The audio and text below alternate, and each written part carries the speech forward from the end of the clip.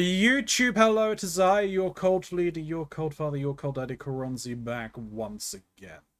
We are returning to Eorzea on a Friday, no less. Things have just been crazy Friday and just been incredibly tired most of the time afterwards, so haven't had a chance to do it, but now here we are. So like, comment, subscribe if you are new here or a returning viewer. Thank you very much. I do appreciate it. I'm in those comments down below, so I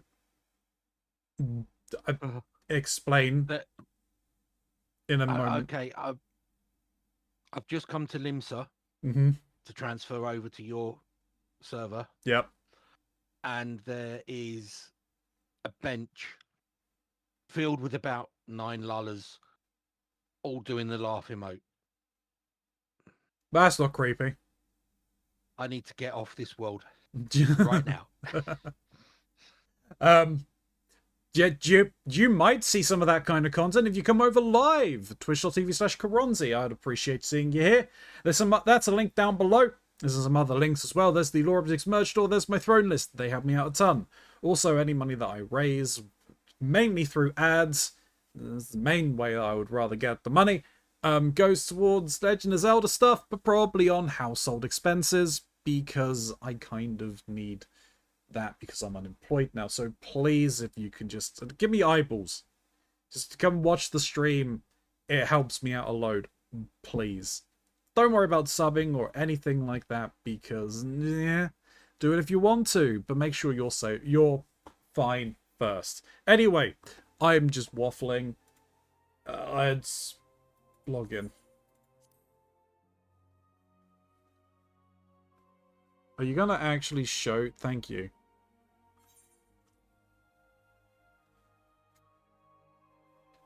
Ay. Let me shrink you down. You have been shrunk.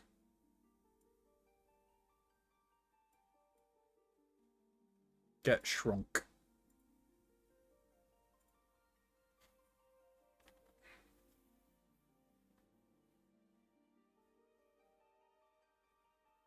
Are you sure you're allowed to do that?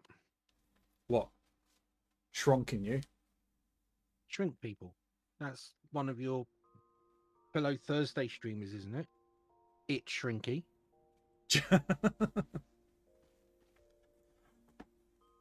No.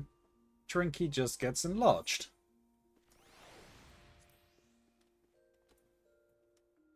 Just trying to make... So needs to be... Trying to make... So needs to be taken out of context. Just trying to make, as large an owlbear as possible. Damn it, I was meant to sign on at some point this week and empty my bags.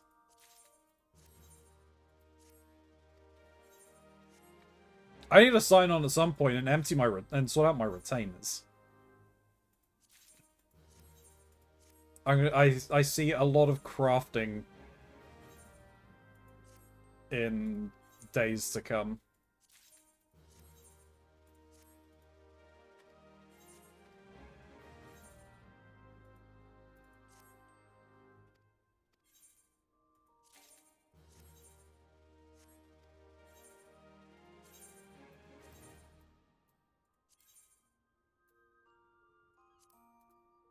I've been having to update all my retainers' equipped gear. I will need to do that soon. I really should upgrade Kelsey from Pugilist to Monk. That probably would be a good idea. She must be so embarrassed going out in hunting parties without a jobstone equipped. I would have thought the lingerie would probably be worse, but I don't know. You have no idea what other people dress their retainers like, so... That's fair. It's probably the same, if not worse. Yeah.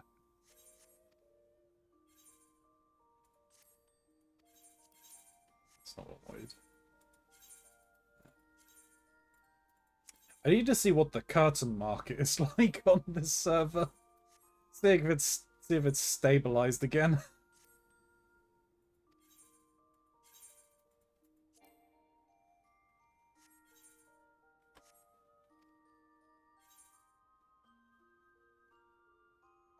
Yeah, I could probably do it now and upgrade her. Let me do that. Alright, well, first things first, let me invite you to a party.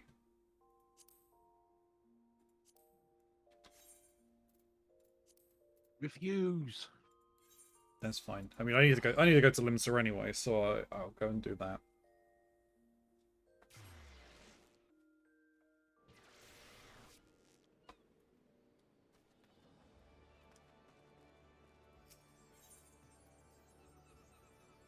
No, while I'm here. Is this Wisdom? Yeah.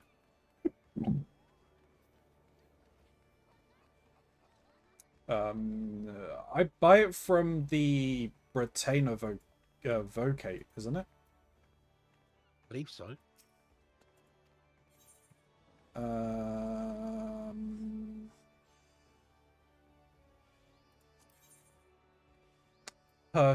Purchase a modern vocation, right? I forgot it cost adventures. That's fine. That means I'm going to need to... We're going on hunts. I need more adventures. How do I upgrade them again? It's assign retainer a job, isn't it? Yes. I forgot I could just change them to any of them, right? Couldn't I? I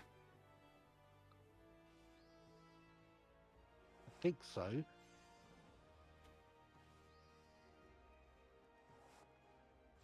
I mean, I think if you go to Monk, she'll retain the level she's gathered as a pugilist, but the others might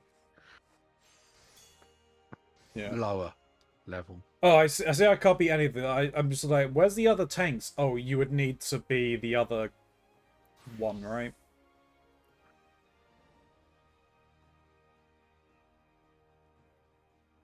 I mean, I'm fine with leaving her as a monk.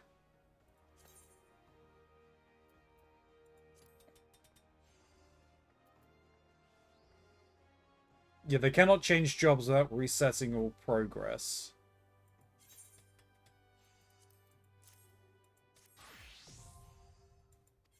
Retainer has become a monk, the level 56 monk.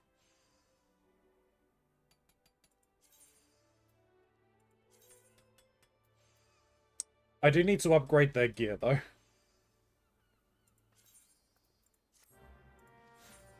Oh, we'll figure that out at some point.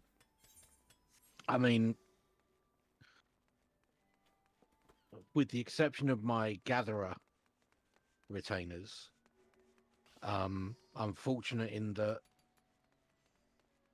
all my retainers are level 100. Yeah. So as soon as I get better gear for all of my jobs at 100, I can just chuck that on the retainer. Yeah. But yeah, that's endgame privilege. Just because I've been doing this for a long time.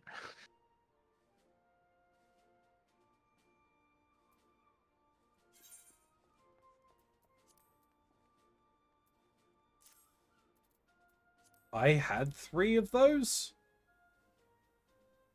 In high quality? I did. Wow, okay. Sure.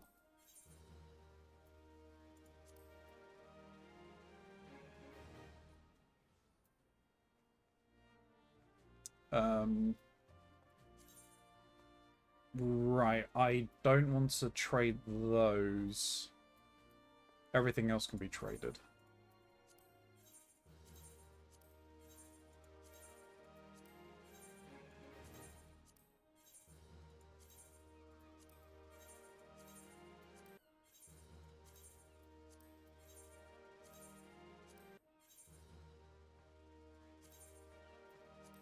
Almost reaching the cap. Gotta be careful.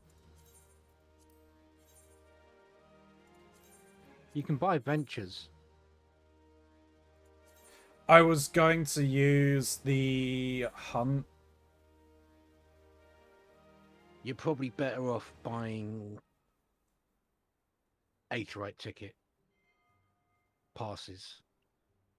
I'm with the hunt marks. I'm sitting on like 60 or 70 of those at the moment.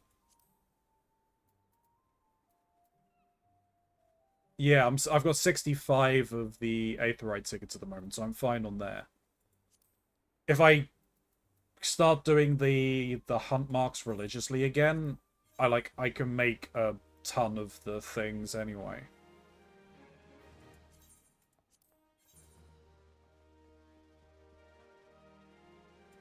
Because I want to buy the lock boxes with these ones.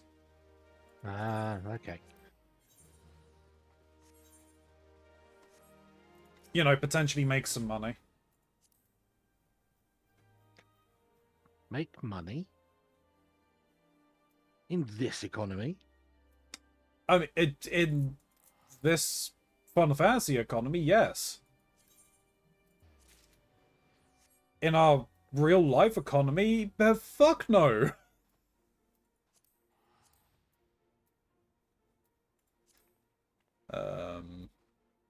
There's no money left. Jeff and Elon have it all.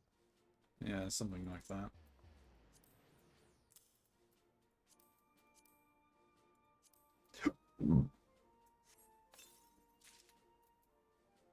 Slime.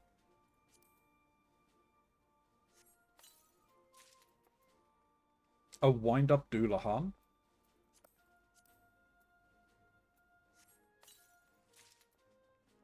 A dress-up Thancred.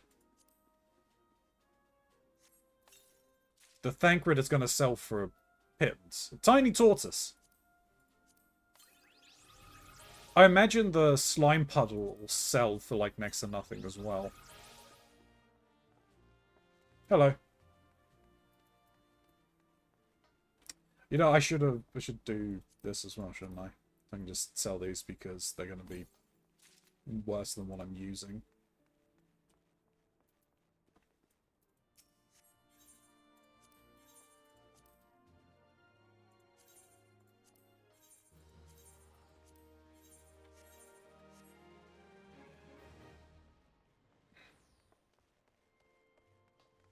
So you think doing the scenario first is better? Yeah. So I think Mox is up to a point where he's can or has unlocked the trials. Right. Have you seen my new minion, by the way?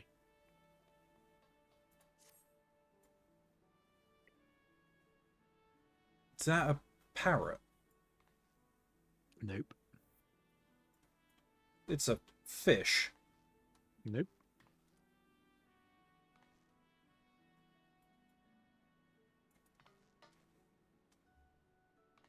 It's weird, whatever it is. Have you seen what it's called? It's called the Death Servant. Yep.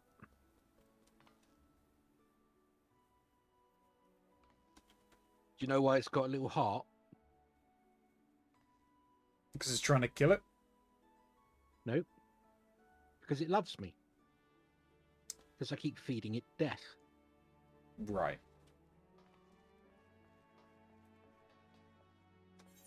Anyway.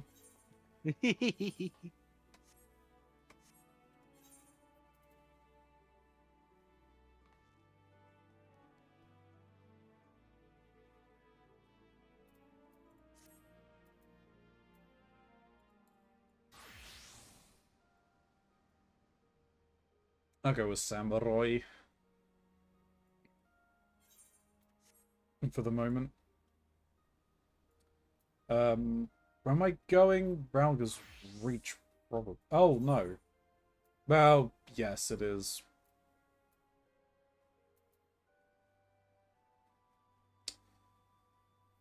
Is there a retainer in the Almegan quarter? No. I didn't think so, so I'll... Where's the nearest one here? Probably the inner room, I would assume, right?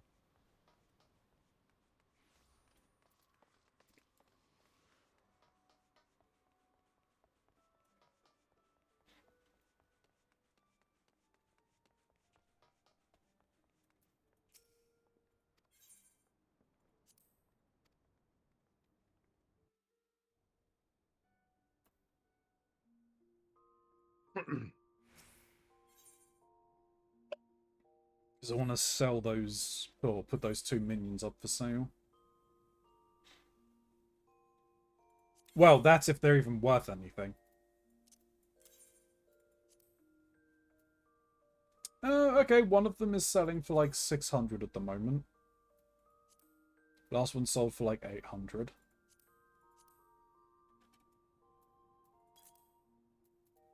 As it, the Thancred one is going to be nothing. Okay, I take that back. The dress-up Thancred, the last one sold for like 10,000 gil. Before that, we're looking at about 2,000, 3,000. It's not bad for a minion these days. Especially for dress-up Thancred. I'm fairly certain you can get that from Chloe, right? Possibly. I ought to put up for 5,000. A significant undercut on the 999,000 on there, but not so low as to not be worth it. I don't want to incite a bidding war. I'd rather just, you know, win.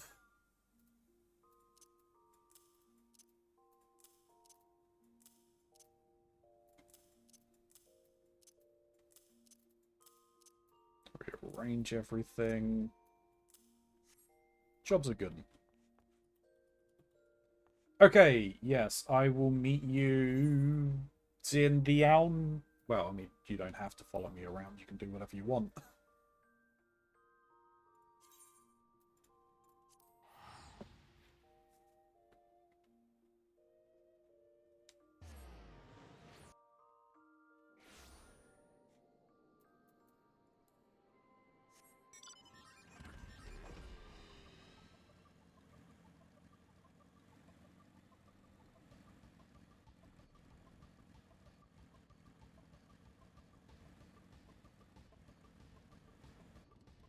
Oh, hey, a lookout point. You may want to follow me around. I'm not sure if you've got this lookout point or not. Yeah, probably have. I mean, you probably have, yes. Can I get out of my vehicle, please?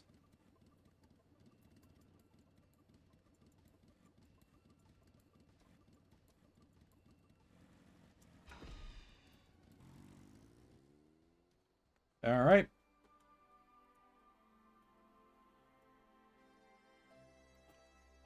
Up.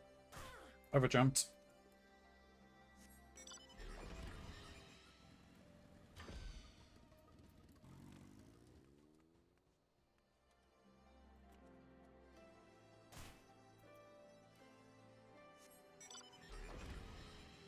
There's a bit I could just walk off of the edge to this.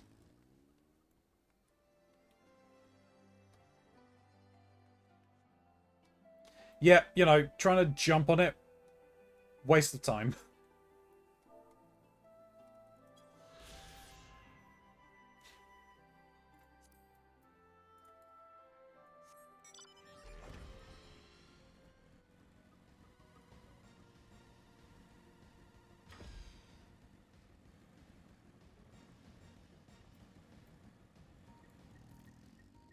Oh, right, we just done the heist with Arnvold.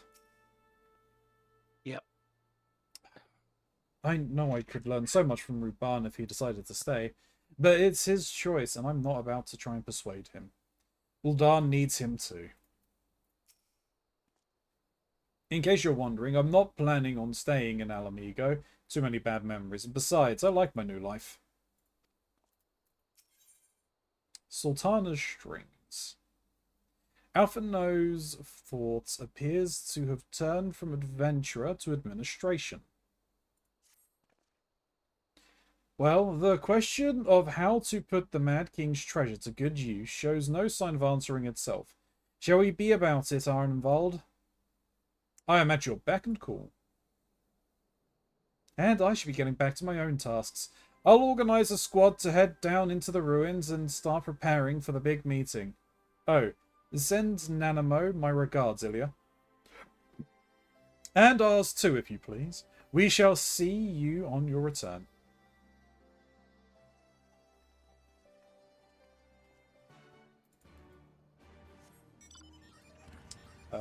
To Uldar, I guess.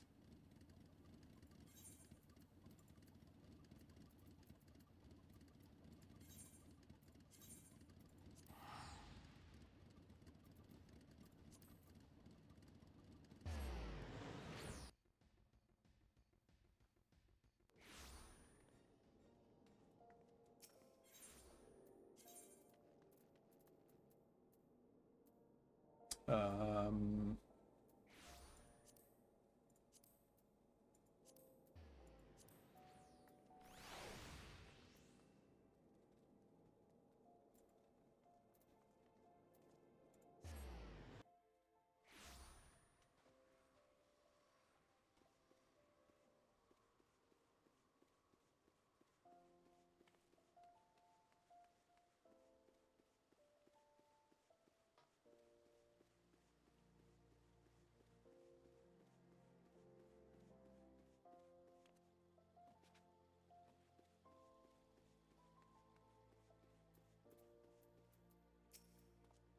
You are expected, my lady. Please proceed.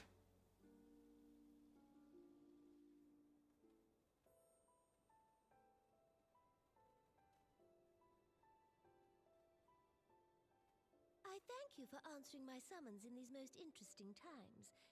You have been busy. The liberation of Alamigo will have far-reaching consequences, and there is a matter upon which I would seek your counsel.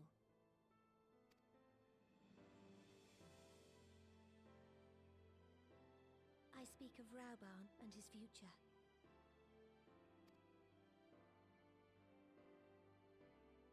All know the tale of his rise from penniless refugee to member of the Syndicate and General of the Immortal Flames. Yet though he has come to call Uldar home, it will never be his homeland. He is a son of Alamigo.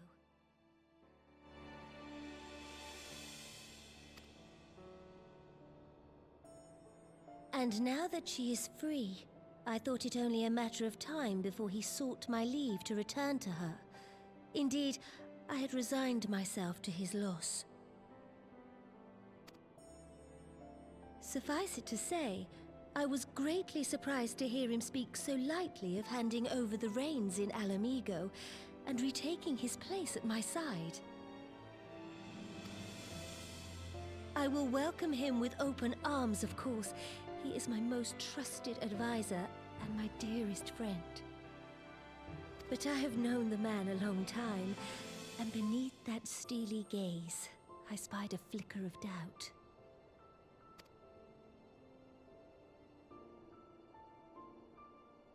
Whether Rauban chooses to remain in Uldar or return to Alamigo, I only wish that he do so with a heart unburdened by guilt or regret.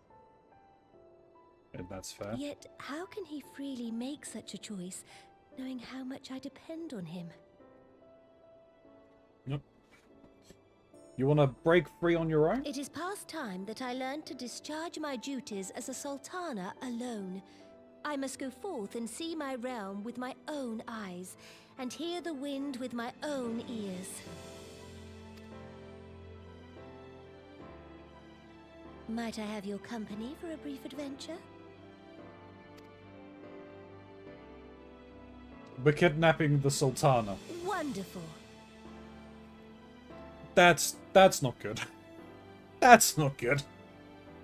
Allow me a moment to change into something a touch less conspicuous, and I will join you outside. Yep, this is gonna go badly.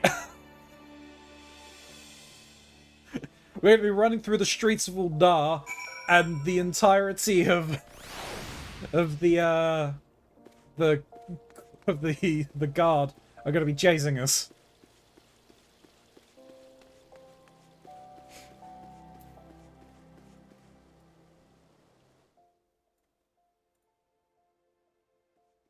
That might be something worth getting. That's interesting. The game sound's not being picked up by my thing. There he is. Is it too low now?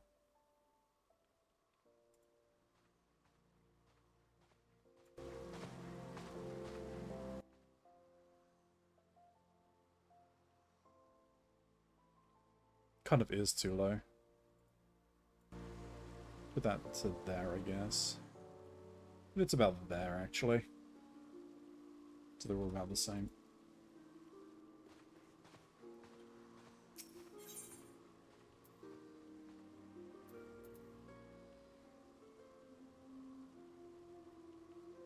Yeah, I'm in the right category, that's fine.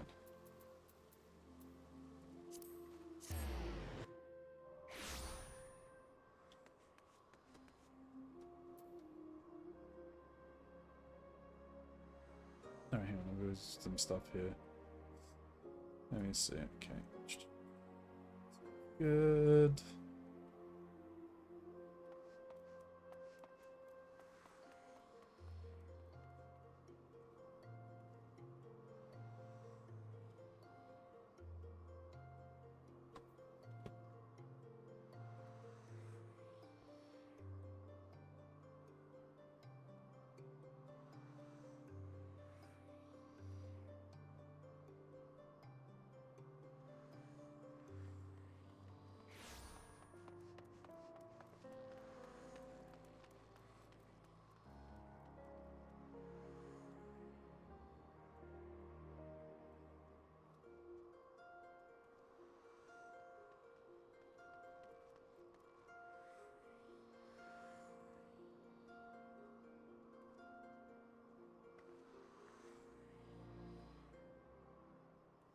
Sorry, arranging things.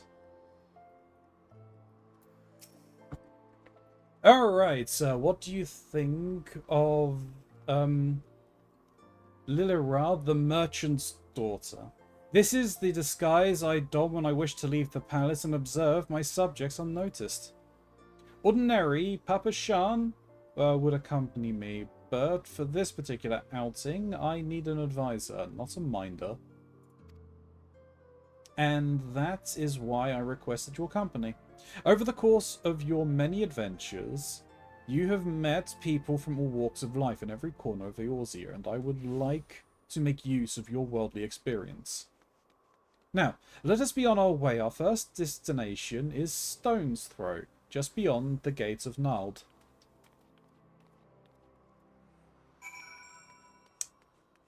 Yeah.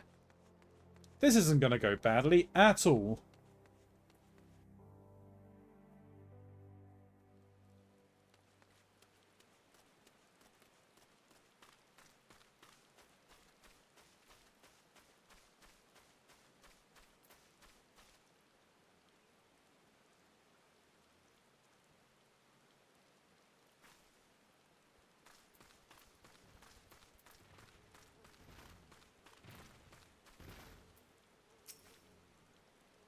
Look upon these this procession of tattered tents. The refugee camps in squalor, at the mercy of the elements and Thanalan's predators both. The city's mighty walls offer safety, but the streets overflow with people as it is.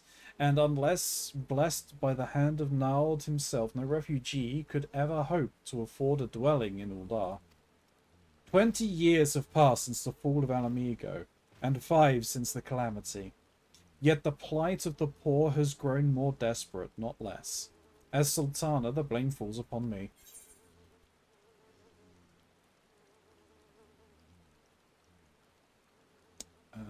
Your hands have been tied, Your Grace. Yes, my authority is limited, and that is an obstacle I must work to overcome. Shall we press on? I will follow the road to the unholy air. I mean, you remember what happened the last time she got ideas about changing things? Yeah, she was assassinated. Yeah, we got to see Roban making potato chips. Potato salad. Yeah. Show me potato salad.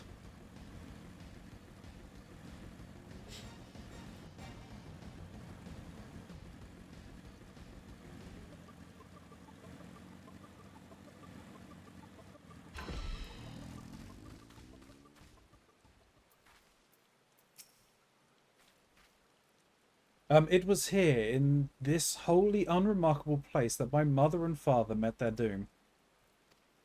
I was but a child at the time. My parents were returning from an inspection of an inspection of our interests in Eastern Thanalan when an untimely rock slide crushed their carriage.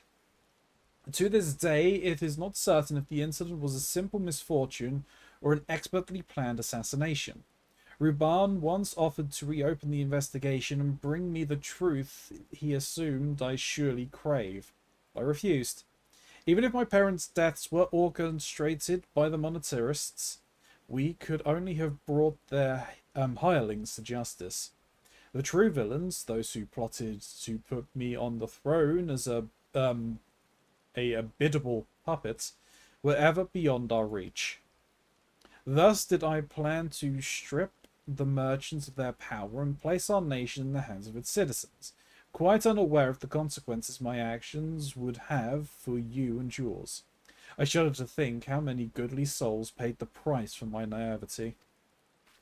But I am no longer a child reciting words with witless obedience, and I will not be used as a pawn in the monetarists' damnable games.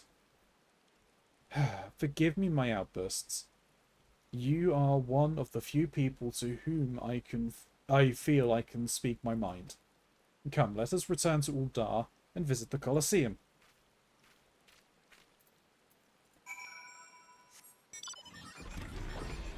We came out here in the rain just for us to then go back to the Colosseum. Couldn't we have started with the stuff inside of Uldar first?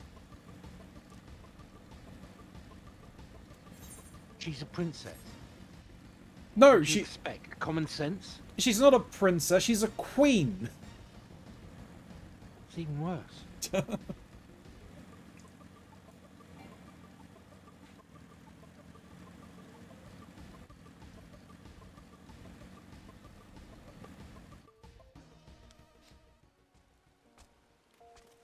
To the Colosseum.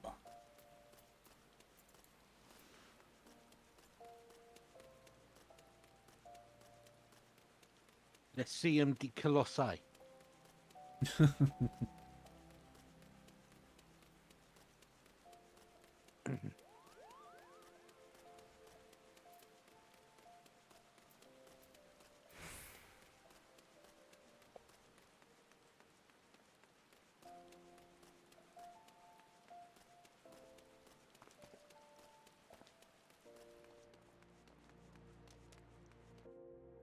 Probably could have just, like, teleported or something, but this is fine. From the moment I became Sultan, I found myself thrust into an endless parade of document signing and ceremonies. For years, I simply signed where I was told to sign and sat where I was told to sit, blissfully oblivious to what any of it meant. Yet one good thing did come from my that ignominious chapter of my life, for it was during an official visit to the Colosseum that I first met Ruban. The match I had been invited to attend was not all what I expected. They had pitted the Pool of Alamigo against some dozen or so rival gladiators. Blinkered though I was, I would not stand for so obvious an injustice and demanded to see a fair fight, one man against another, and my royal wish was duly granted. It was not until late that I learned of the gambling ring which had arranged for Ruban to die on the sands that day. Regardless, my intervention meant that Ruban had but a single opponent to dispatch, which he duly did.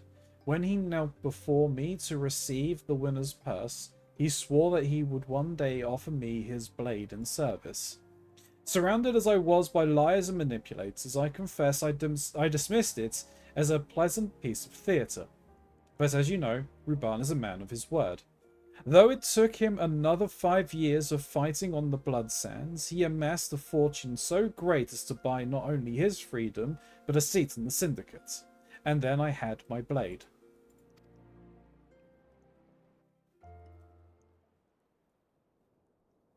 There is apparently written story available on the Lodestone website, which covers a lot of that history. Oh. Well, I think I'm seeing some of it now. Yeah. Echo!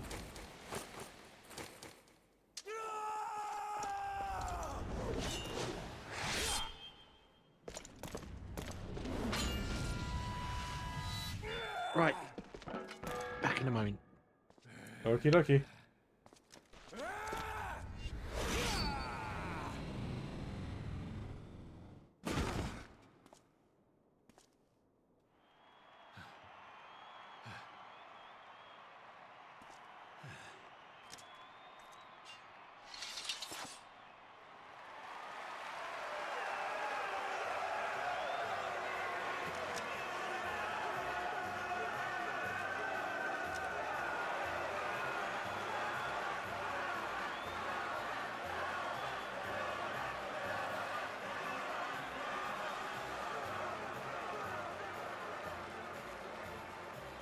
Your Grace, you mustn't! The danger is too great! Please, Your Grace, come back! I beg of you! Machamp? It seems you're the one who needs looking after, Master Shum. Raban! Your Grace, I have kept the promise made. So you have, and in turn, so too shall I keep mine. With your winnings, you have become one of the 6 most wealthy souls in all Uldar, and so, as tradition dictates, Rauben Aldin, you have earned yourself a seat on the Syndicate. May your new station garner you still greater glories. I am honored, Your Grace, and vow to serve with every fiber of my being from this day till my last.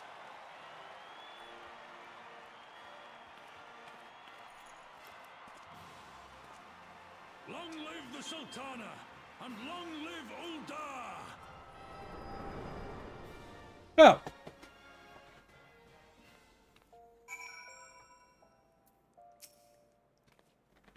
Words cannot well express what that man means to me. There are others who care deeply for my well-being, of course. Papa Shan's love for me is that of a grandsire for his grandchild.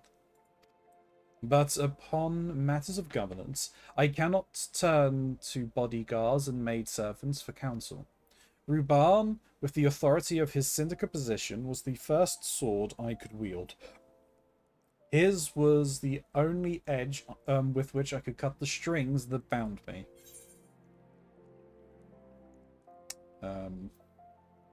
Just take the money.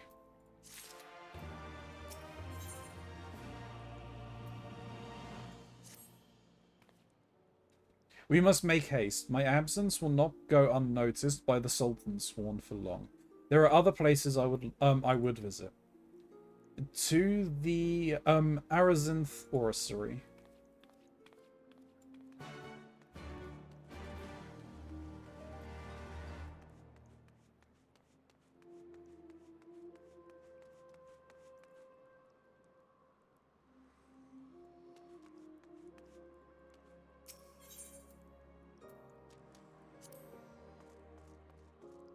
Oh. Oh, that's the Thaumaturge's Guild. I thought it was the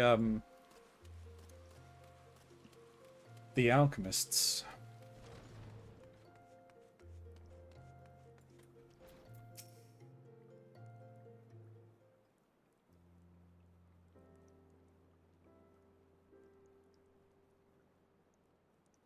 When the calamity threatened, Ruban led the allied forces into battle on the plains of Cartenu, and I remained here.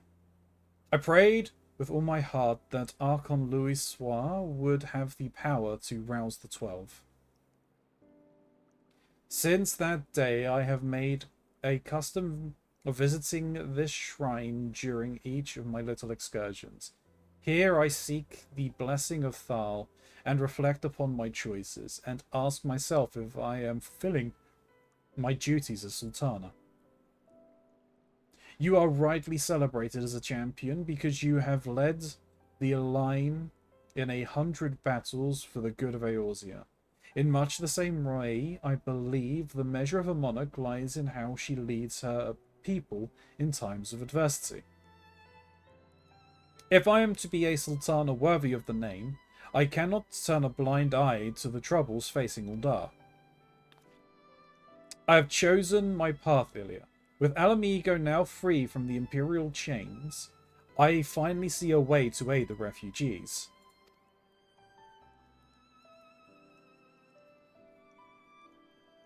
Already, many displaced Alamegans seek to begin the long trek home.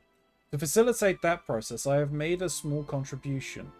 An artisan's school in Rolgar's Reach for any who wish to learn new trades. Realistically, however, it will take years for such training to yield tangible benefits. But we do not have years. These people will need shelter and employment if they are to survive. And this time, the Eldan Treasury shall provide. Precisely where and how to allocate the necessary funds is, of course, another question. Might you ask a member of the syndicate for advice? Why not seek the advice of one who employs refugees? Yeah, don't want to go to the syndicate because they will try and twist it to their own means. But yeah, seeking someone who employs refugees. A wise decision. Mayhaps a visit to the Gold Saucer is in order. Its proprietor is a member of the syndicate, and he is one of the few people who pays refugees a fair wage. I wonder, are you acquainted with Goldbert Mandeville? Yes, very much so. Too acquainted, one may say. Ah, she of the firm yet supple fingers. Then I need not explain his eccentric nature. Let us make our way to the landing, and I will see that word is sent to the Gold Saucer. Godbert should be only too glad to receive us.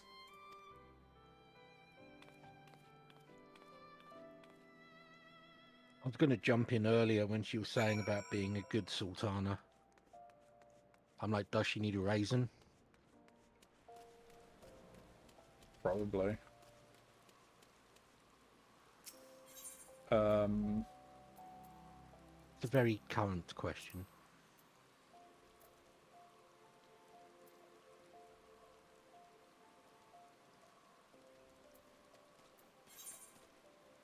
Okay, no, it was just the airship landing. It's a bit dried out. Sun-dried, one would say.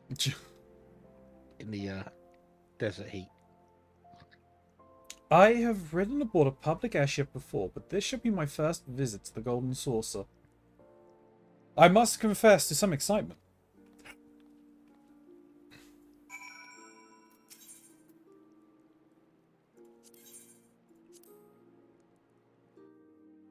Time to DMCAville.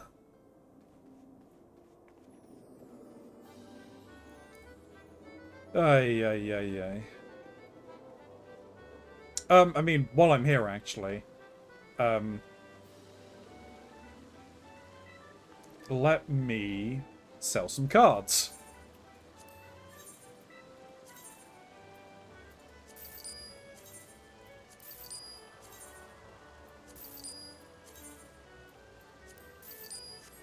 And I guess buy a ticket. Or 3.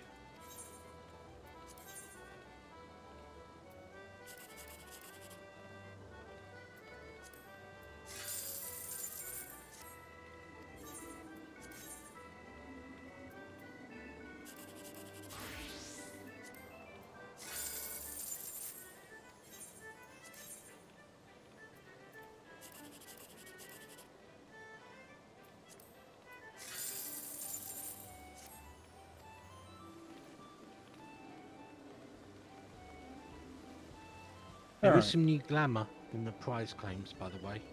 Is there? Yeah. Under which one? Armor, I think. Or gear. Take it off. It's to Isengard. The kind of gear. Yeah, I have. I've gone gear. Neo tunics. Yeah, I see the new shirts.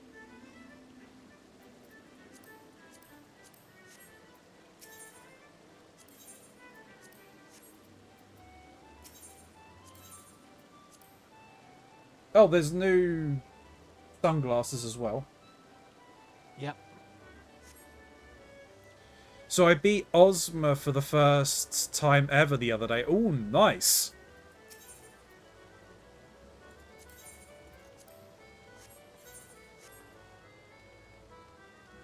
I mean, we fought a version of him a while ago, didn't we? Yes, I think so. It was the, Heaven's Ward raids, right?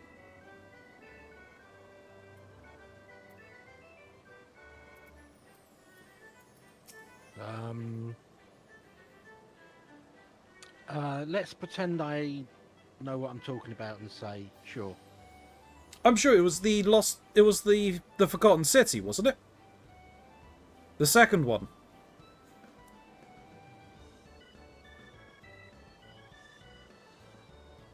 It was the It was the... It wasn't the final boss. Or was it the final boss? I can't remember. I mean, I know the fight you're talking about, I just can't remember where it happens. Yeah. The wiki taught that fucker cheats. Yeah. I believe I read he's in FF14 as well. Yes, I'm fairly certain he is. He's, I said, I mean, not only as a boss, but I'm fairly certain there is a mount for it as well. The mount comes from somewhere else. Yeah. At the very end of the long Eureka storyline. Yeah. I had heard descriptions of its splendor, yet I never dreamed it would be so bright and inviting. Well, that's how casinos work. No, I couldn't possibly. We did not come here to fritter away the royal coin. Godbert will be expecting us. Come, let us head directly to the lounge and ignore these gaudy temptations. You're gonna get tempted. I mean, she's a potato, they're all about the money. Yeah.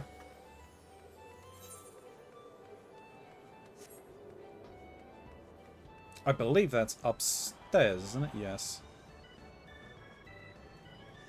What is there currently a gate going on at the moment? Leap of Faith. Probably. 8:40 p.m. in 10 minutes. No. I mean, if we're still here. Well, no, Leap of Faith is the jumping puzzle, isn't it? Mm-hmm. Ugh. No. Because that could be anything.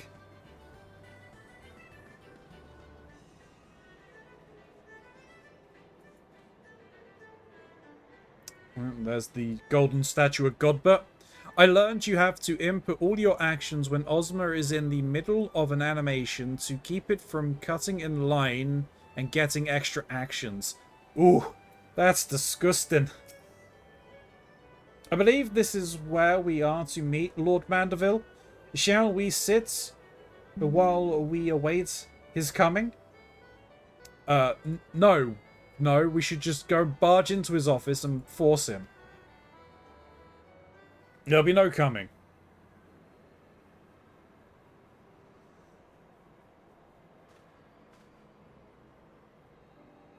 My apologies, Your Grace.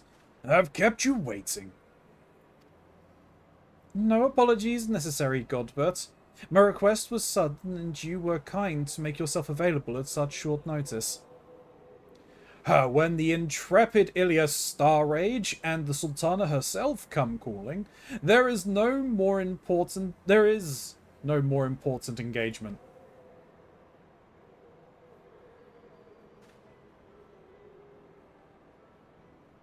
As to the purpose of my visit, I would have your thoughts on how the Crown might best aid the refugees residing in Thanalan. You are aware, I am sure, that many of Alamigo's displaced sons and daughters long to return to their newly liberated homeland. And you are also aware of how they will suffer without shelter and work to sustain them. I would use our nation's wealth to spare them that suffering. What advice would you have for me on the matter of how we might best, of how it might best be distributed?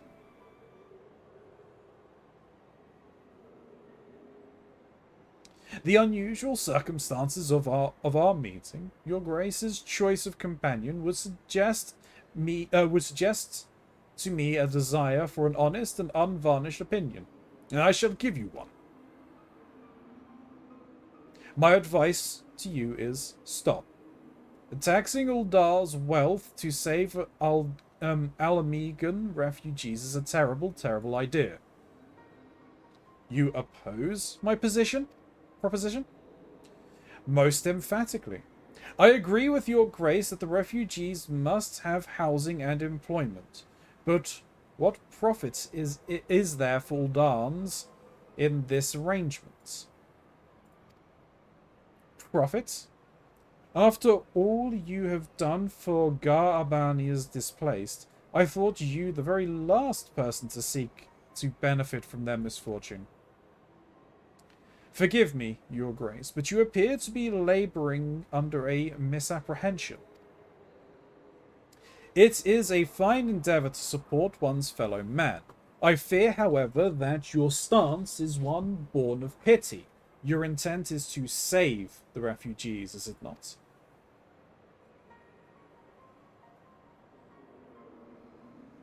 For all our potential, we are indolent creatures by nature. If unconditional charity is all we know, then we begin to rely upon it, to expect it. And then we must consider Uldar's own poor and downtrodden. Should they hear of you spending the nation's coin not to improve their lot, but to nurture the citizens of Alamigo, it is unlikely they will applaud your generosity. Surely it is not your Grace's intention to foster new resentment, but to spread goodwill. Indeed. Then any support I pledge to the refugees must promote self-sufficiency, whilst also serving the interests of the people of Uldar. Exactly so. Such an arrangement will create a far more equitable relationship with the returning Alamegans, even as it generates the revenue required to win the approval of your subjects. You have given me much to ponder, Lord Mandeville. I thank you for your candour.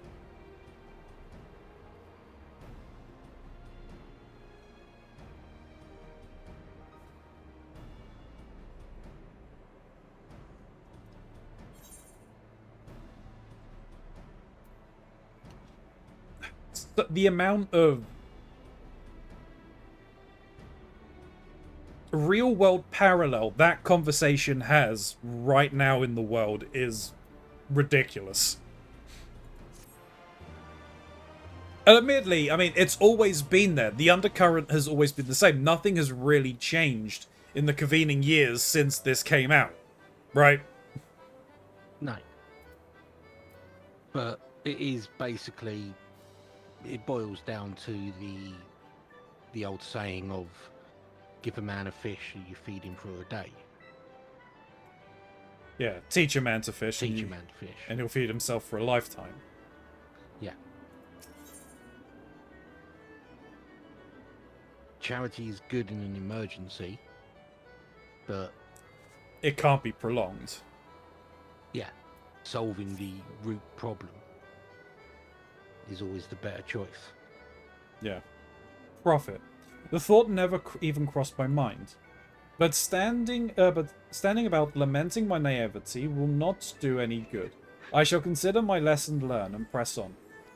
Ilya, are you perchance acquainted with any successful merchants? If my attempts at philanthropy is obligated to reap a profit, it would seem wise to consult someone with a knack for business. We're gonna go and talk to Liquid Snake.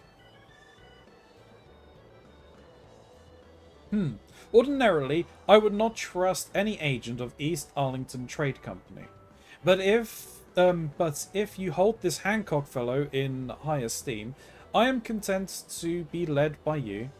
You may repay my faith by journeying to distant Kugane and speaking with him on my behalf. Eager though I am to visit those shores, I have not the leisure for a lengthy sea voyage. Now, assuming you will travel as adventurers are wont to do, I shall await your report by the Aetherites in Uldar. A fair journey to you, Ilya. And a swift one, if you please. Well, I mean, I'm going to go by Aetherite. I'm not going by sea. I'm assuming you're meaning that I will be traveling by Aetherite anyway. And that you can't because you've not been there, so you can't travel by Aetherite.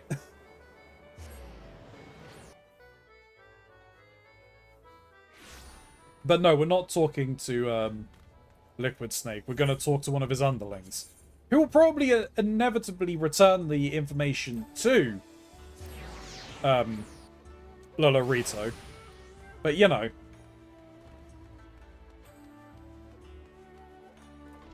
I'm just letting you cook on this one. That's fine. Just let me cook all day. Hey, Sally, how's it going?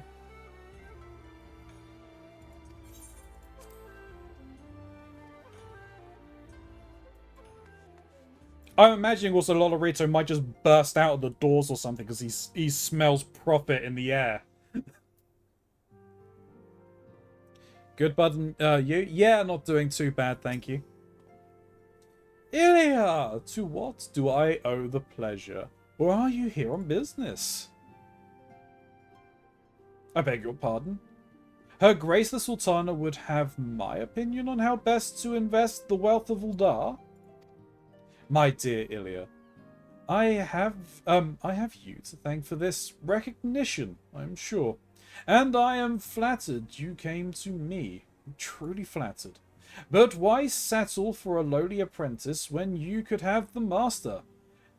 Upon matters of profit, there is no living soul better qualified to advise her Grace than Chairman Lolorito, a man whose morning excursions are said to fill his guard robe with gold.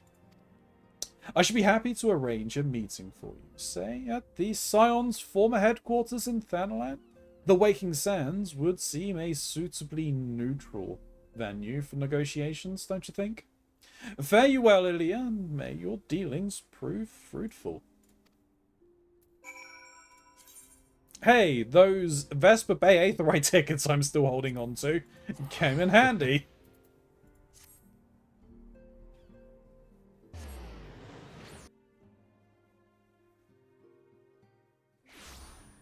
Now that Adeleji is gone, couldn't we just put an Aetherite in here?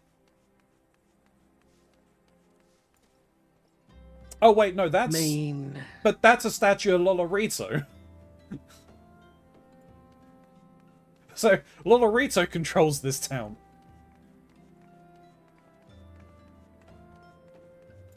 Oh, I wasn't meant to come here yet. I was meant to go back to Uldar. My bad. That was a waste of a ticket. It's not like you're using them for anything else. True.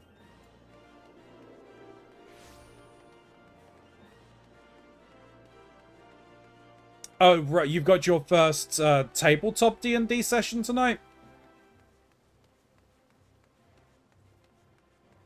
I see Tatty got a taste of Warlock and just cannot put Warlock down anymore.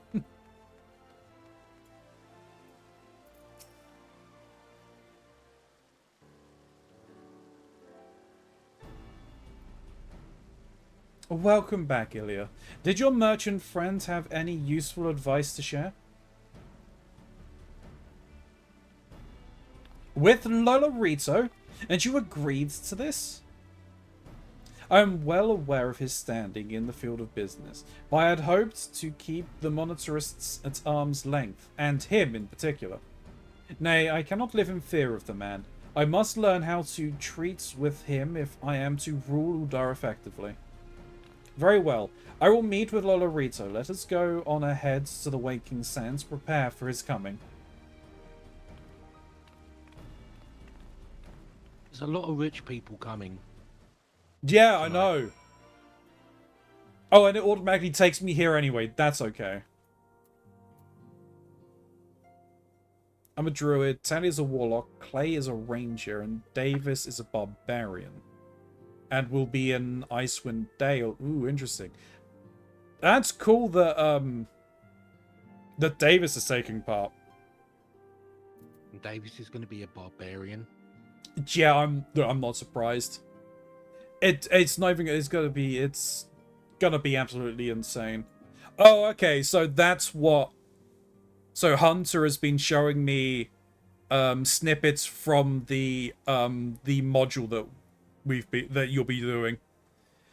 Don't know what's going on. He's just been showing me random snippets linking to the stories of Dritz and everything.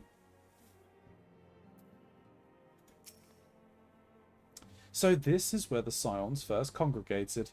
I have heard many tales, but I've never had the occasion to visit. To work then. The hour of our meeting draws near, and I would gather my thoughts. Pray see to it that we have the appointed room to ourselves.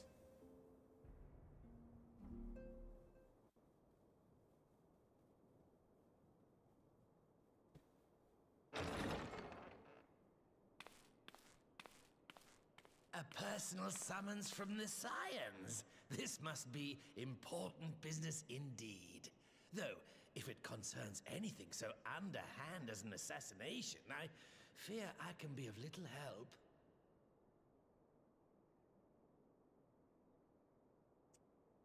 I don't dislike the voice, though I still do prefer him as Liquid. I understand the change, because obviously you said they used all the like voice actors mainly from England, right? Yeah. But I don't dislike the voice, but I still think they obviously they couldn't have kept him and like justified changing everyone else but him, so it makes sense. You'll be learning. I'm buzzing for it as I have 3 cans of Monster for this, so no falling asleep. A lot of Baldur's Gate carries over, just some things might be more complicated. Fair. And yeah, I'm thinking I'm going to be trusting a lot of my knowledge from Baldur's Gate 3 and you guys. Yeah, I mean, you've got experienced players at the table. Lean on them, Tatty, for sure.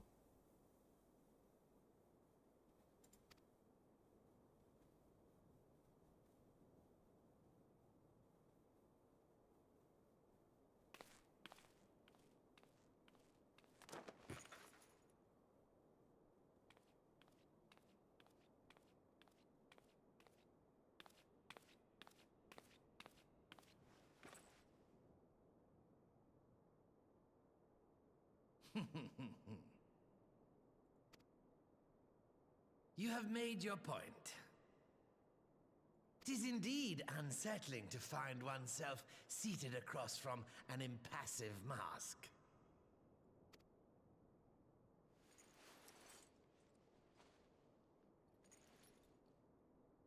There, would this better please your grace? Or should I address you as Lady Lilira? Hmm?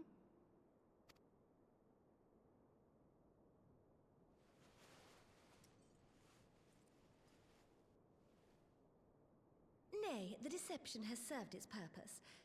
I am glad to see you found amusement in my little jest, Lord Lolorito, but shall we proceed to the business at hand? I like his little By all cow flick. means. I must say, I am most eager to hear your proposal.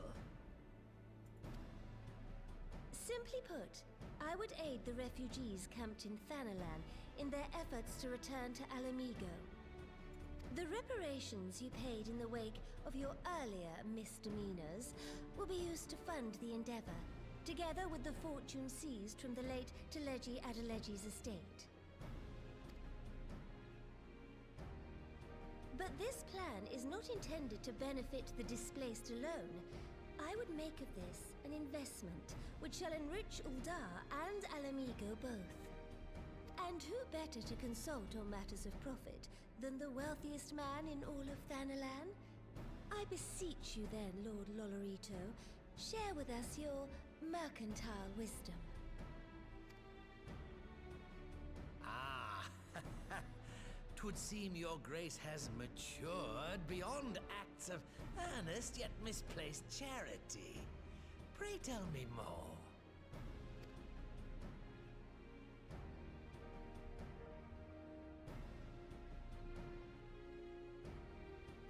To summarize, in return for facilitating the repatriation of refugees and assisting in the establishment of new industry in Alamigo, you ask that a proportion of all subsequent profits be promised to Uldar. Ha! I am impressed, Your Grace. 'Tis an elegant solution, albeit one lacking certain crucial details, specifically which industry and where. How swiftly you identified the weakness in my plan, just as I knew you would. Your travels have taken you across the length and breadth of Gir Abania, and you know the land far better than I. Which of the settlements you visited would best provide a home for our refugees? Which has the greatest potential to flourish, given the appropriate investment? That's interesting. That's an interesting question.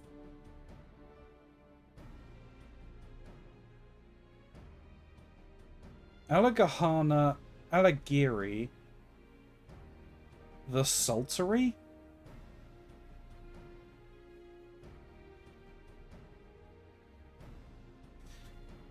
Okay, I'm gonna need some help bouncing off of this. Alagahana. That's the first settlement we went to outside of on the other side of Ralga's Reach, correct? Sorry. Say that again. Alagahana. Well, Alaganha is the one that's like north in the north section of the fringes, right?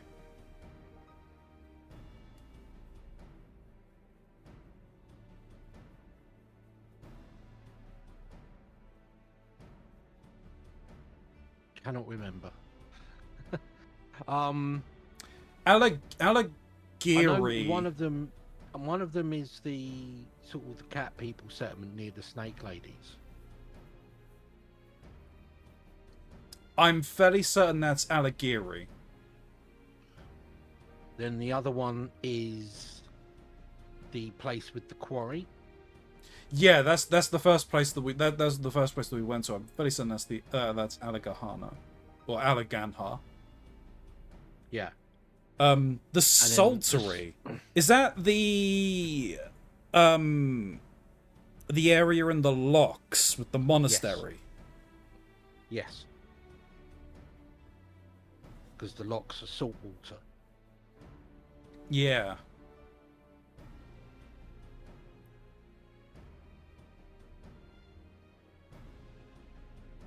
So we got the quarry. What did Gahiri have to offer? I think with them it's the hunting. The hunting and the relationship with the beast tribe. Who make jewelry. And then the saltery is obviously the Salt. salt.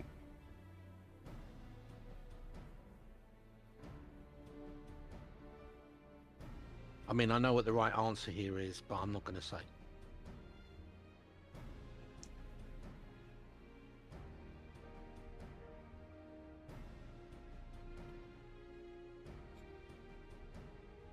Well, should I say I know the answer that the game will eventually force you into? Yeah, that's fair. So, I mean, I know that obviously a lot of the resistance fighters were taken from Ganhar. And they really wanted, and like that small settlement really wanted reinvestment back into it to bring that back up.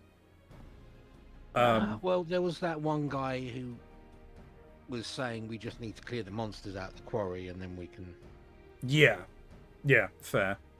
But that was not the opinion of others. Fair. For Giri, I think they were fine. I don't think they want to, because I mean that is essentially a single clan of the cat people, right? They may not be too pleased with having an influx of the refugees coming in, and they're tied to the Uldad royalty and the monetarists taking profit. Yeah. I mean, also you've got to think about if they are hunting. Yeah. There's got to be a decent balance. Yeah. Sustainability. Yeah. I'm leaning towards the saltery, mainly because that could really use, like, there's a lot of salt, like, getting that up and running and everything would be a good idea. My misgivings with that is it's right outside of the former palace.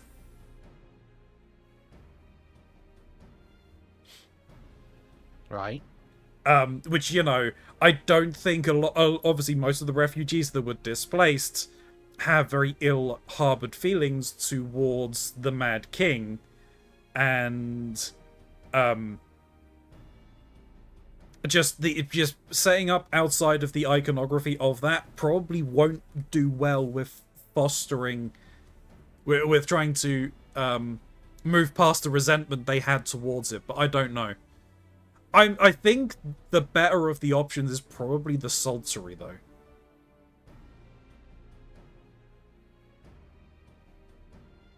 I'll go with the saltery. All right. I am mute myself again to hear the cutscene dialogue. Sure, that's fair. I am thinking this too hard.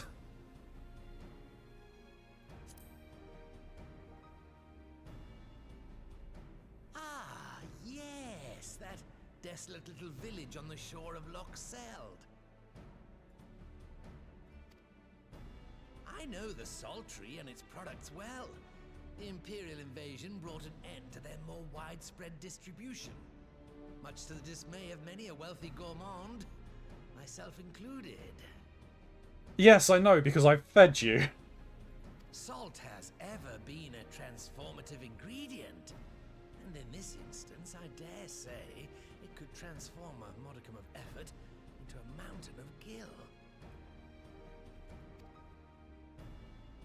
The local citizens will need to be consulted, of course, but I trust the East Aldenard Trading Company can be relied upon to provide its assistance in negotiating a mutually beneficial arrangement.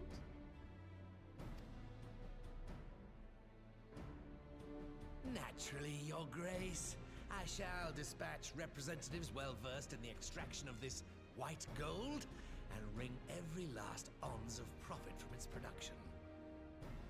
The Loch's bounty will contribute to Alamigo's enrichment, whilst easing the burden on the bull's aching shoulders, just as Your Grace desired.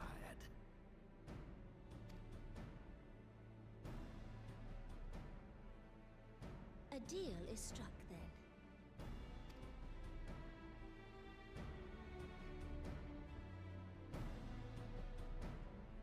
Yeah, the production of salt most definitely would have been the most profitable of the three, I think.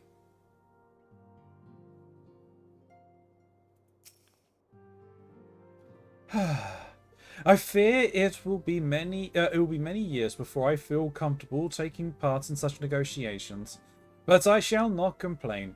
We have piqued Lolorito's interest and secured his invaluable expertise.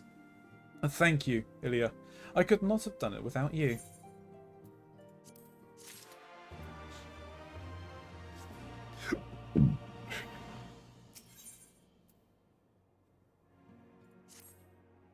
And that's how you use the power of greed for good. Our course is decided. I shall return to the palace and have my ministers begin work on implementing the particulars of the plan. If I could prevail upon you one more time, Ilya, I would ask that you convey the details of our negotiations to Commander Hext on your return to Alamigo. My thanks again. Together we have laid the groundwork for an endeavor which promises to benefit the peoples of Alamigo and Uldar both.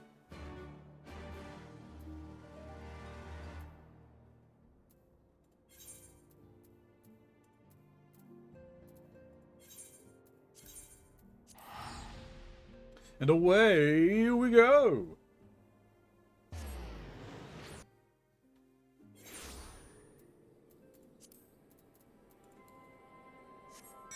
I didn't even need to do that. Hey, Whisker. Oh, greetings, Ilya. I'm actually in the middle of reporting to the commander here, so... In your absence, I have kept myself busy cataloguing the riches of the Mad King's trove and calculating its worth in gil. I have some way to go, but the figure is already quite staggering. Welcome back, Ilya. How was your audience with the Sultana?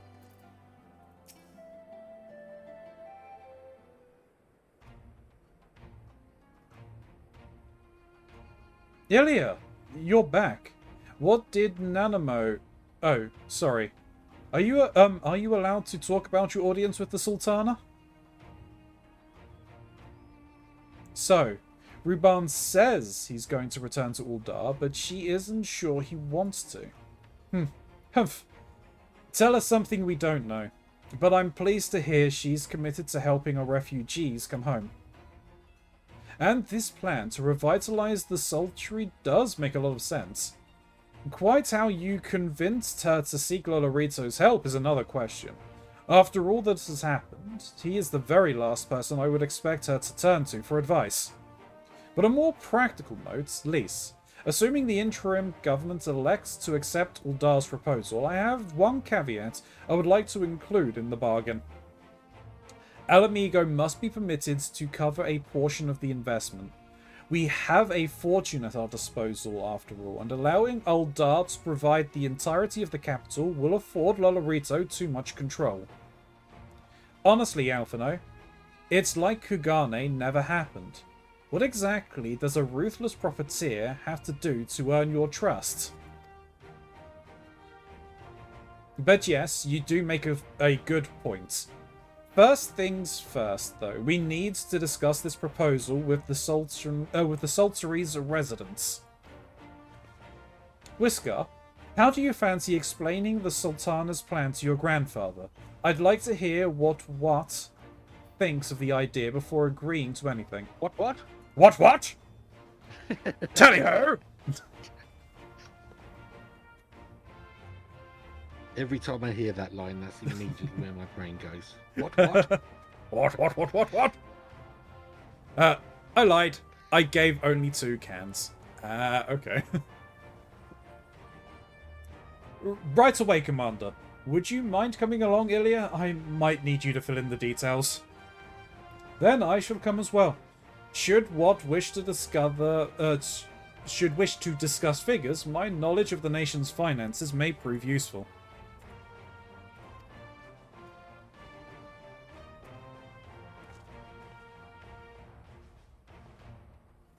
Have only 2 cans. Would that be because you just drank one, Tatty? I'll have to give Nanamo my thanks next time we meet. With this and everything else that's been happening, it really feels like things are gathering pace around here. I'm leaving the business of dividing up the treasures to those who know about such things. I'm not proud to admit it, but every time I see a column of numbers, my eyes glaze over. One of these days, I'll have to ask Alphino to explain it all to me. No, wife took one. Alright. That's fair.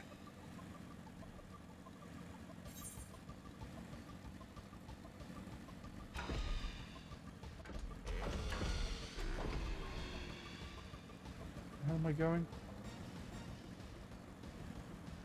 Over here, okay. I shall go to the shop now. So I'll be right back.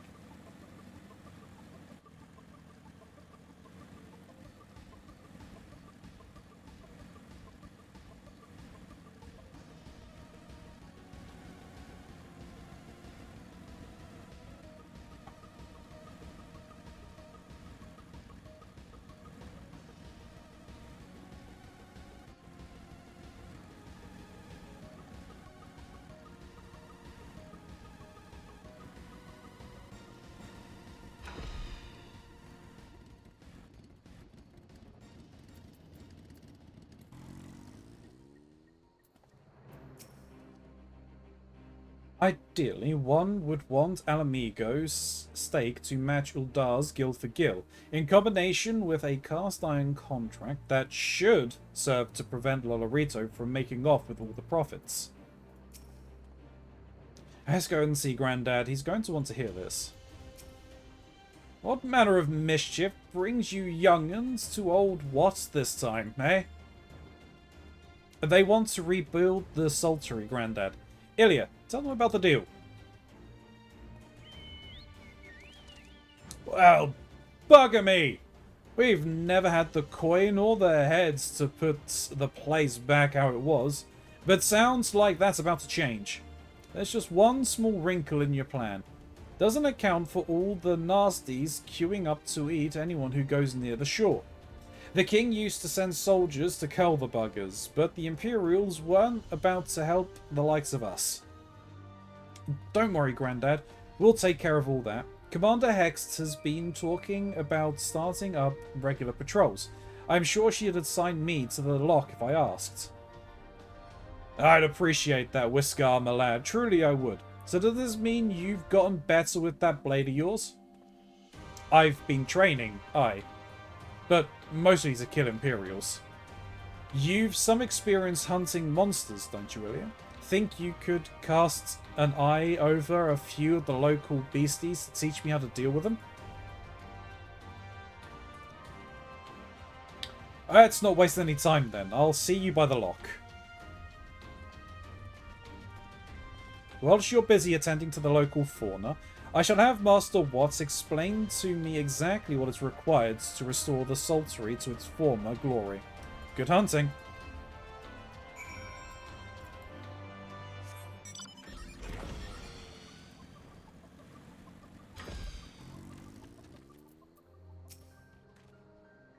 Right then, Ilya, I've got a spyglass here. You can take, here, you can use to take a closer look at these pests. Once you've got the measure, you can tell me what to do, and we'll see how well I get on. Search your surroundings for yabbies. You may move the camera. Okay, yeah. Just...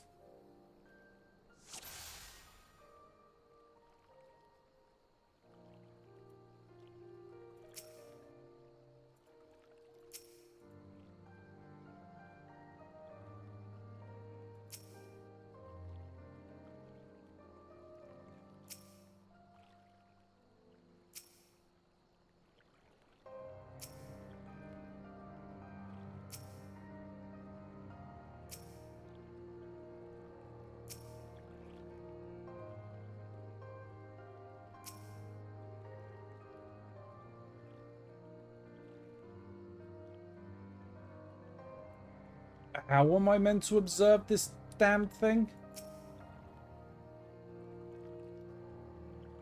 Zoom in Yeah, how far to zoom in? all the way, Yeah. and then click on parts of it.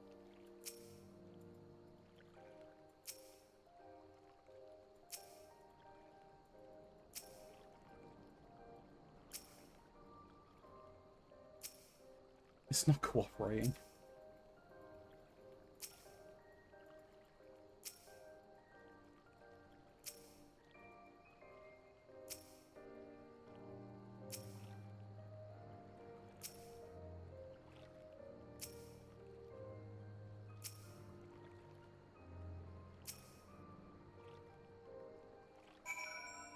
I am fairly certain I clicked on the jaw at least 3 times.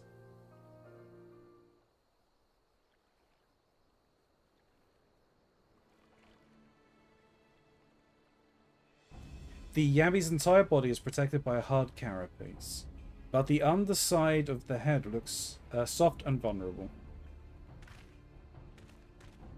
Ah! Looks like you found a Yabby. They say hitting their shells is like smacking a rock. Any suggestions?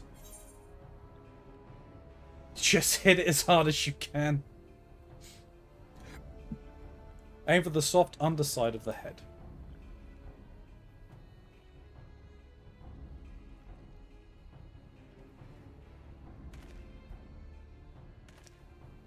Vulnerable under the head, are they? Right then. Wish me luck. Yeah, don't die.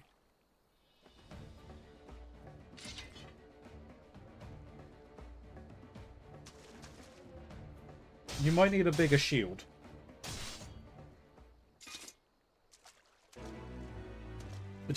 Well, he succeeded.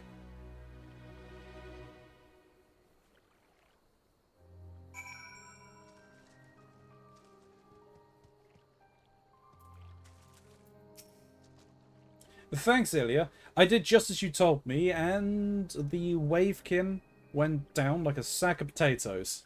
Or potatoes. Let's find something else.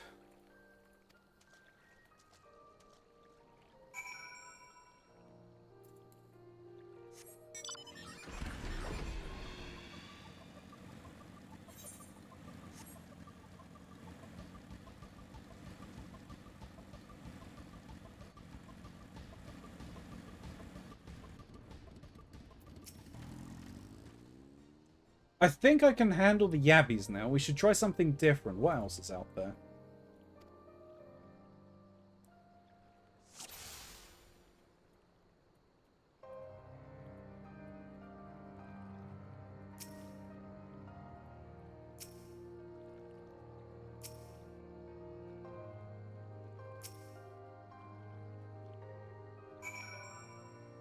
It's eyeball.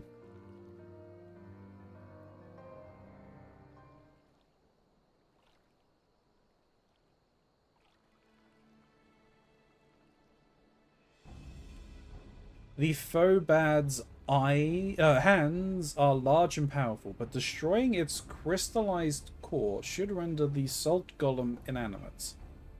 You sense power pulsating from behind its brow. Ugh. A Phobad. How do I defeat one of those? Just hit it really, really hard.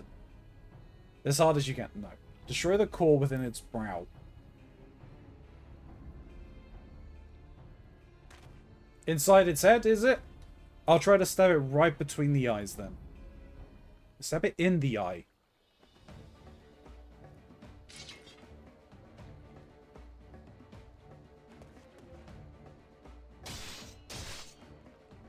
I'm assuming if you choose the other options, he basically loses, right? Honestly, can't remember.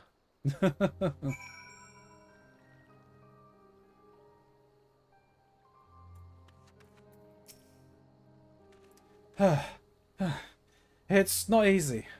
Fighting with the Liberator of Alamigo, watching your every move, but I got the job done. Thanks for the advice, Ilya. I feel a lot better prepared for my patrols now. Anyway, we should head back to the Sultry before Grandad starts to worry. I've been sniped into piece. Starts to worry. I've been sniped into pieces and fed to a Yabby's hatchlings. Or snipped into pieces, I should say, not sniped.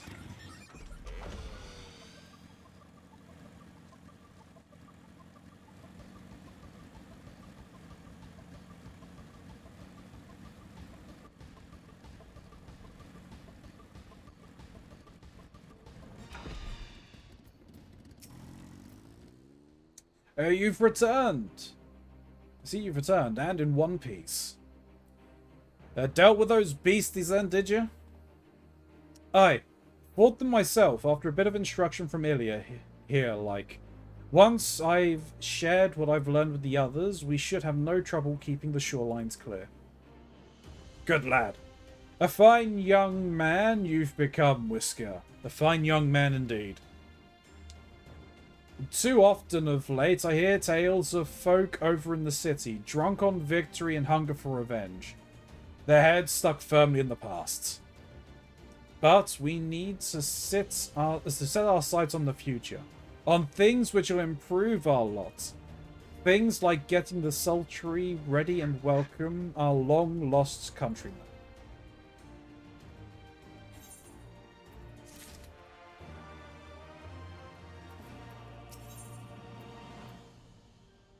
A blissful arrival.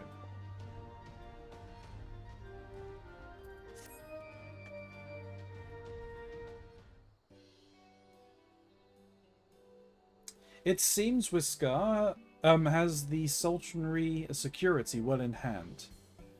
I mean, I, meanwhile, have discussed the next steps with Master Watts and completed my inspection of the site. With a little work, the vacant buildings here could be made into very presentable dwellings. Message from General Alden. Apologies for the interruptions, miss, but the General would speak with you at your earliest convenience. Do not feel obliged to wait on my account. I will remain here to hammer out the finer details with Watt, and act as an intermediary with our business partners in Uldar. You should go. General Alden asks that you wait for him by the main gates in the Alamigo Quarter. My apologies again, miss. Fare you well.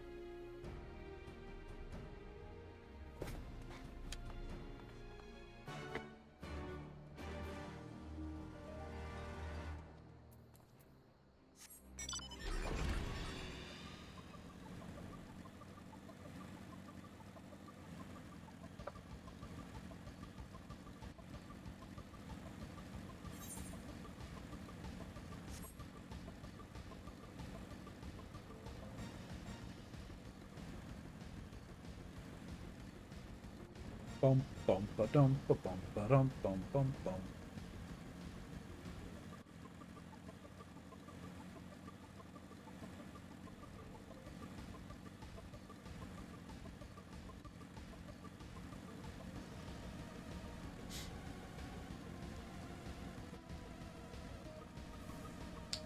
Up over the wall because I'm not going through the gate.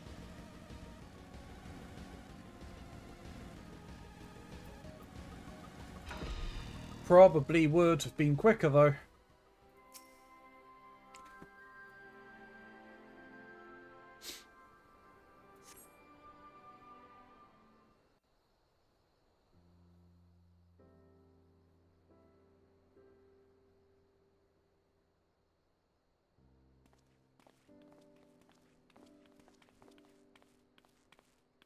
Apologies for the wait. People are screaming for the butcher's blood again. No sooner have we broken up one mob than another forms. Thankfully, all have been amenable to reason, thus far. But it is no concern of yours. We must speak of the men Arenvald and his comrades apprehended in the peaks. By their uniforms, the captives were first judged to be Imperial troops. But after further investigation, their true identities came to light. I dare say you remember Yuyuhasi and Laurentius, the fugitives who conspired with Captain Ilberd in the Crystal Brave's betrayal.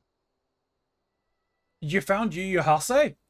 Ah, he deserves a good clattering. Aye, well, it would seem they followed him all the way to the wall. It was they who orchestrated the slaughter of the resistance fighters prior to the Griffin's infernal ritual. Were it in your hands, how would you punish these men?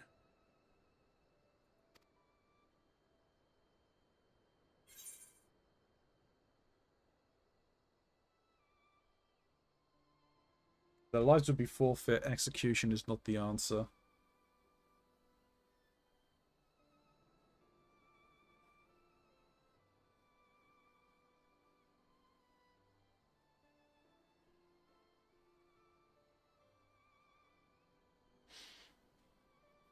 Say that execution is not the answer.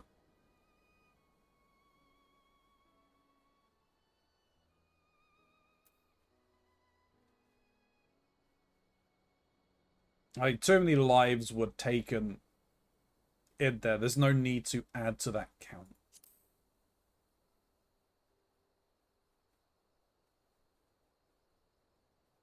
You would spare these animals? Yours is a more merciful brand of justice than mine. In any event, I thank you for your honesty. When the time comes for the Alliance to pass judgment, I'll see that your opinion is heard. Well, that concludes our business here. But there is more I would say. Walk with me.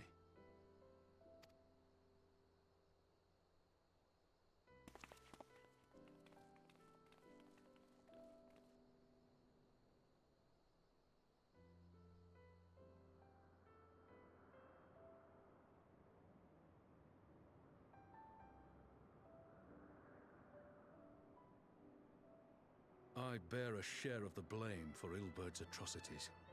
Had I openly supported the cause of Alamigan liberation, he might not have felt driven to do what he did.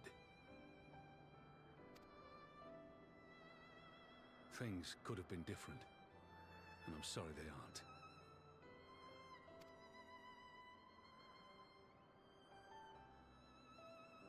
Don't be sorry, it's But fine. even after all that has happened, my homeland is free.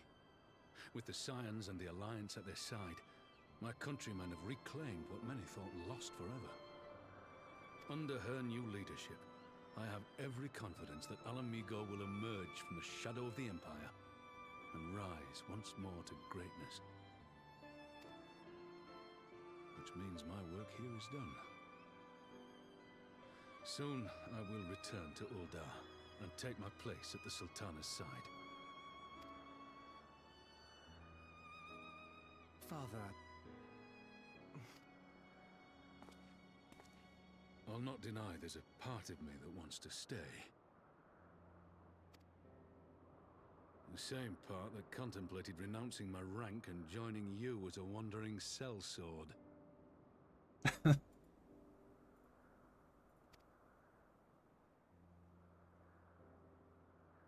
But I pledged my blade to Nanamo, and I will not betray that oath. Is this truly what you want, Father?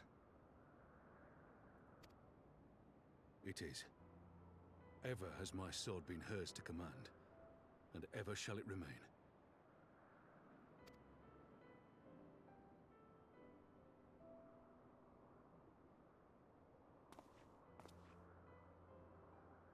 Thank you for lending an ear. When all the rest are clamoring for me to stay, I trust you'll send me on my way.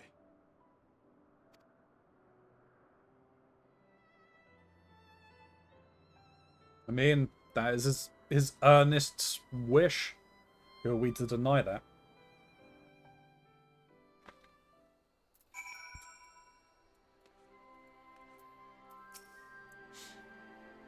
I was just on my way to the Sultry. It's luck I saw you. Arenvald seems flustered. Something's amiss. That took longer than I intended. But at least you know where I stand. Now that's settled. Arenvald, what's news? Oh, we have a problem, sir. A group of Anata has arrived at the main gates, and I don't mean the Vera. These are Qualiana, the ones that summoned the Primal. They're insisting to be allowed to attend the council. Lisa's trying to reason with them, but she may need help. An invitation was extended to all of the native beast tribes, but we assumed the Qualana would refuse it out of hand. We had best go and see for ourselves. Pippin, take command of our forces and be ready for battle.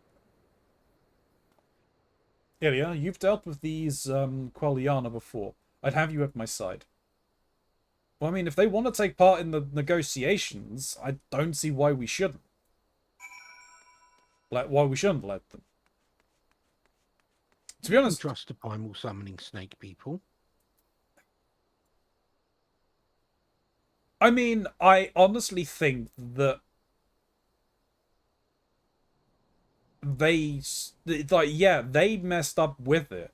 That even if you are to assume that they would turn it down, you should still extend that olive branch anyway, because otherwise they're going to be uppity about not being involved, about not being asked to be involved, regardless of what their answer would be.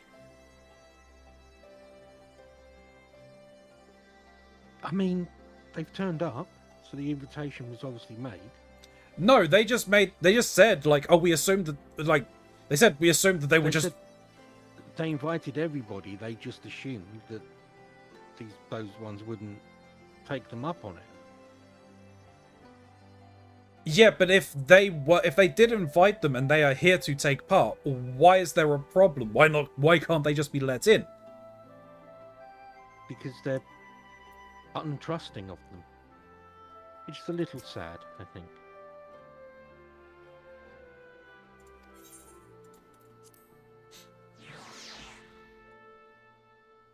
Well, I'm about to find out whether they did invite them or not.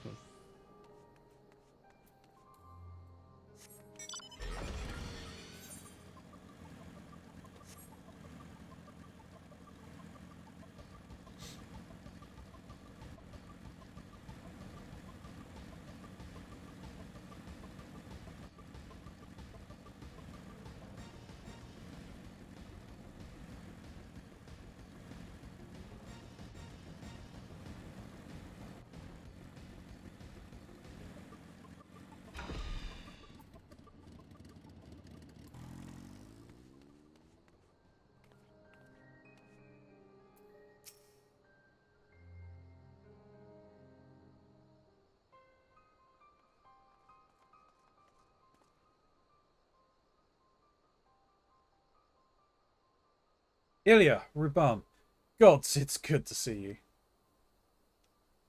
Ah, the Slayer has come.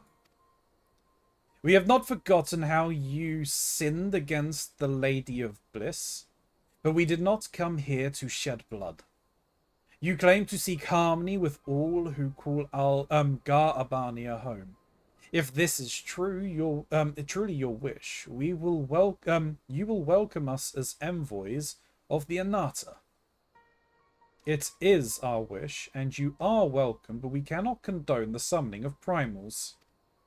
If you want to enter the palace, I must ask that you first surrender any crystal jewelry. You have my word; it will be returned to you when the meeting is over. We will do as you ask, but you will not have our weapons.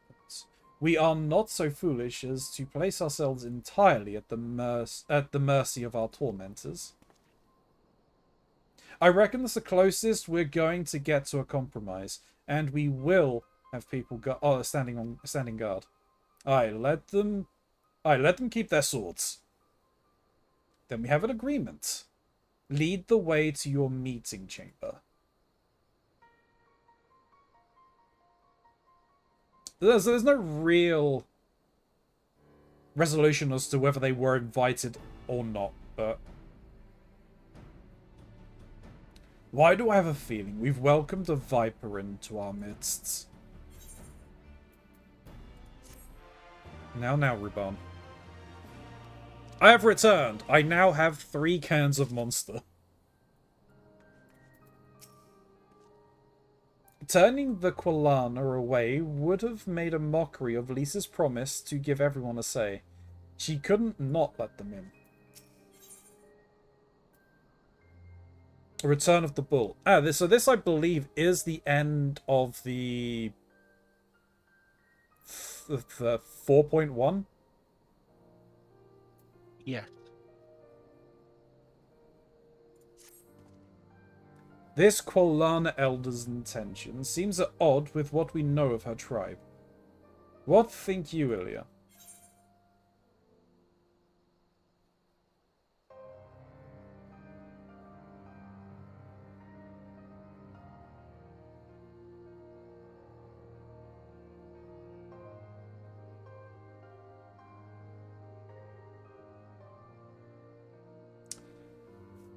I'm probably gonna go mayhap even the enthralled can learn to compromise, because it's not like they're unthinking. If they realize that, like, there's nothing stopping them from worshipping the Lady of Bliss. It's just, you know, don't summon her.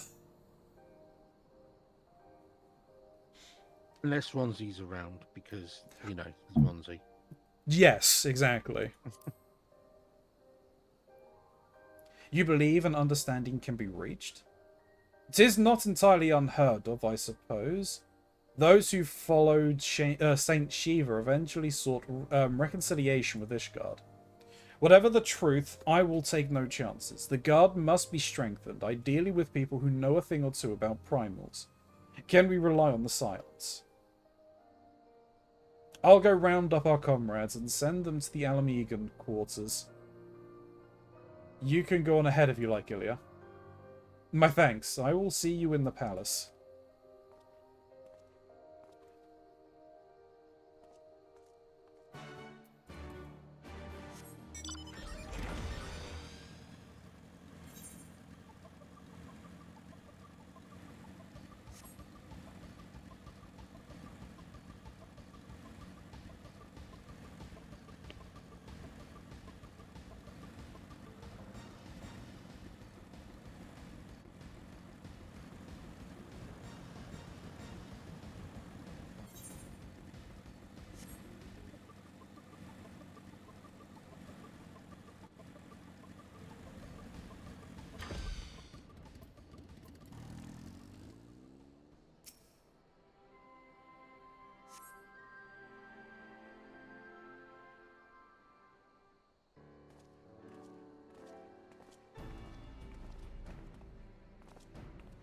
Ah!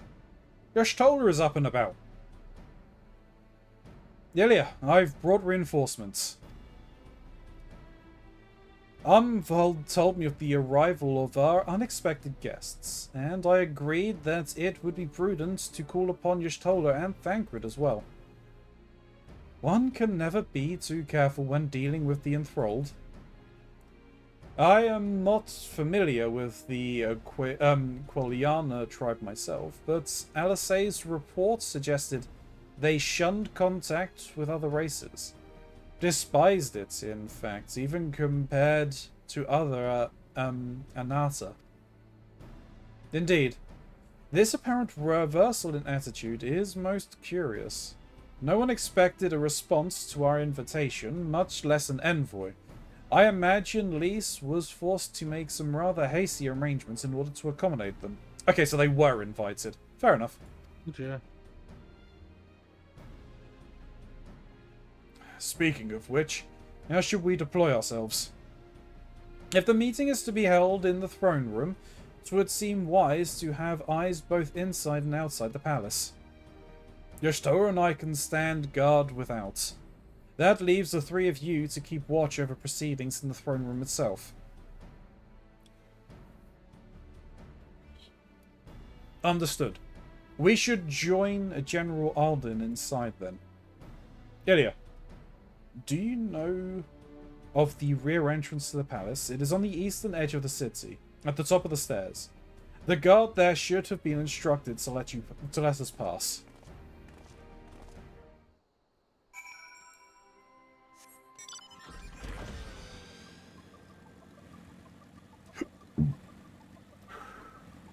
Excuse me.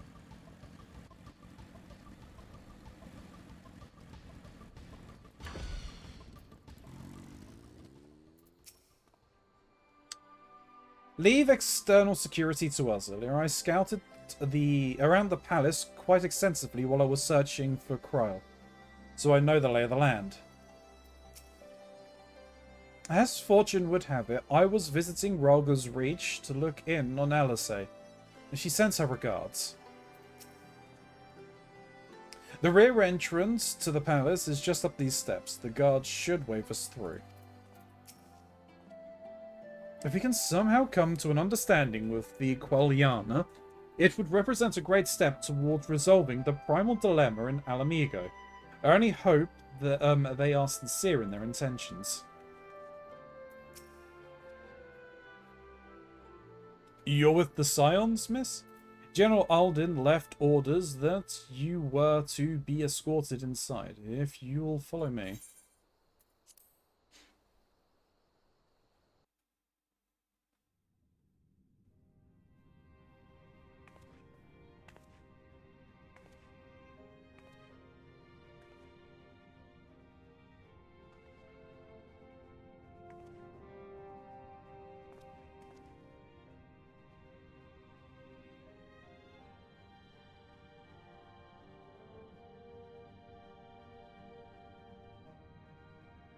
Thank you all for coming. I am Lise Hext, and I speak for the Resistance.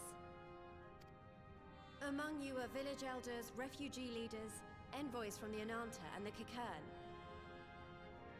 Oh, that's how it's said.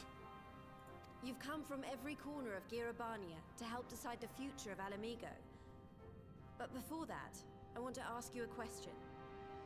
I mean, although she said it, I'm gonna say it. I'm gonna pronounce it wrong every time I see it. Anyway. What was the first thing you noticed when you came in?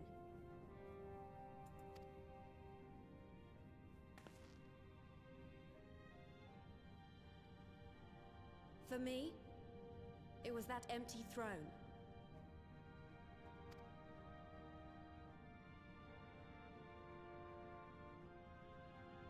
It has no one to sit on it now. No viceroy, no king. Would any of you like to take their place?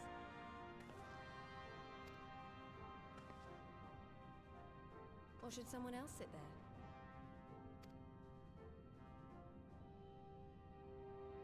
Then let's sit here in a circle, as equals, and I hope, as friends.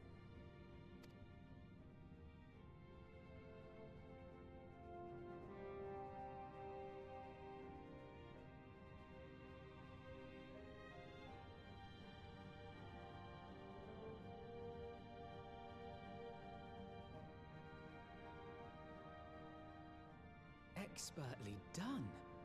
Lise has removed monarchy as a choice early in the game and positioned them to consider a joint government. All things considered, I would say events have got off to a fine start. Alphino, she had to jinx it.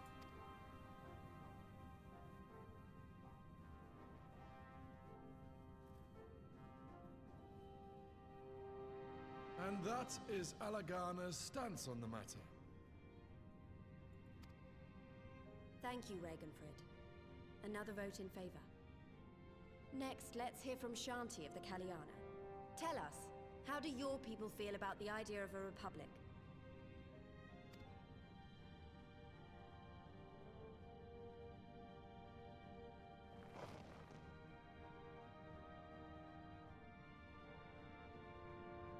The Ananta wish only that those who dwell within Girabania devote themselves to our faith.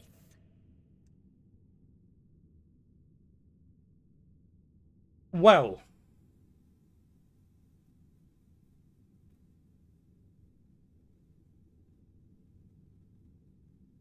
That took a turn. Who could have seen that coming? You shall all worship Sri Lakshmi!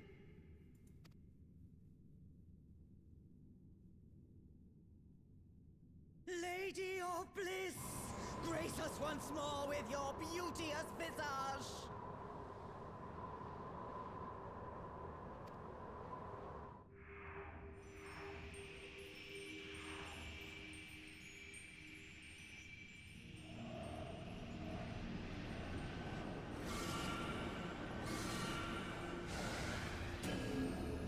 Oh, wait, they knew there were crystals in the water. Oh, that's not good. This can't be happening. No crystals were allowed through the door. They sprinkled it in the waters. We can worry about the how of it later.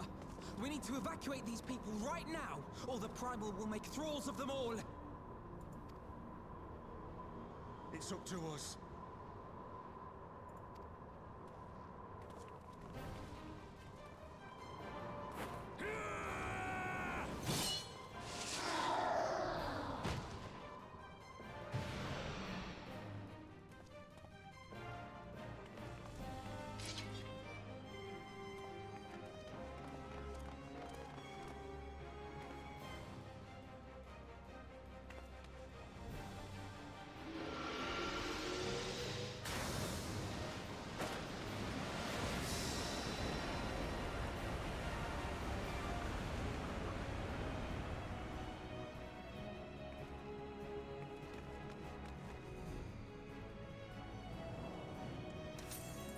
Nice to be with an NPC who has the ability of the Echo.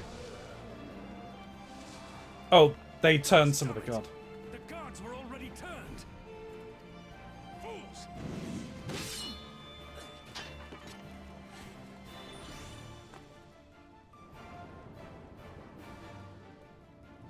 No, you don't! The Kaliana would see us all enthralled. Then they're going to be sorely disappointed. We have the Warrior of Light and Arenvald to shield us. Aye, but they can't well defend your guests and attack the Primal, can they? We're stuck on the back foot.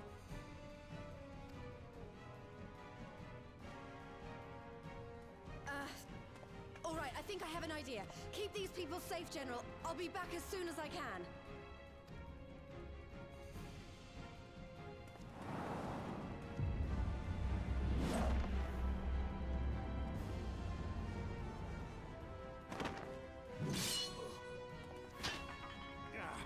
Whatever she's about, you'd best make it quick.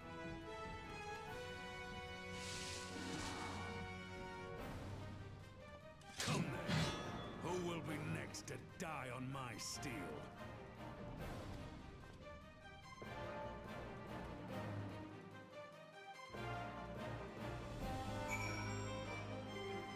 Oh. Looks like I got a solo instance to do. Leave the underlings to me. You have a primal to fight. Head outside to prepare. No. Alright, I will see you in a bit. No worries. How do I play Samurai again? That should be fine. How do we Flashy fight? sword. Yeah. How do we fight her without leaving our allies wide open? We can't stay on the back foot forever. No, damn it. If I think like that, we've already lost. I have the Warrior of Light at my side. We can do this. Isn't that right, Ilya? Yes, like, you're the first NPC I'm fighting alongside who has the Echo. Who can help? No pressure. Yeah. Use the duty action deflect to dissipate the Aether spheres Lakshmi releases during the battle. Be warned that allowing an ally to be enthralled by an Aether sphere will result in failure.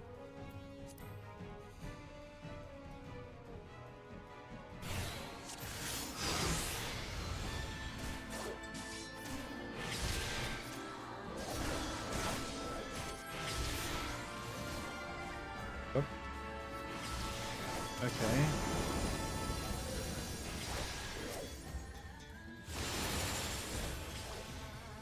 Okay.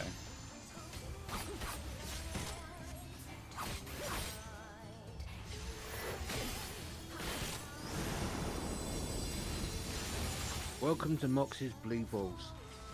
Right. Oh, you got that one? Okay.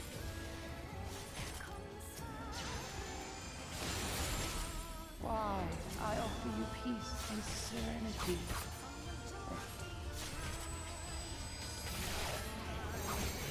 Hand of Grace, okay. Oh.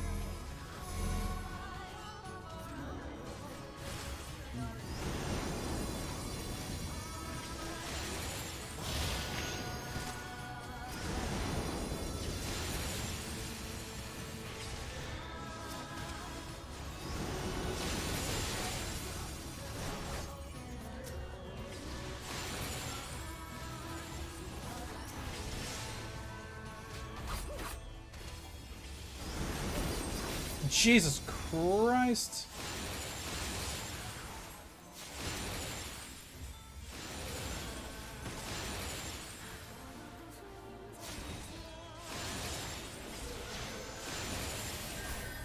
Oh, that was bullshit. I cleared that before it hit.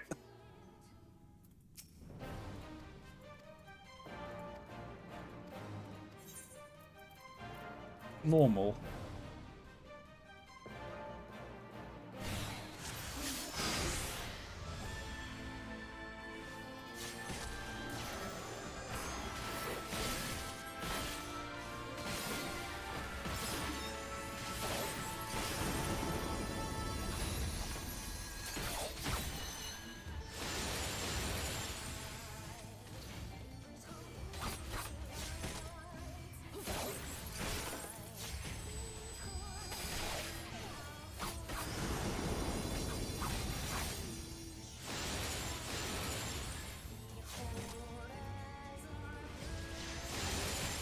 Why, I offer you peace and serenity.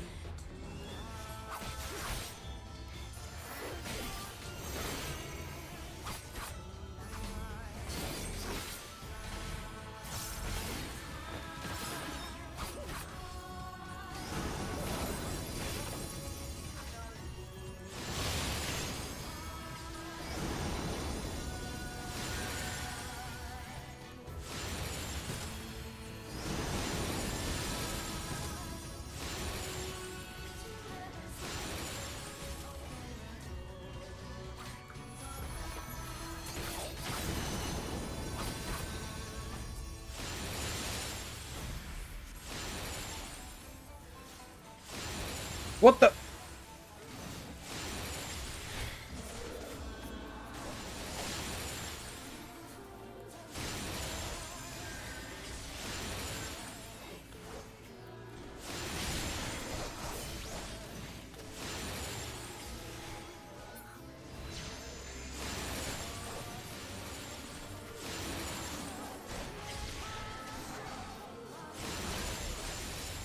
I shall free you from your hate. I just got done clearing these blue balls of death.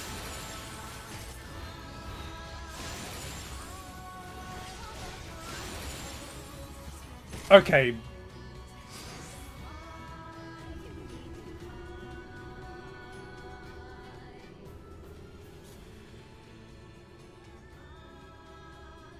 Damn it all!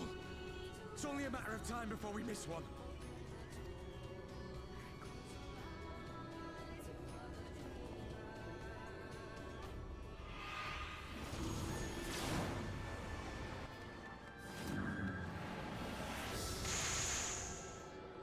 Well, yep, that's one way of dealing with her. Actually, give her some use. What of it? Do you want to kill this thing or not?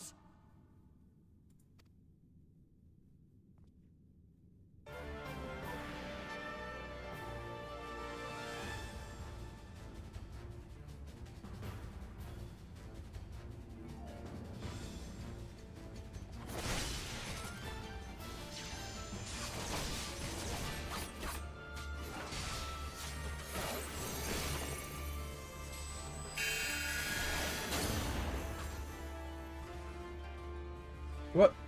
Bulldola! What are you playing at?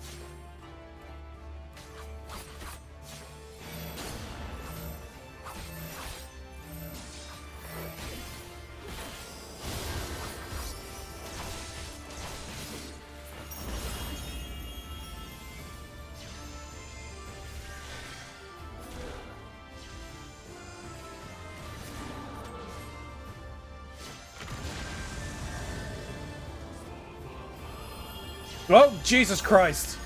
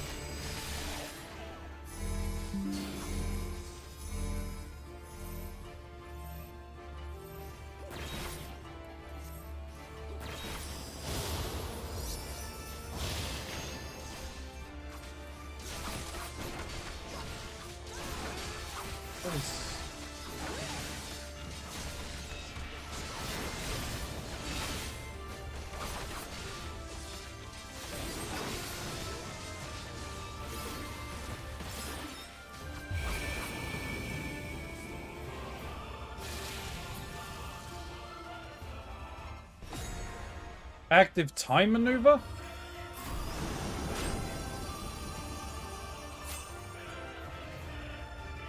I broke free, please. Thank you.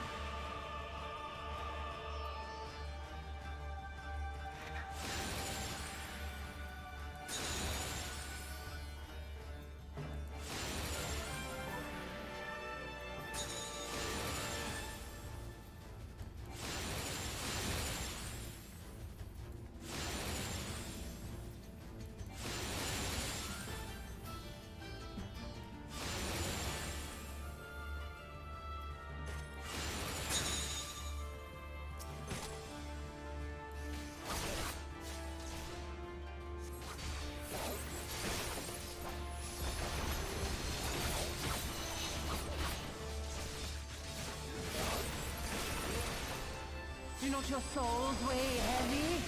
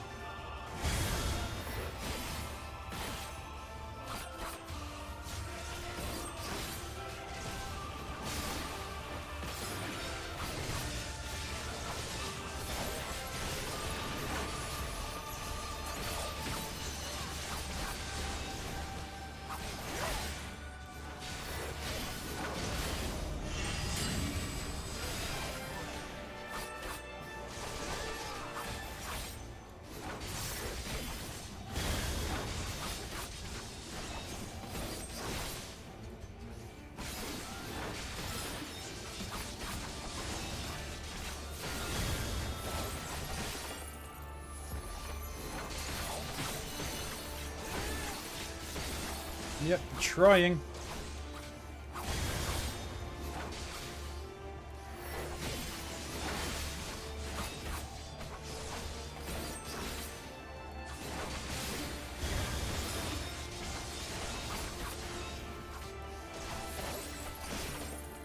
Here it comes!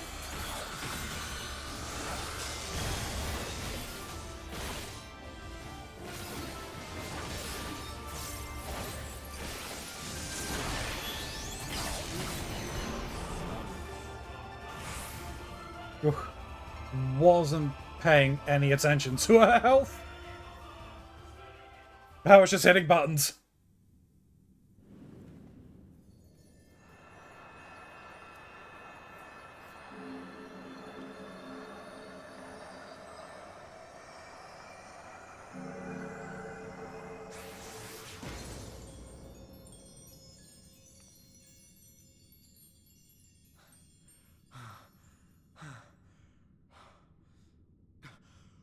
We did it!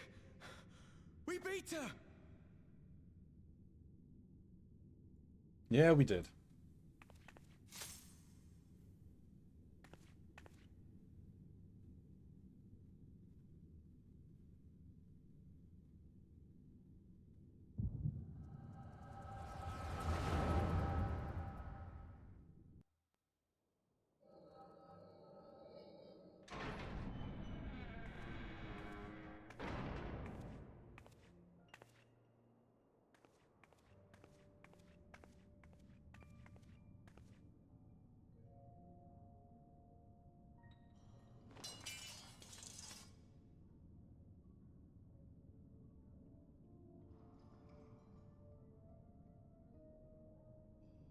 What is this?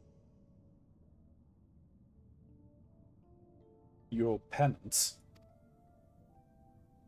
Or a stance I'm of only it. gonna say this once. The Ananta just summoned their primal in the throne room. My friends are fighting her, but they need help. They need someone with the Echo, and by the gods, I wish I had it, but I don't.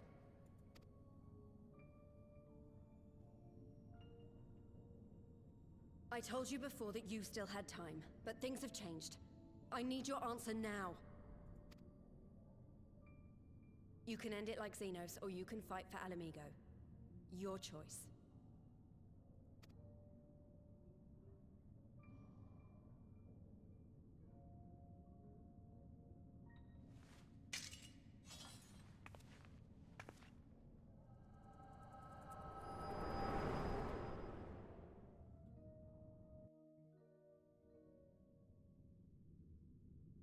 Got the answer.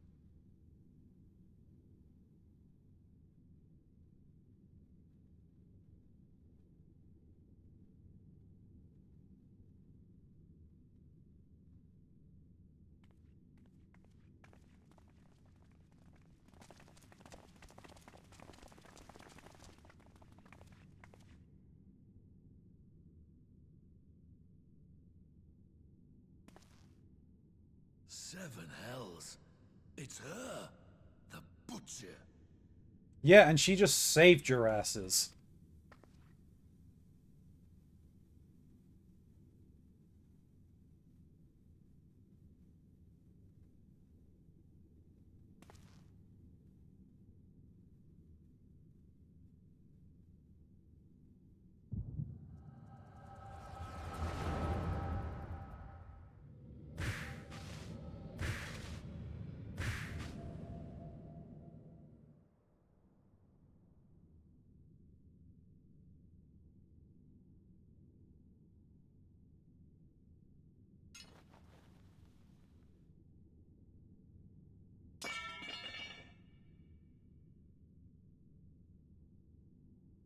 It's done. Take me back to my cell.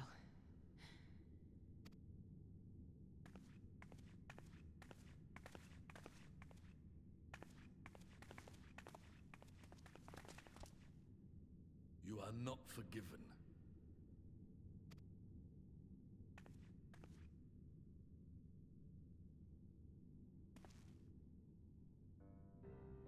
Not you. You I will never forgive.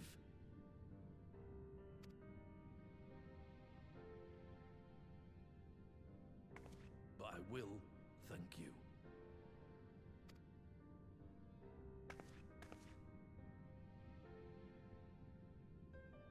For standing against a primal and saving us from servitude. You have my thanks.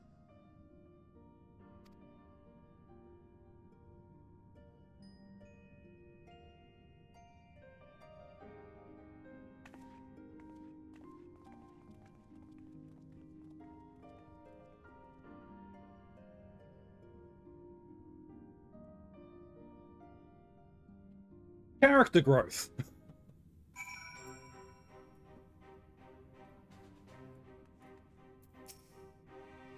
That was unlike any battle I've ever seen. I'm not entirely sure how I survived it, to be honest. Give yourself some more credit, Arnwald. We'll train your echo yet. One wrong step and I would have lost my will to that fiend for the rest of my days. It's a sobering thought. Lise is certainly living up to her own ideal. Not every commander would choose to enlist a former enemy's aid in battle. Redemption arc. Yeah. I think I shall make a habit of checking for primal influence before our meetings from now on. Yes, Jasola, please do. They disgrace all Anata. We've encountered our fair share of enthralled outside the palace, enough to delay us from lending you a timely hand, I'm afraid. We at least made the right call to enlist her.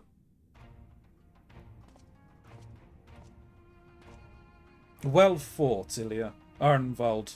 That was a very near thing. Aye, our stand against the Quiliana would have been brief indeed had you not volunteered for guard duty. We'd be enthralled as surely as our sentries were. They must have planned this far in advance. Security was my responsibility, and I know how dangerous primals can be. I should have... Gah!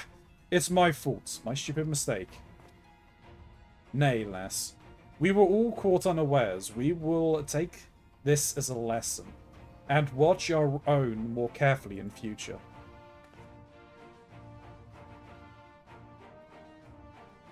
You can be sure that lackeys who smuggled the crystals into the throne room weren't the only thralls in our ranks. The soldiers who first spoke up in favor of the Quiliana keeping their weapons spring to mind. A primal servant is betrayed by his aura. If you mean to conduct an investigation, I can identify any others acting under Sri Lakshmi's influence. Thanks, Shistola. We appreciate the help. Speaking of help, I almost fell over when Fuldola turned up. What was she even doing here? I asked her to come.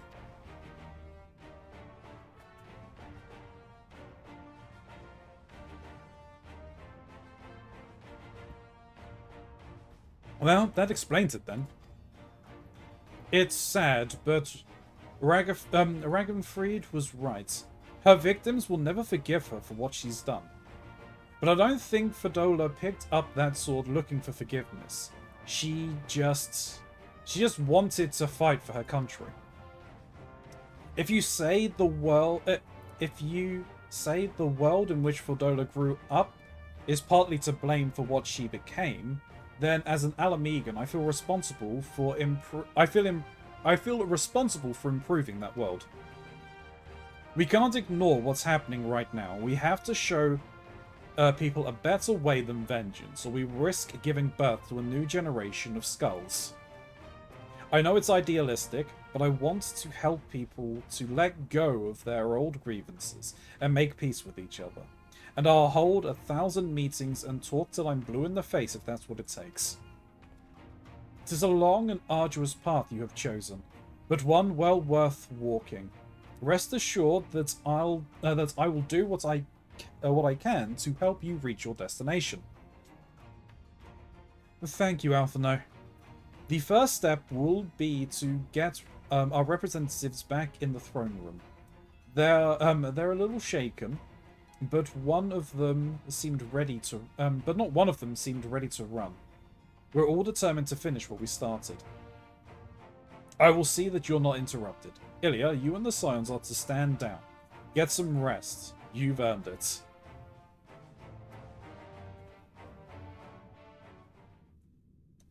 That's how you know you've reached the end of a patch. Stand down. Everyone starts telling you to get some rest. I don't know, I could go with another round with Sri Lakshmi. Yes, I'm sure you could. Fine spot to contemplate the heavens.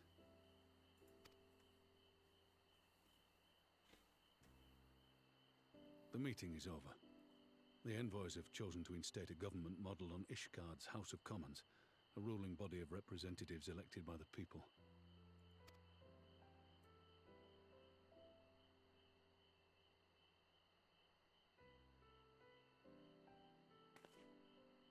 It is a fair decision, and one which signals the end of my part in all this. But I would gaze upon Girabania's stars one last time before I leave.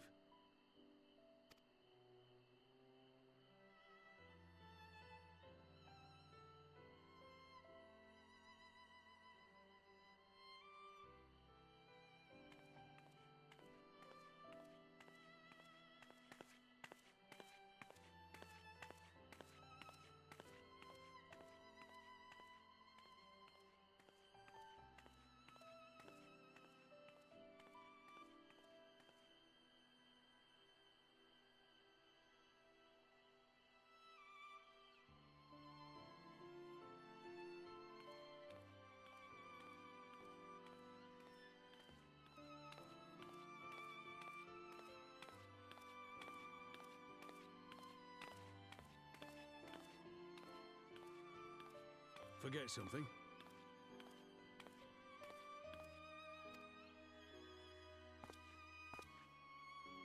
Your Grace, there was no word.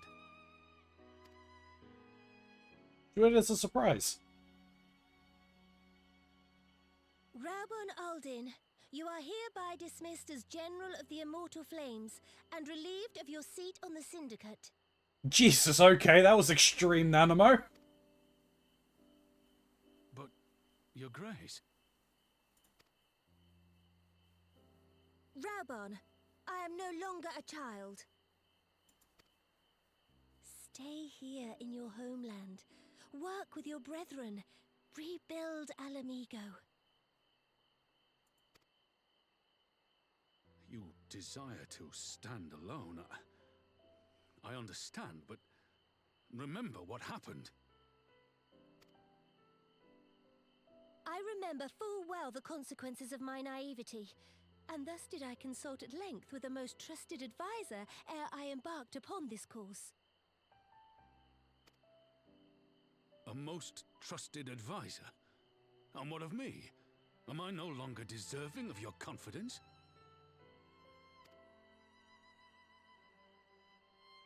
What trust can there be between us when you withhold the truth from me?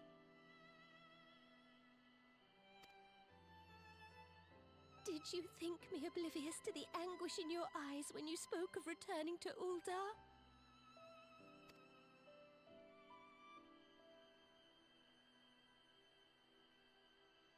For years and years, we have trusted one another. Yet now you refuse to confess your heart's desire? Throwing potatoes. I swore an oath to you that day on the sands. I pledged my sword.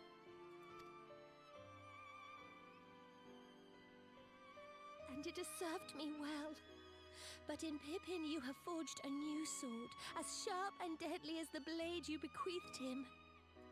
I will show you a Sultana who can wield every weapon at her disposal, including Lolorito and his monetarist cronies.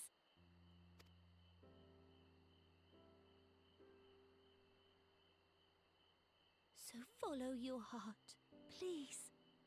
You are home. You are free.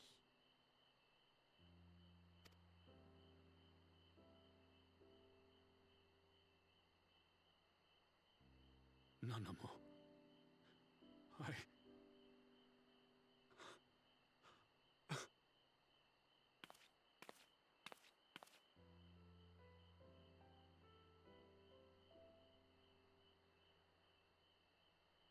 Smile for me, Raubarn. I would have this parting be a joyous one.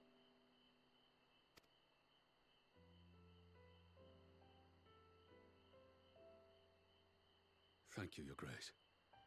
It has been an honor to serve you and Oda. Tomorrow you will serve Alamigo and fight for the good of all Eorzea. Am I understood?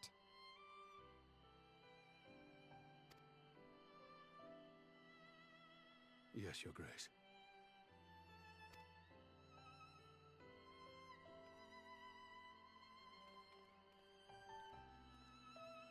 Well, those two just lost their plot armor.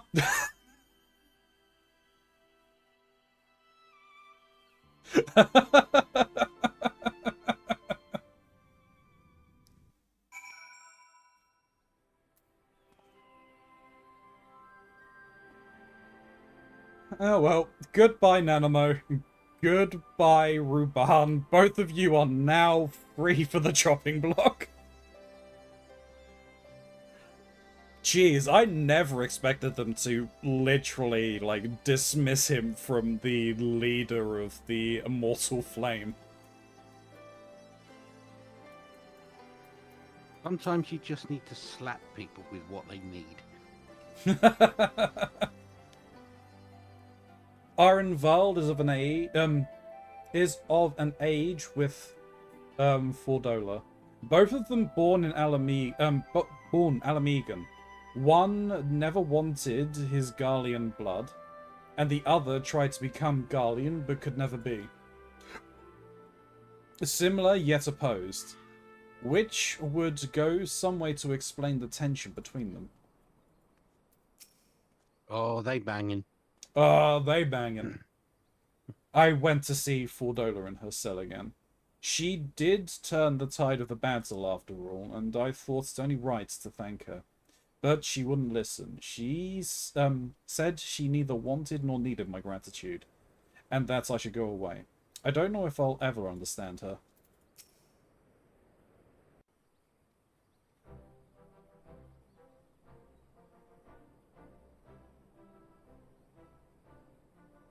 Thanks for shielding us from Lakshmi, you two. If you hadn't been there, the rest of us would be worshipping her by now. You're kind to include me, Lise, but we both know who did most of the work. I could scarce keep track of the battle, let alone land a telling blow. Hey, you took the brunt of it. Admitting it. The Warrior of Light has put far better men than me in the shade. What are you talking about? You were the Tengar involved. But do not sniff at that.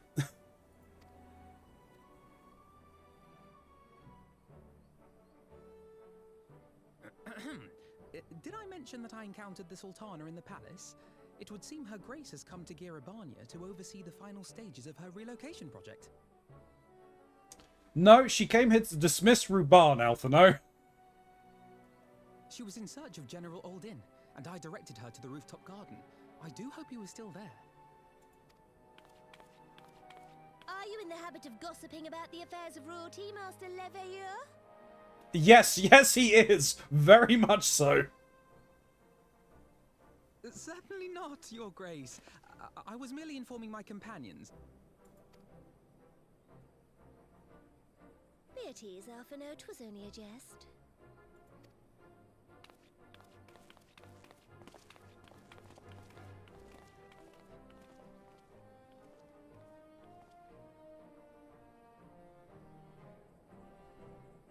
But I must yield the floor to Raubarn. He has an important announcement to make. Oh, yeah. True leadership. Foisted onto someone else. As of yesternight, I have been relieved of my post in the Immortal Flames and the Syndicate both.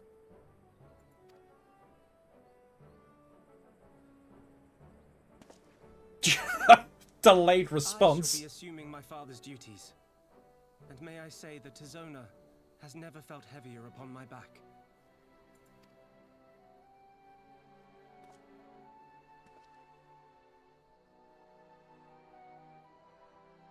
'Twould seem I am in need of employment.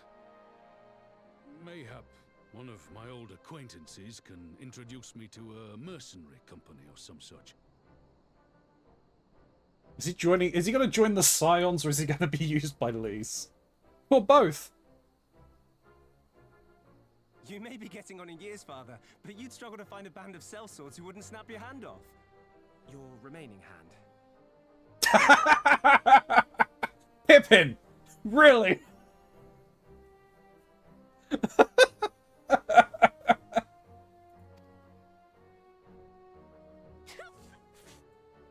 Nanamo! Yes, the bull of Alamigo need not be put out to pasture just yet.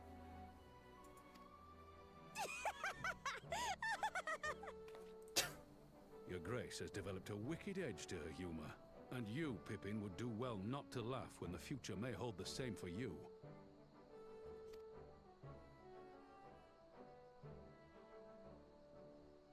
So, does this mean you're staying? Aye. That seems to be the way of it. I would be glad to aid you in rebuilding our nation, if you'll have me. If, he says. Welcome home, Rauban. Yeah, to turn away such a decorated general, the military knowledge and everything, would be a crime.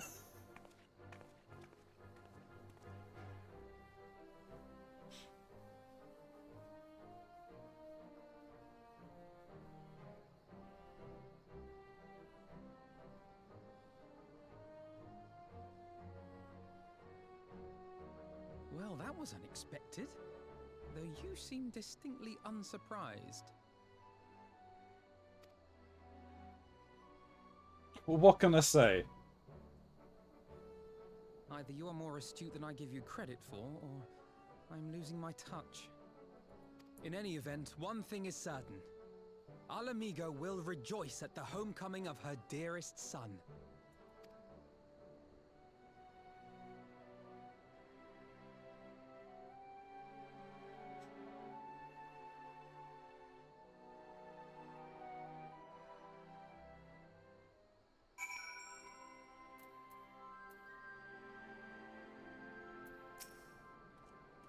Ruban is the veteran of 100 battlefields. Lise couldn't ask for a more reliable ally to have at her side. Lise must be overjoyed to know that General Alduin is staying, though I suppose I shouldn't call him General anymore. Well, he may still be General of the Alamigan army. I must assume Father's responsibilities without delay, lest our rivals, both inside and outside Uldar, treat his dismissal as a window of opportunity. Rest assured, they will find Tizona's edge just as sharp in my hands. Excuse me. I have asked enough of you, Ilya.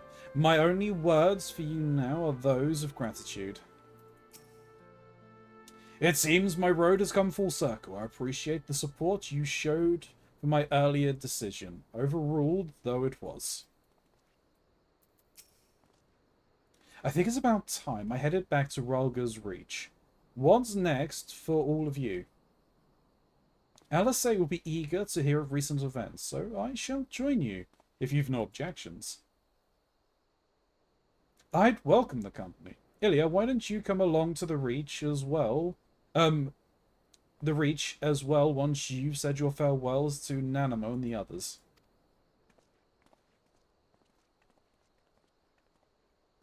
Upon completion of this quest, you'll be able to access the palace rooftop gardens by speaking to the royal menagerie attendant.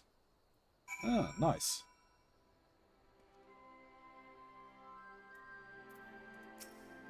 Yeah, that's popular for Jeepos.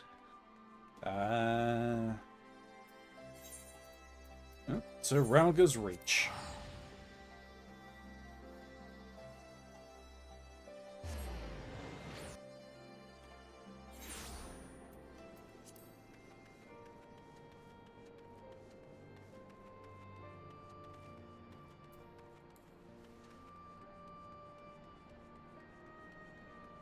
Oh, let me check this very quickly, actually.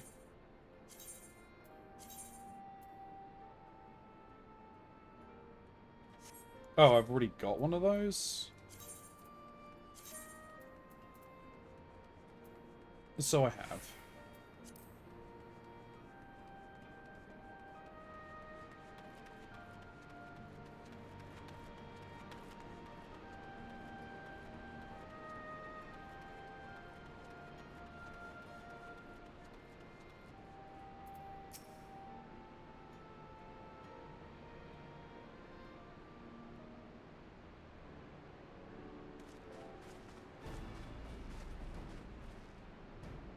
Well, here we are again. Alphino has regaled me with a thrilling tale of hidden treasure troves, mid-meeting betrayals, unlikely alliances, and joyous homecomings. It would seem I missed everything. I was patrolling the palace grounds with Thancred and Yustola when we heard the reports of a primal in the throne room. I honestly doubt this my own ears. As others have said, we were lucky to have our echo-blessed champions nearby this time, but we'll need to keep a closer eye on the Qualiana. You could say that again. This whole episode has reminded me just how far apart our kinds still are. It looks like centuries of fear and mistrust really can't be washed away in a day. But someone has to make an effort at reconciliation if these conflicts are ever going to end. Naturally, a lot of people are crying out for vengeance, but I've been doing my best to calm things. Violent reprisals will only lead to more summonings. Indeed, violence will ever beget violence, as the Empire has learned to its cost in recent times. In any case, summoning Lakshmi was the Broodmother's doing, and whoever replaces her might not be so keen on the idea. We'll just have to watch and wait. Which is to say, we won't be putting the safety of our allies in the Vera and M tribes first. I plan to have resistance scouts keep track of the Qualiana's movements at all times. My parents will be relieved to hear that. What are your plans for the rest of the resistance army, out of interest? Are we to prepare for Imperial counterattacks? That would be a question for the Resistance's newest recruits, a military commander with far more experience than me. What? The Bull of Alamigo? We call it an army, but the Resistance is really a collection of smaller independent groups. And when Conrad passed his command on to me, that authority only extended to the freedom fighters based in Ralga's Reach. He just happened to be serving as the Resistance spokesman at the time, and needed someone to take over the role while everything was in disarray. But that time has passed. When I speak with the other leaders about reforming the army under the new government, I will be nominating Ruban as the overall commander of our forces. He has more experience than the rest of us put together, and we stand to learn a lot from him. Yes, exactly. Indeed. He is in all respects the ideal choice, assuming he accepts the post. Alamigo will have added a formidable weapon to its arsenal. And given the progress of Nanamo's resettlement initiative, I see great cause for hope. The seeds which we so carefully sowed have begun to quicken, my friends. I like that. We tend to our promises and watch as Alamigo blooms.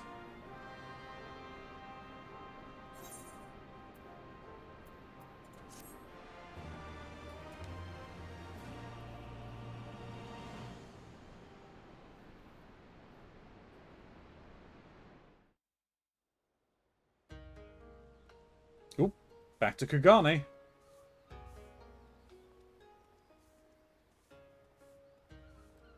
I do give thanks to the Kami that my makeshift wrath withstood the fury of the seas. Kosetsu!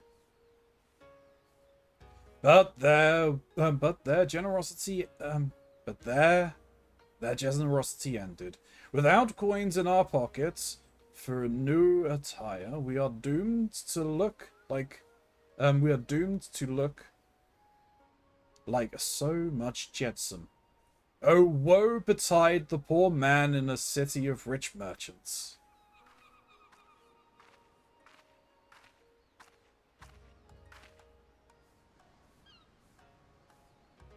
What? Dango are delicious. Will you have one? Wait, did she lose her memory? Or a serious personality adjustment from getting whacked on the head? What are you talking about? She was always like this. More sweetbreads? I surrender my blade to secure what few coins we have.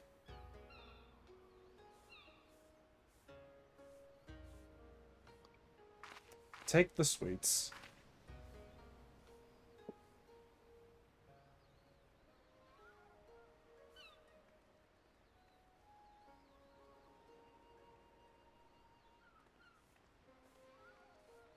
Bah! Tis like talking. Tis like talking to a child. Why fate saddled me with this burden, I shall never know. But I am alive, and I must return to my master's side.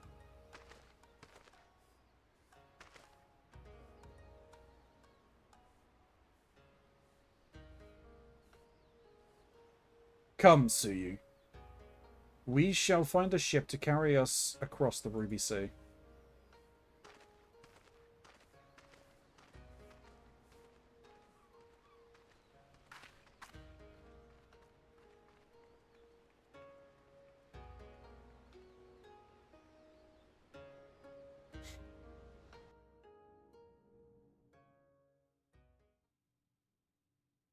Meanwhile, in the Imperial Palace...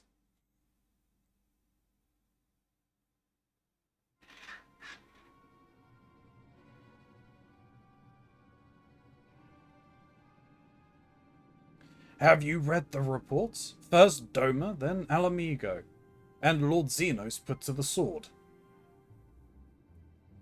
Do not believe everything you read. I hear the Viceroy was merely wounded and that he has already returned to the capital. Naturally, the savages beat their chests and boast loudly of taking his head, regardless. Nay, Lord Xenos lives?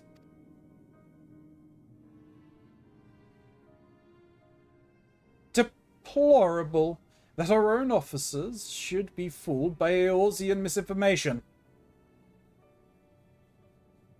Small wonder the provinces have begun rising up in rebellion. We must prepare an official and, above all, accurate announcement to quell those pernicious rumors. They would wage war with empty words? Let them produce the Viceroy's remains, then. We shall soon put the lie to their claims.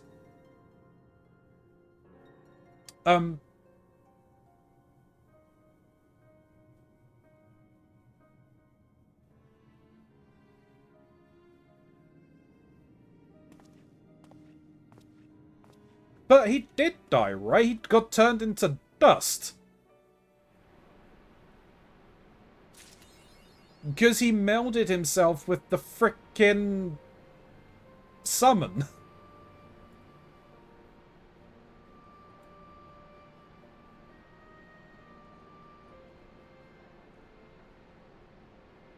He sliced his throat. Oh, yeah, no, that you're right. He did slice his throat. I thought he turned to dust. So technically, we still have the body. Technically. What quest is it I needed to go to?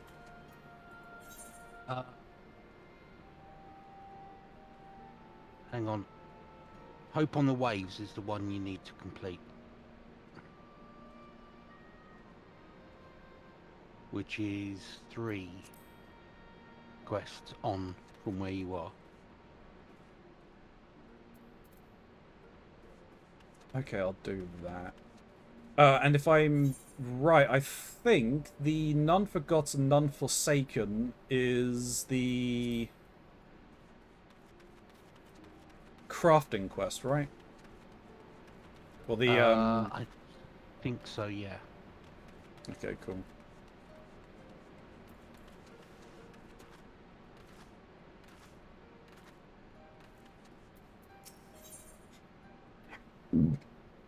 Excuse me. Tidings from the East.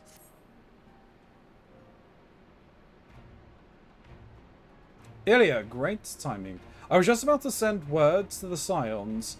I've got lots to tell you.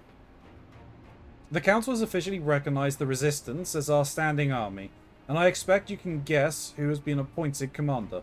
Suffice it to say, we're in good hand. Having the Bull of Alamigo at the helm's done wonders for morale. People were dancing in the streets when the announcement was made, and we have you and the Sultana to thank for it. If you two hadn't worked your magic, he never would have contemplated following his heart. The Council's also decreed that we're to maintain a presence at Ralga's Reach. Lise will continue to lead our forces in the fringes, a job she's been doing tirelessly. A bit too tirelessly, some might say. We're constantly having to remind her to rest before she falls over. That's an exaggeration. I always get up again. Anyway, we can hardly afford to lower our guard now. Not after our latest brush with Lakshmi. Speaking of which, we've been keeping a close eye on the Kalyana, and it looks like they've chosen a new leader. It's Shanti's daughter. You know, the half-dead one. For whatever reason, the Kalyana thought she was the best candidate, which makes them leaderless, basically. As things stands, with no one, there's no prospect of engaging in talks, let alone coming to an understanding. But I won't let that stop me. I'll keep on reaching out to them until they finally see sense. Just like I've been reaching out to Fordola, she still won't meet my gaze, but she's given up trying to ignore me. It may only be the odd grunt, but at least she's responding. I'll get through to her yet. Ilya, there you are.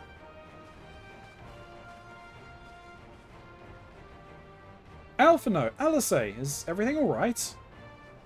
We've received word from Tartaru. Hancock has apparently acquired information of great interest and urgency.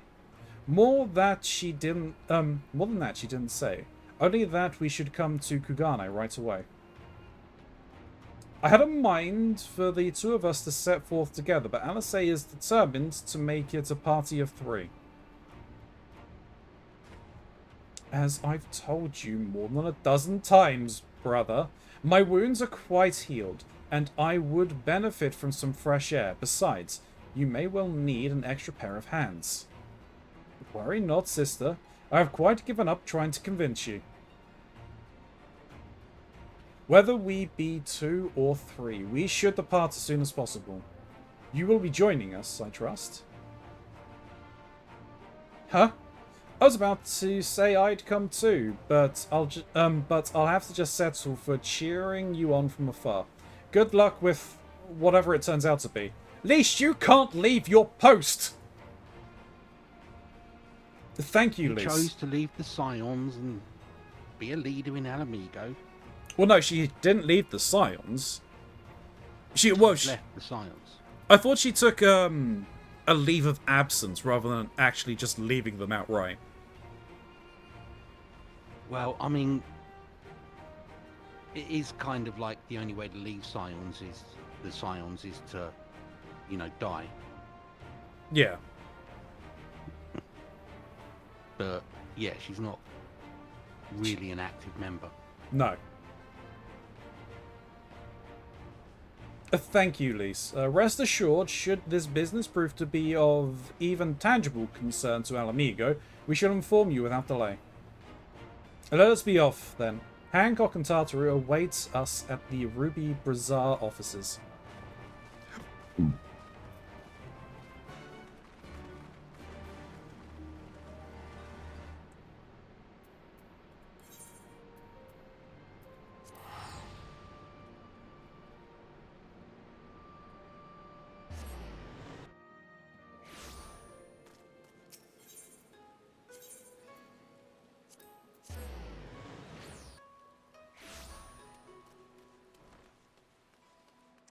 What's that? Best viewers? No, we've got the best bull crushing around. You beat me to it.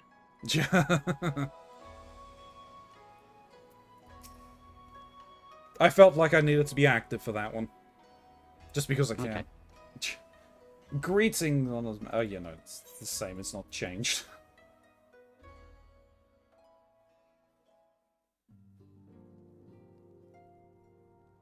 Oh, Soroban as well.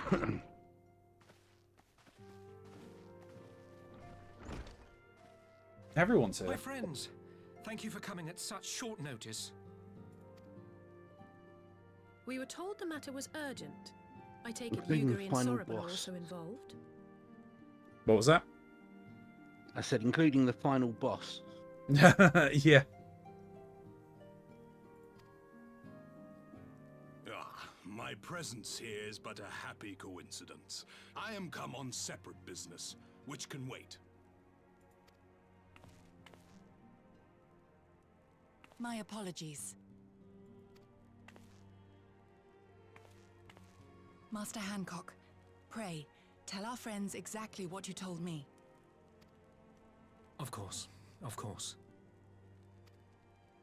Some few days ago, a large detachment of soldiers was seen arriving at the Garlean embassy. This seemed to me most unusual, as no personages of note are due to visit for a matter of months. So, I made a few inquiries, whereupon I learned of a most curious rumor. Apparently, the soldiers were dispatched to Kugani to investigate recent sightings of a certain individual.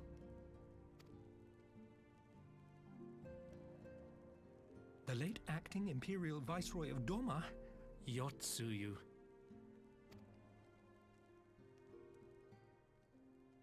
I beg your pardon?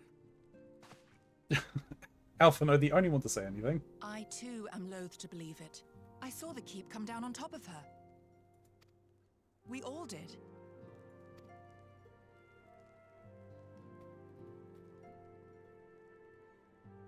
I would not presume to question your eyewitness accounts, nor am I one to take rumors at face value. The fact is, the Garleans have no knowledge of what took place at Doma Castle. They may well be chasing after a woman who merely resembles Yotsuyu. But a woman who resembles Yotsuyu in the company of a grizzled Rogadan samurai? I dare say that thickens the plot. Gosetsu! He's alive! While I've no conclusive proof, I thought that such a possibility warranted your attention. Yes. Yes, it did, Hancock. Well done. Have you informed Lord Hien? Well, I think we'd all like to believe the old bear survived. Indeed. While I dare not give myself wholly to hope, I will not deny that I have prayed for such a miracle ever since that fateful day. But regardless of my personal feelings, if the Empire has seen fit to pursue these rumors so vigorously, we can scarce afford to ignore them. I am bound by duty to ascertain the truth of the matter. Will you join me in this quest?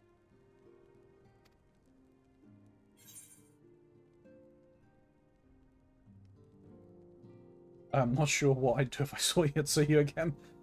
Yeah, but I know what I'd do. But anyway, I will find Kosetsu together. Thank you. If Gorsetsu yet lives, he will need our help if he is to avoid capture. Gosetsu is a dear friend, and we cannot abandon him to the mercy of the Empire. Our course is clear.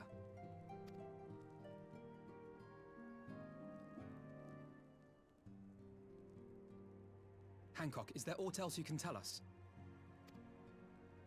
Alas not. But I have taken the liberty of employing one of the finest informants money can buy.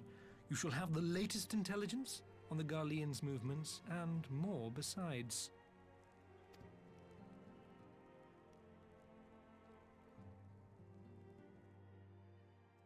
Are you meaning our friend Tataru? The informant awaits your pleasure in the back streets of Sanjo Hanamachi. From its shining facade to its dark underbellies, few know Kugani as intimately as he. One of the finest informants money can buy. Why do I have a bad feeling about this? Permit me to assist you in your quest, my friends. The sooner your business is concluded, the sooner we may speak of mine. Should your search take you away from Kugane, my boat is at your disposal. I shall see that she is ready to sail. I'll give Soroban a hand. If he's providing us a ship, the least we can do is supply the provisions. We'll be at the pier if you need us. A welcome offer and an excellent plan. Without further ado, then, let us seek out this informant in Sanjo Hanamachi.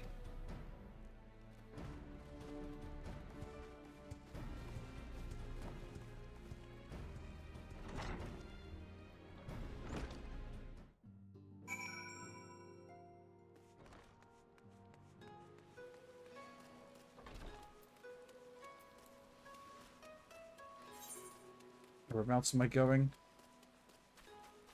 All over there. I might as well just teleport, really.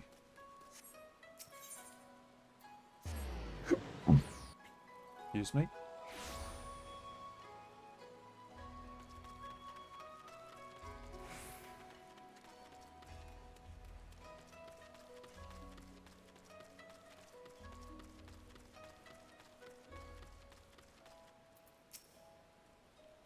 You had dealings with informants in this city, have you not? Perchance you're already acquainted with this one. Given the Empire's movements, it seems highly probable that Gosetsu and Yotsuyu were indeed in Kugane, yet I can offer no explanation as to why they should be together.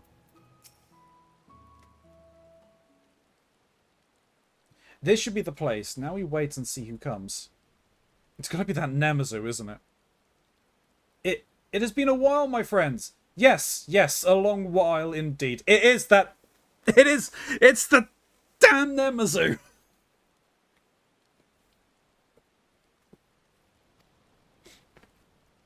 I mean, who else? Yeah.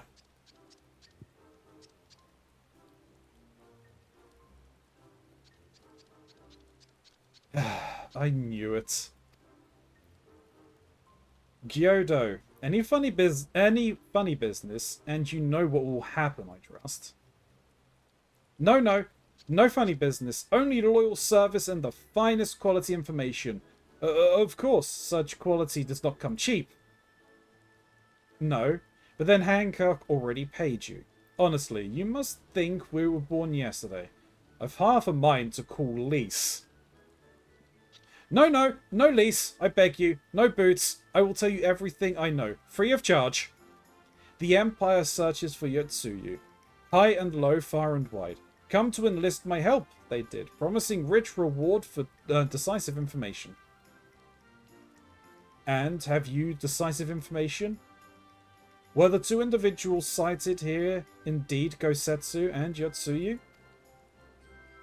Alas, see them with my own eyes I did not. But the Imperials are confident. Yes, very confident indeed. Look at the size of their contingent. But there is something they do not know. A rumor which you will find most interesting, I think. They say an elderly Rogadin samurai appeared on Kogani Dori with a beauteous maiden, and sold his katana to a pawnbroker. 'Twas no common katana either, but of surpassing craftsmanship. Well, that is interesting, assuming it's true. Did you corroborate the rumor with the pawnbroker in question? No. Regrettably, I do not have a working relationship with the master of Shofuku Shichiten. Now, why would that be, I wonder? If I didn't know any better, I'd think he'd lent you money. He will help you, I am certain. While you speak with him, I will make contact with my Garlean connections and learn what I can of their progress. A glimpse of the blade is all I need to be sure. But it is wise to. But is it wise to let the Namazu out of our sight? What choice do we have? No other choice but this. A fine choice it is. Though I am adept at gathering information, it is so much more efficient to share the work. He's right. Given the urgency, we would do well to split up. And so I will go with our friend here. Nothing improves efficiency like a little supervision. Yes. Yes. We will go together. And there will be no boots. Let's be about it then. Good luck with the katana. Shall we reconvene at the pier later on? A fragrance as the Rupee Bazaar offices. I prefer the fresh air.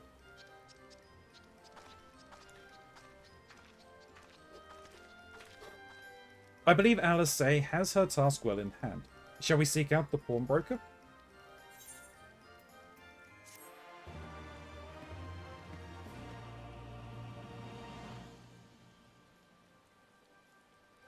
The greeting emote.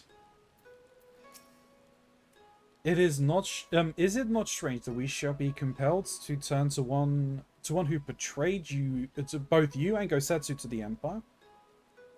I would say the fates made mock of us, had I not met Hancock.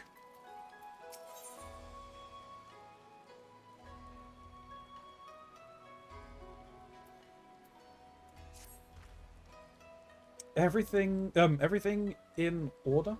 Then let us proceed to Kogane Dori and find the master of Shofuku Shichiten.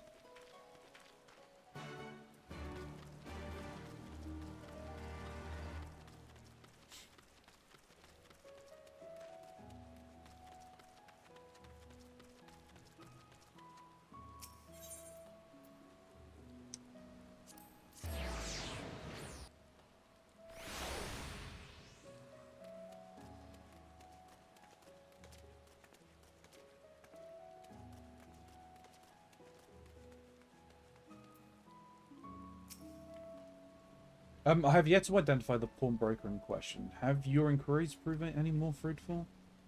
Not as of yet, hasn't started. Where's Alpha? No, there you are. Simply utter the word pawnbroker, and a score of them gather around you. Finding our man may not be quite as simple as I thought.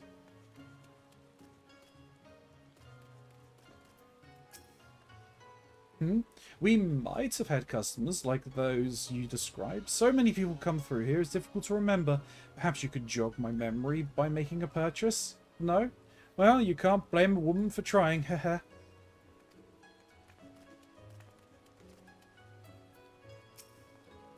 A Rogan samurai and a maiden?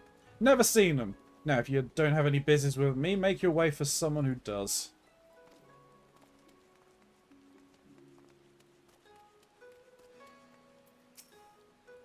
Welcome, good madam. Welcome. Will you be buying, or? So you have heard tell of the Rogan Samurai's katana. Small wonder, it is a fine example of its kind. One moment.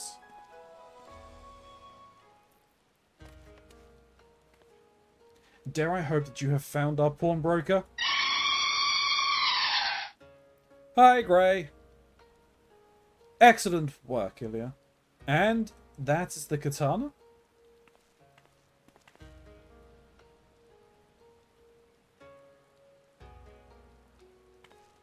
There can be no doubt. It is Gosetsu's blade. The craftsmanship is exquisite, is it not? And you'll be pleased to know that the pledge has just expired. I should be glad to sell it to you, assuming you have the coin. This is no ordinary weapon, you understand, and it is priced accordingly. But if you are serious, I suggest you act quickly, as several noted collectors have already expressed an interest. The blade represents conclusive proof of Gosetsu's survival. I suppose this could be considered a necessary cost in securing his safe return. Yet it is not a decision I can make alone, least of all when our nation has scarce begun to rebuild. I'll pay. Nay, my friend. Grateful though I am for the offer, I cannot ask this of you. It is enough that to know that Gosetsu is alive and well. Yugiri, wait. The Scions will buy the katana. Pray consider it a gift. But Master Alphino, your kindness is touching truly. Yet in the matter of coin, would Mistress Tartaru not expect to be consulted? Come now. Our friend would never have relinquished his blade were the need not great. And we are not bound by honor to help a friend in need. I say we are, and I am sure Tartaru will wholeheartedly agree. It is settled then. You have made a wise choice, my friend. Such pieces are few and far between. Now, if you'd be good as to come this way, I shall prepare the necessary papers. Hi, Grey is tired. Hand over his blade right now. Hand it over! If I may ask, sir, after we visited your establishment, do you perchance know where the old samurai went? He is our friend, and we would return his weapon to him. A friend of yours, you say? I see. Well then, I suppose there could be no harm in telling you. No sooner had I provided him with a requested sum, than his pretty young companion began clamouring for dango. I duly recommended those served at the Umineko tea house.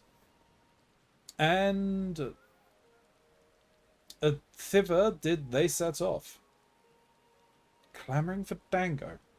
Can these truly be the same people? It makes no sense. Some manner of code, perhaps? But it avails us naught to speculate. Let's go to the tea house and see if we can pick up their trail.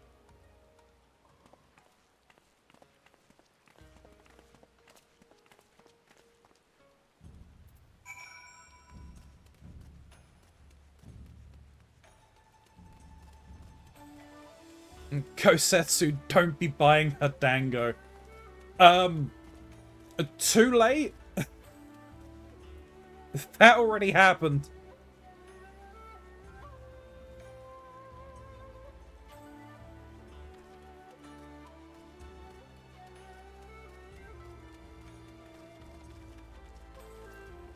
Hello, Shin. The Gosetsu I knew had little time for tea houses. No wine. This is the proprietor of the tea house. Let us find out what she knows. Make her eat fish guts. She deserves worms. But of course I remember. How could I forget a pair like that? The most beautiful girl you'll ever see, scoffing down dangos as if her life depended on it. While the old samurai looked on. Not quite what he expected, I wager. Far be it for me to gossip about my customers, but he was planning to spirit her across the Ruby Sea, out of the reach of her family, no doubt. When the girl had finally had her fill, they set off in the direction of Shiokaze Holstery, presumably to find someone discreet with a boat. So, Gosetsu makes for Doma. But his woman whom travels with him, the more I hear about her, the more I wonder if she can truly be Yotsuyu. So, as complete hopes on the wave.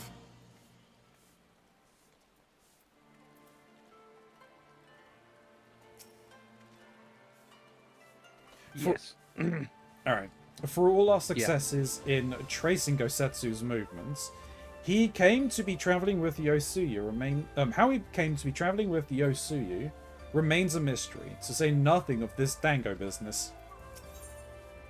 Dango is good.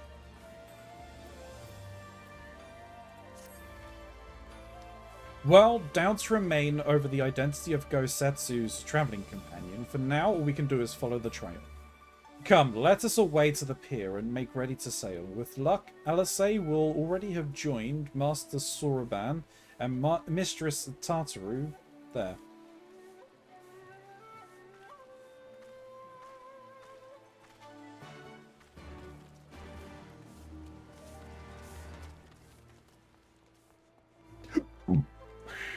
Excuse me.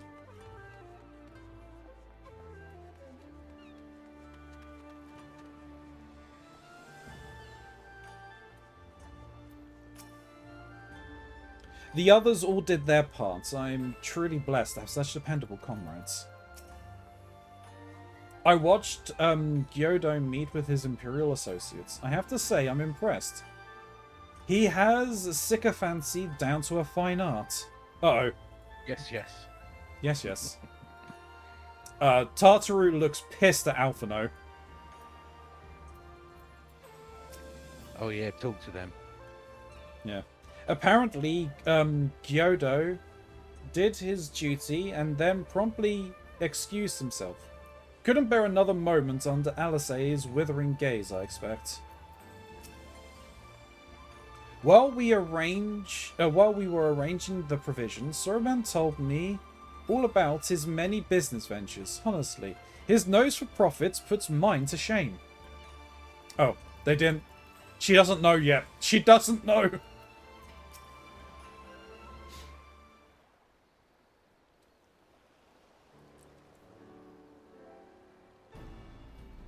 Excellent timing, my friends. Mistress Alice arrived mere moments ago. All went well at my end. Gyodo met with an Imperial officer and wheeled his way to some new information. It seems the troops who recently arrived in Kugane came directly from Garlemeld. The Imperial bases here have been kept in the dark. And that's not all.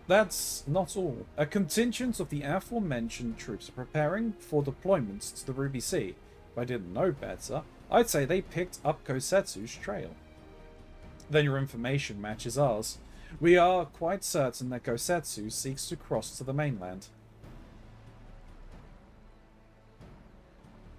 You spend how much on a sword? Don't look at her face. Yep, you spent how much on a sword? I'm sorry, did I hear that right? You used Scion funds to buy Gosetsu's katana at the asking price?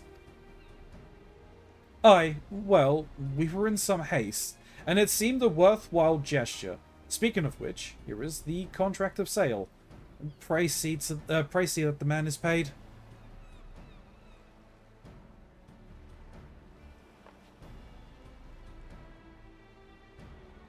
Thal's beard, you agreed to this? Give me strength. Well, it's not like the search can wait. You best be on your way. But Alphino, we need to talk, and I want you to come straight to the offices as soon as you are back. Promise me? Oh, very well. I shall call on you as soon as I return. First... And thus, Tattery's villain arc begins. First, let us go to the Ruby Price. If Gosetsu has already set sail, the sentries there are sure to have seen him.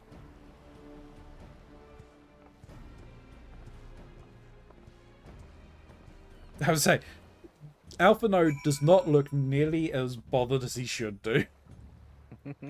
Oh, it's a single instance, okay. What is the going rate for a priceless weapon, I wonder? And now I know who not to ask.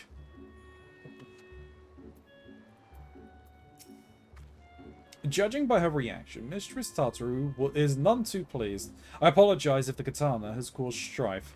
Oh no, it's fine. It's only Alphino who's going to get reprimanded for this.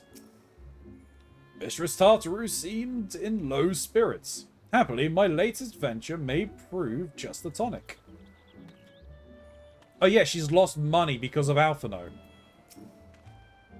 Tartaru seemed rather vexed, did she not? Ever the melodramatists, I am sure our finances can stretch to a single sword. Remind me to explain the value of such gestures when we next see her. But I digress. We have work to do. I could reprimand him for... You got to remember, Alphino and Alice come from a rich family. Yeah.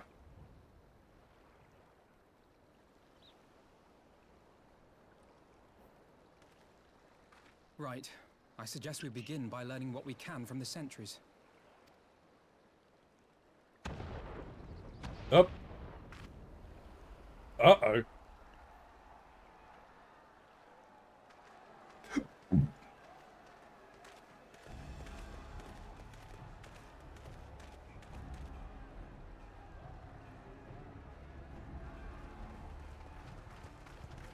What's going on out there? Travelers, are you? You may wish to postpone your plans. The Garleans have launched an attack on the Confederacy. Uh-oh. We have no reason to believe they'll turn their attention here, but for your own safety, I suggest you return to Kugane. Nope, we gotta go and help our buddies.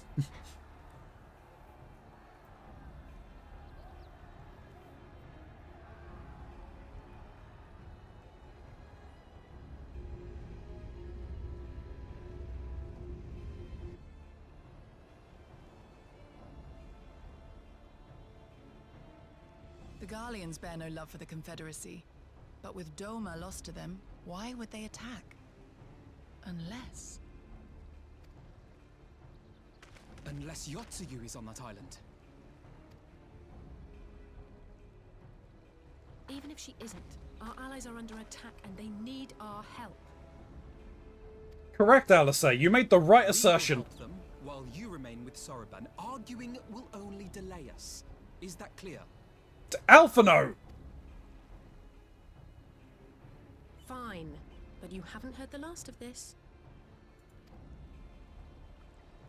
Soroban, we may need to make a swift exit. See that the boat is ready to sail at a moment's notice. It shall be done.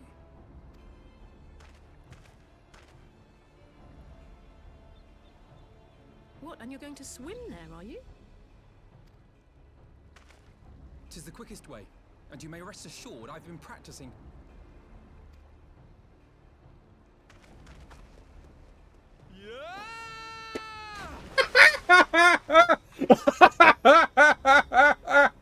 Come.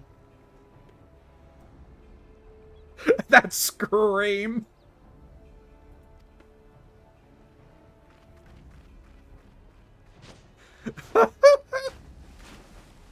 Jesus, Alphino. An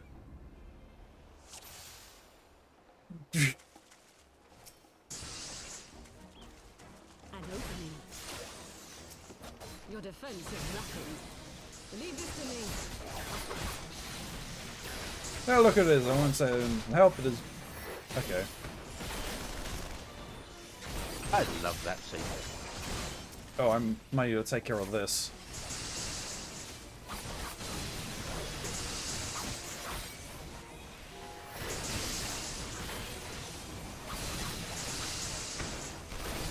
I mean, that was pretty funny, I'm not gonna lie.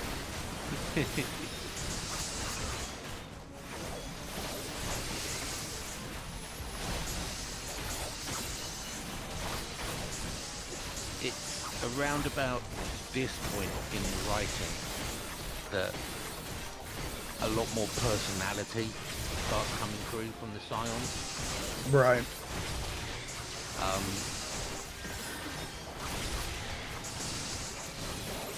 Yeah, Alphino's little rich boy personality Yeah. And it says, no nonsense tomboy personality. You stole his snark.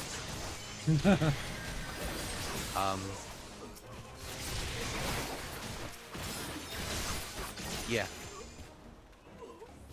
Yeah, there's a lot more... I can't think of the word. There's a lot more life to the way the characters are written. Yeah. And I think the voice actors had started to get more into it as well. Lady Yotsuyu, we're here to rescue you. Please, come with us. Stay back, Tsuyu.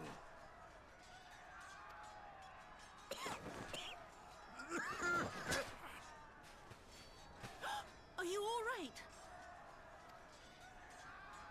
Is he all right? Gozetsu!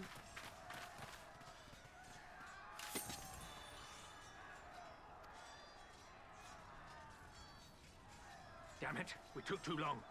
Change of plan, eliminate hostiles! All forces, attack! You're a fool. Help find Cat. Oh no. Hopefully you find Cat Grey.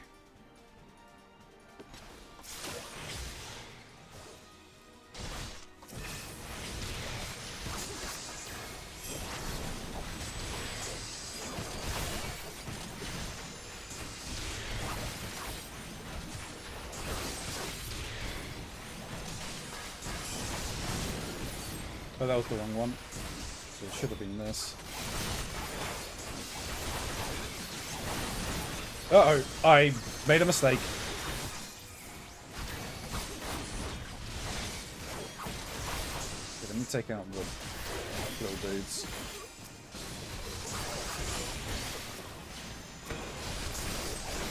Oh, what are you doing?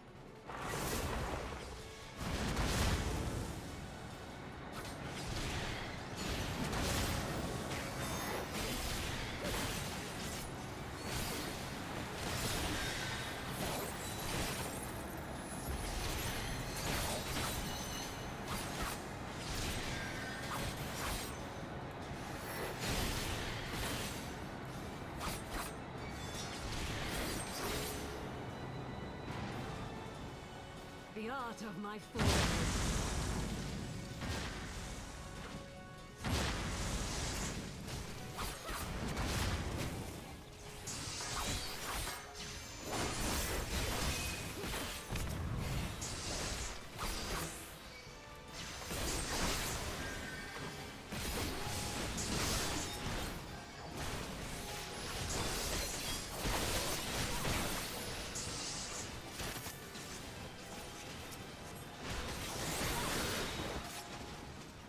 Gary, really?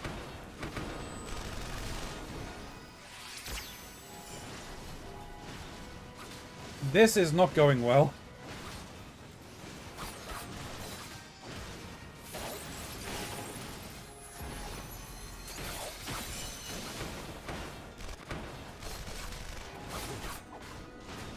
What the hell is summoning the little things?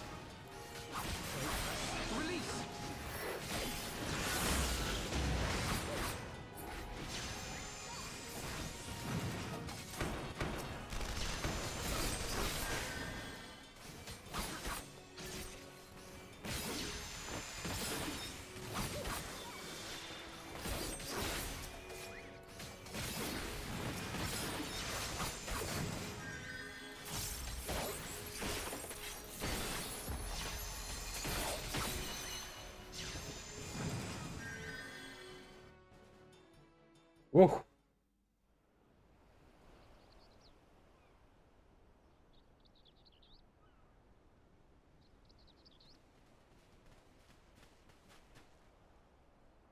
Gosetsu, thank the heavens. Yugiri, my friends, the Kami were kind to guide your steps this way.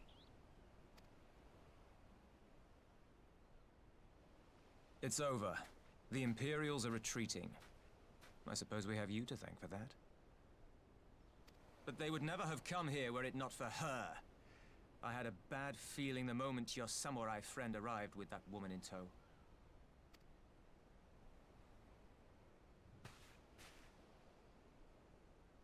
Do not be afraid, Suyu.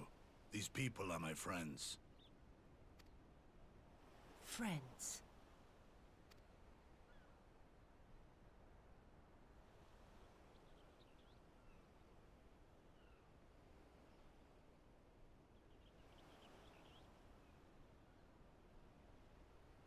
Forgive me, but at the risk of souring the mood, I believe you owe us an explanation. You may start by telling us what happened at Doma Castle. Of course. I'll not begrudge you that. As you know, we were trapped inside the keep when it collapsed. But even as the roof crumbled above us, so too did the floor below. We were swept out into the One River, where we would surely have drowned had a stout wooden door not chanced to float by, offering us a raft of sorts. Exhausted, we drifted out to sea, at the mercy of the tides, which saw fit to dispense us on a desert island. She was with you the entire time? Aye. 'Twas her kimono which saved her from Hien's blade, believe it or not. Some Garlean witchcraft in the weave. But it offered precious little protection against the fall. Though she survived, she awoke bereft of all her memories, and speaking like a child. She regressed to before she was taken by the Guardians. A trick, surely. That was my first thought, and I contemplated cutting her down and being done with it. Contemplated it long and hard. Yet the Kami saw fit to deliver us from certain death. 'Twas their will that we survive, both of us, together. And together we shall go before our master. He shall be the one to judge. Judge what? She's your prisoner, old man. Do with her as you will. Call her Tsuyu, or whatever else tickles your fancy. 'Twas a name given out of necessity whilst on the road. nothing more. As you say. But remember this. Our people suffered much at that woman's hands. When the time comes, I trust you won't let emotion blind you to what needs to be done. You have my word.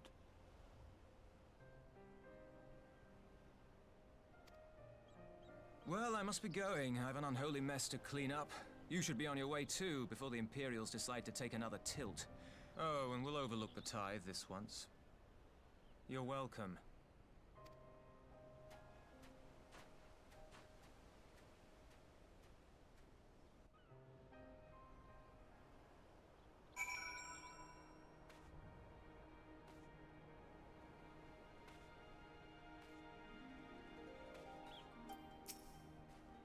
Are you coming with us? With you and yours at our side, we've naught to fear. Thank you, my friend. Few suffered more at Yotsuyu's hands than Gosetsu. If this is his wish, so be it. Oh, the dress-up Thancred sold. As Tansui says, we should move on. It would not do for Yotsuyu to be seen here.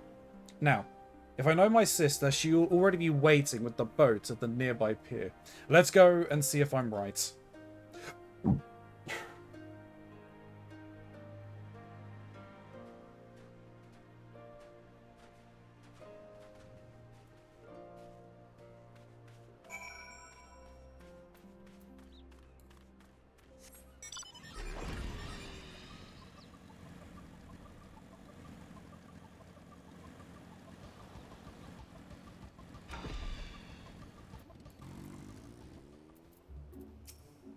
Everyone's staring at me. I understand I have the silence to thank for my katana's safe return. A samurai's blade is his soul, and no words will suffice to express my gratitude for returning me with mine.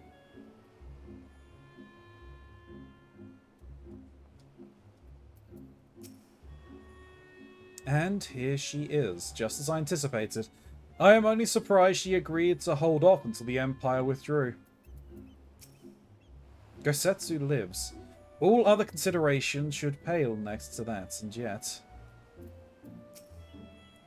Are we certain she is the real Yotsuyu? Throw her overboard. If she's truly lost her memory, then... That doesn't absolve her of the sins that she has taken, but consideration needs to be made.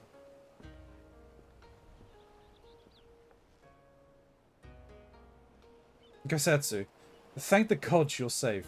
It was all I could do to watch the battle from afar. And it was all I could do to restrain her. Can you blame me for worrying? Strong as Ilya is, anything could happen in the chaos. But enough about me, we need to talk about her.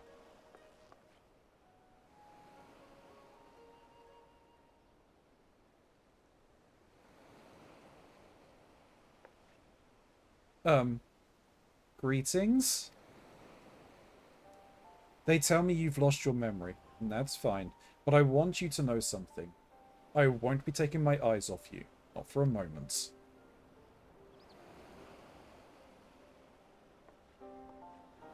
These people are strange. Are you sure they're your friends? I am. They may behave strangely, but I trust them with my life. You have naught to fear.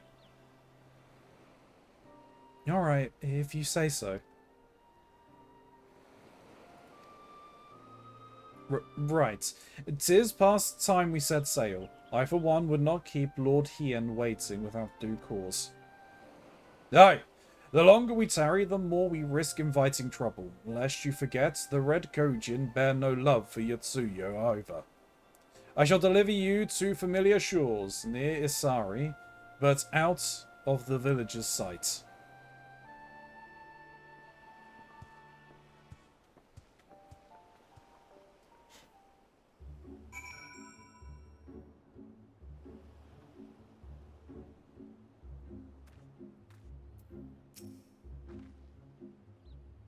we'd do well to give Asari a wide berth, for everyone's sake.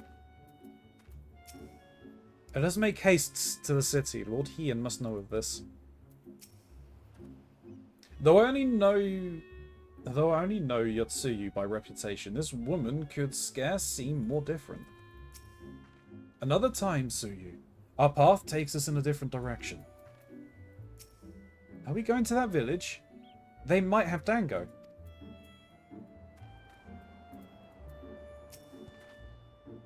Here is where we part ways, my friends. I pray the remainder of your journey passes uneventfully. Ilya, when you are not otherwise occupied, I would speak with you about my next business venture. It promises to be extremely lucrative. I do not say so lightly. After the prodigious sum spent acquiring a certain sword, it would present a fine opportunity to refill the Scion's coffers and restore the smile to Mistress Tartaru's face. Oh, come along. Tartaru was overreacting. How much could a single katana possibly cost? Far more than you think, plainly. A blade like Gosetsu is worth a fortune, enough to buy a house and furnish it, which you would know had you bothered to check the price. What? I had no idea. This business venture, Soroban's, you will give it fair hearing, I trust. He has been good to us after all. As for me, I think I shall be into drawing upon my personal funds.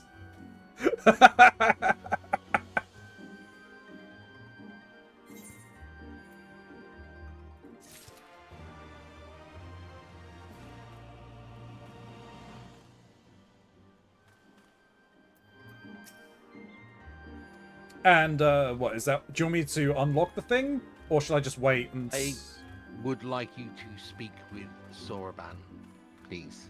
Okie dokie. An auspicious encounter. I'll leave it to Ali to get it through his head. Yeah. Soroban is about to present you with a proposition you would be a fool to refuse. Would you like to know more of my venture? Excellent! I shall be glad to tell you all I know. Though perhaps it would be easier to let our anonymous client speak for his or herself. Here, their missive. From the Ruby Sea and all who call her home, we seek the aid of the warrior who laid low the Lord of the Revel. But first we bid her make haste to Hell's Lid and quell the Oni that dwell in its deepest depths. Should she succeed in this test, we shall speak of the true endeavour and consummate reward. A strange proposal, aye, though it must be noted that they know both of your deeds and of our part in them. The Red have no love for trickery, so I doubt it's a trap of theirs, and should this client have honest intentions, for the sake of these waters, it may behoove us to engage them further. As for their test, enclosed with the missive was a magic dagger, along with instructions as to how it may be used to open a hidden passage into the depths of Hell's Lid. I should mention that this dagger is old and extremely valuable. That our client is willing to entrust it to us without a guarantee of our cooperation bespeaks considerable wealth, and more importantly, considerable reward. If you are willing to undertake their trial, I shall journey to Hell's Lid and prepare to open the path. But given the financial incentive, I think it for the best if I went and fetched Mistress Tartaru. Wait for us there, then.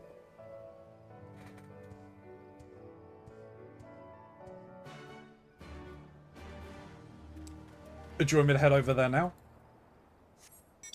No, we'll wait for Mox. Okay. With that one, because we're going to need 4 people. Okay. But yes, that is the start of the trials. Cool.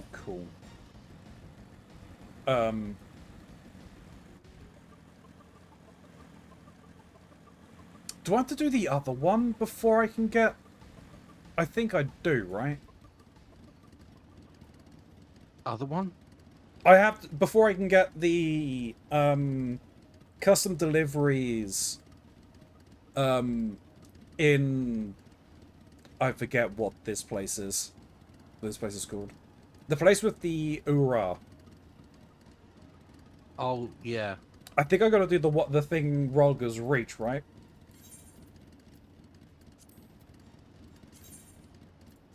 I have not got a screen open on that for you, I'm afraid. No, that's fine, that's fine. I think I do, because I think I was looking into the custom delivery stuff.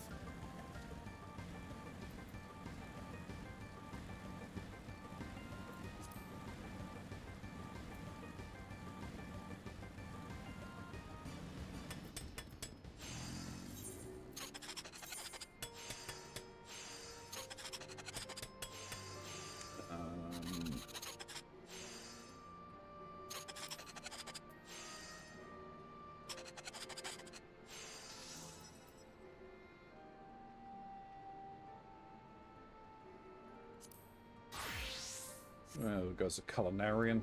Doesn't really matter. As I'm not looking for an enterprising adventurer. None forgotten, none forsaken. I heard from Aunt Rowena that you're quite the artisan. If that's true, I've got a proposition for you. As I mentioned before, we like to think that our relationships with the people of the Reach is mutually beneficial. We've created job opportunities for people to live better lives. Perhaps you know of Monargo, one of the leaders of the Resistance. She's not only agreed with what I said, but has taken a personal interest in the collectibles trade. While I'm sure she's a brilliant soldier with her own tactics, the collectibles market is altogether a different battlefield. Still, with the help of a few good crafters and gatherers, I'm sure she'll find her footing in no time. There's where you come in. If you want to, that is, go and see her if you're interested. Or don't. So much scraping. Yeah, I know. That's why I zoomed in to try and lessen the sound.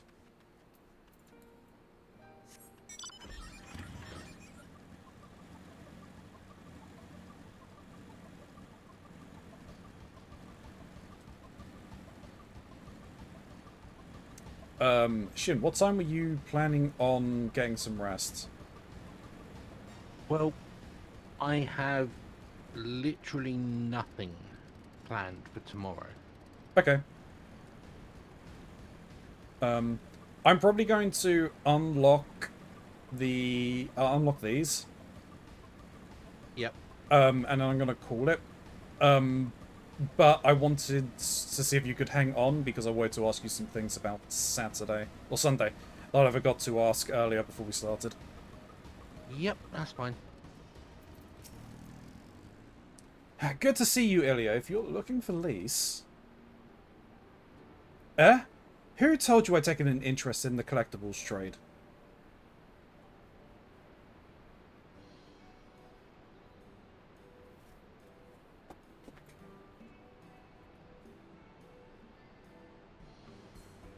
I'm surprised. I knew you were many things, but an accomplished artisan was not one of them. We would have been fools to turn you away when you offered to help the Resistance. I'd be a fool to do so now. You're probably wondering why I decided to try my hand at a different trade. The truth is, it's not for me, but for the ones who couldn't be here today. The ones who weren't here to see what we've accomplished. A free Alamigo, a new beginning, a new future. After we defeated Xenos and the 13th, I thought long and hard about what I ought to do next. I was with relatives of some of the dead in recompense when I realized I had lost comrades, but them, they'd lost husbands and wives, mothers and fathers, breadwinners. Every day would be harder than the last. We'd won them freedom, the freedom to be poor and die starving. Where's the justice in that? So I decided to do something about it. I established a fund for the widows and the orphans. Our way of giving a little back in honor of those who gave us their all. There is one problem. I don't know the first thing about making gil. The other than soldiering, my only other talent was hunting. And I'll not raise more than a fraction of what is needed selling pelts. But when little Galena told me about the collectibles and the prices people were willing to pay, I knew I'd found the answer. I'll not deny I've got a lot to learn, but I'm ready and willing to give it my all. So what say you? Up for helping me fill custom orders for a good cause? Of course, I'll not ask you to do it for free. You'll get your cut. The script's good with any of the house's people.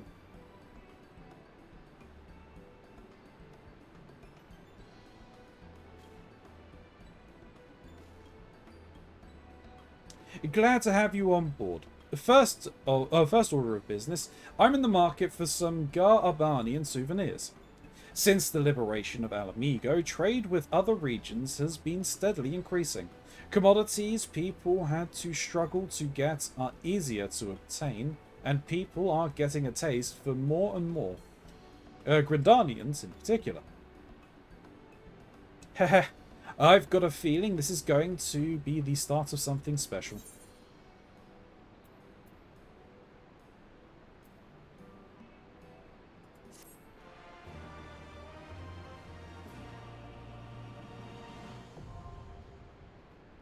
Custom deliveries, Mnago, or Mnago.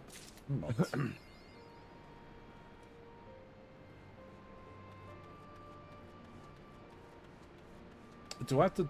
Oh, I do just talk to her normally. What does she even want at the moment? Oh, and Addic... Of course, Addic Ra and Zoe are the ones who have bonuses at the moment.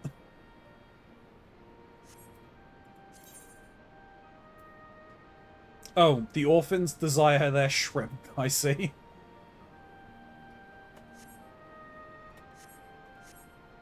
Yeah. Huh? Oh. You know, Mox was obviously kept saying about the orphans desire shrimp.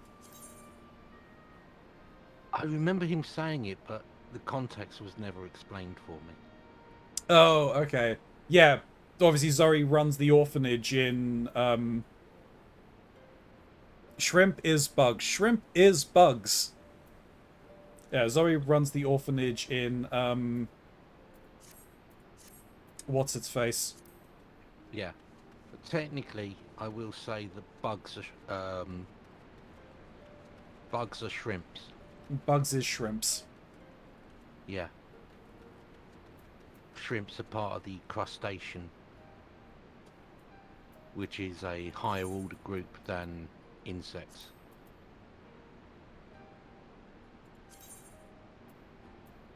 Shrimps is bugs. The types of animals that became shrimps came before insects. So insects evolved from shrimp ancestors. Good tasting bugs. No, they cause anaphylactic shock. Technically, butterflies are crustaceans, same as crabs.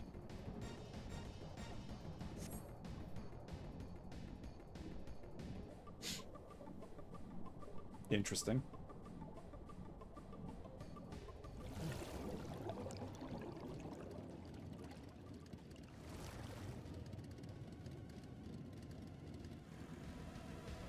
Okay, why is this quest not proccing?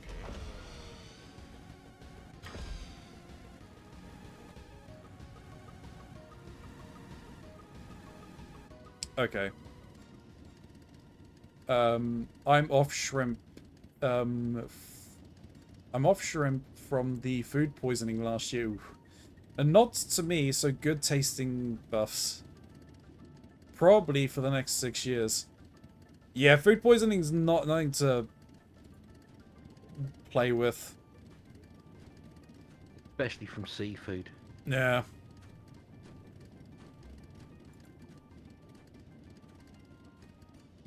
Which is why people shouldn't eat fish. Just let the little bastards swim. Leave them alone. Do that. So I'm looking up this quest line. How I can unlock it, because I should have unlocked it.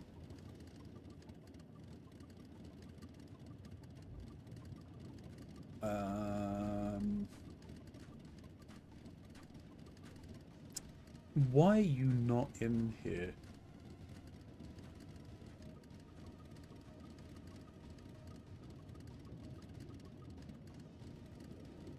Content unlock.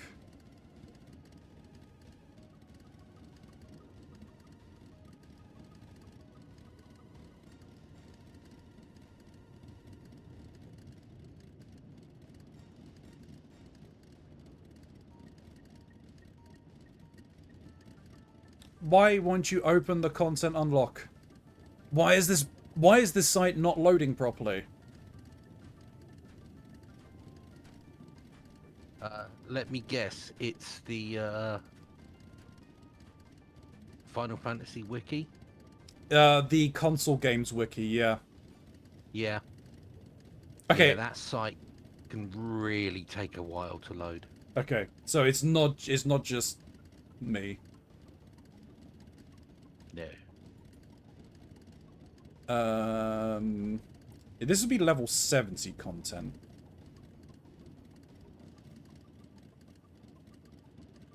Yes.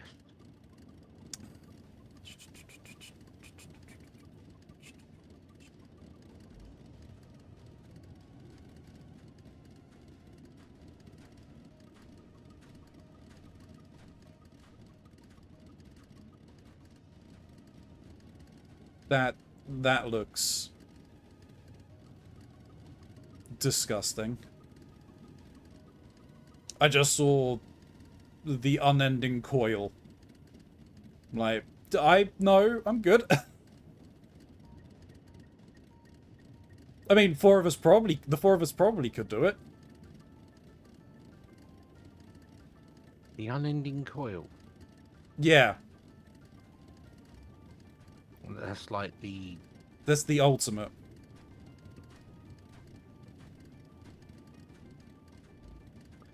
UCOB, right, yep.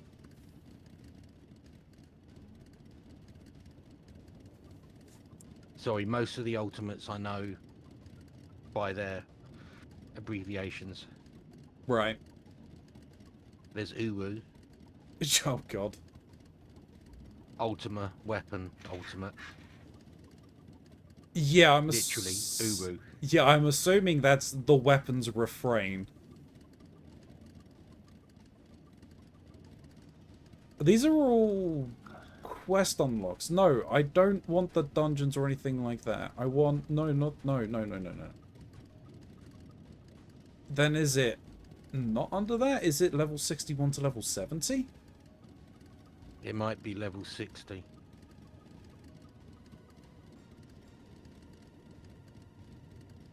Yeah, another one's T. And that's the Epic of Alexander. T-E-E, yeah. Oh, no, T-E-A. T-E-A. T. T, yeah. And then, yeah, UCOB. No, okay, so the list that I found for unlocks doesn't include the, crafting. The crafting. Fine. Let me see.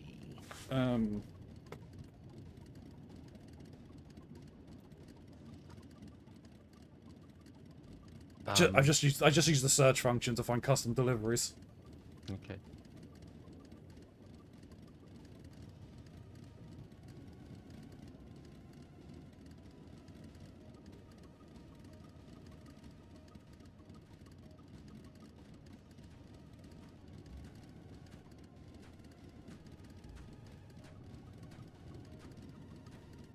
Yeah, and then after T, I think it's top.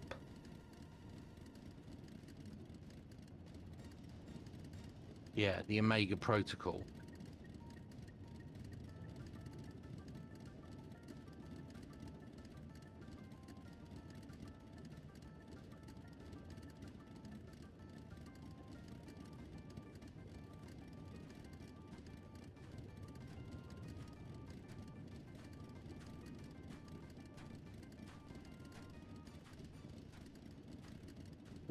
Reach long and prosper and go west craftsman. I think I've done those quests. What would they be under? Other quests? No. They'd be under... Would they be under side quests? No, that's...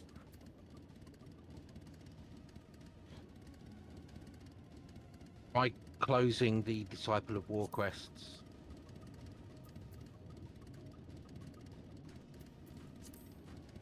Hang on, wait, which one?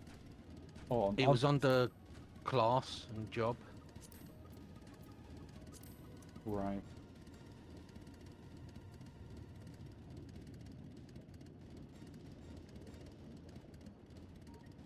Yeah. I'm not sure it is under these. Because these are specifically... Disciple of Hand and Land. No, because these are specific to the individual. I can just search the quest here.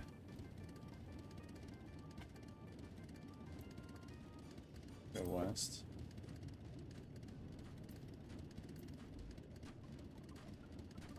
Really? Does it need to be exact?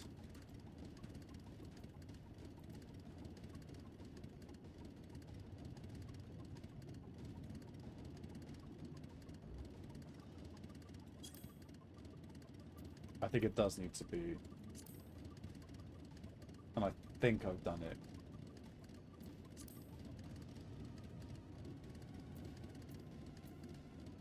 Because if it's under here, it should be, right?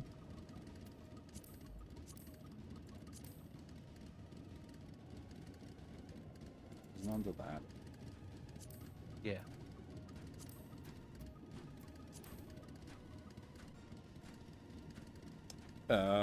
It was from Lidona, so I'm assuming that's Stravanian.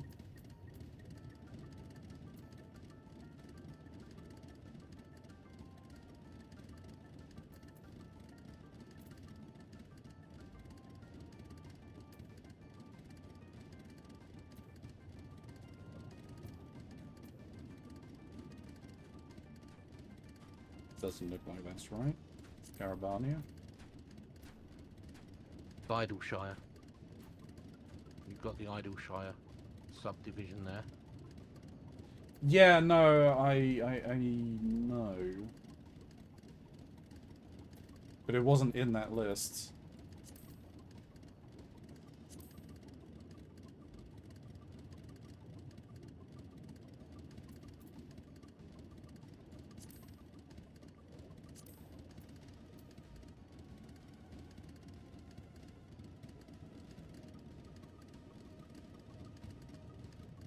No, so those were started in more donuts.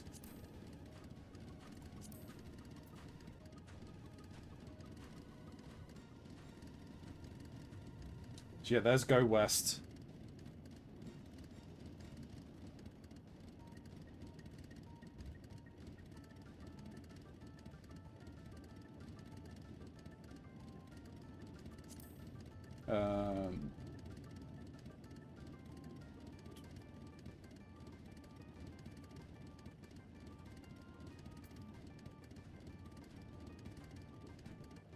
Anyway, okay, so Reach Long and Prosper, I'm fairly certain I've completed as well.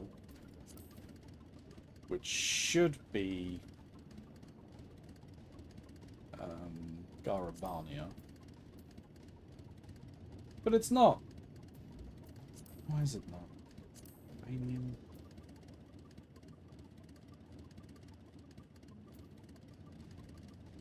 Galina is the person in Garavania. Why is this not showing up in here? Ugh. Anyway.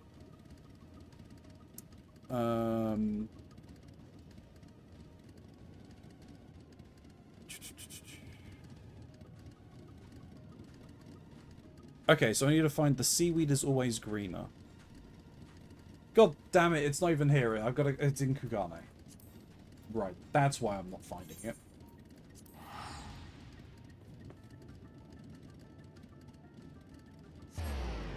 I'm on the path. That's fine.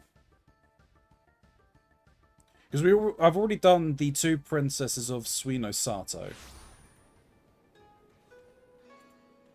I know that.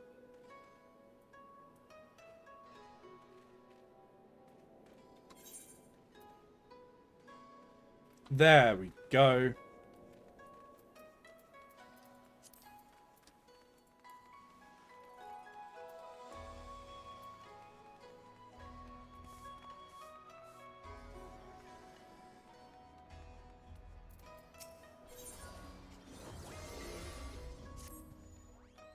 Begging your pardons, madam, but are you you are an adventurer, are you not? I approach you with on the off chance that you are acquainted with one of your distinguished fellows, a great hero by the name of Ilya Starrage. That's me. What? You are none other than the legendary Ilya Starrage, liberator of nations and scourge of the Empire? How kind the Kami are to guide your steps this way. I have been tasked with finding you, you see, by the lady-in-waiting of Suino Sato. My blue brethren and I are assisting the good folk there in a certain endeavor, but they have been experiencing some difficulties. In seeking to address said difficulties, the lady-in-waiting wishes to entreat your aid. If you should be willing, I ask that you come to Tamamizu, where the lady awaits. That's why I couldn't find it. Because I was looking in the wrong place.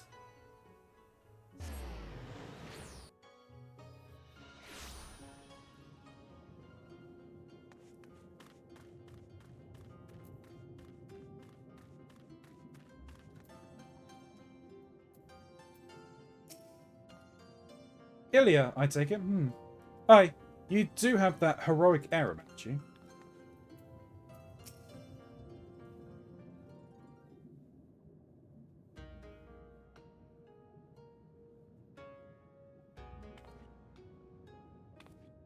Ilya, you came.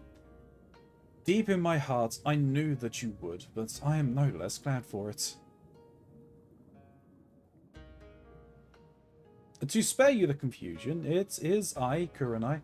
As you will doubtlessly appreciate, it would not do for the Ruby Princess to be seen outside the palace, hence my current guise.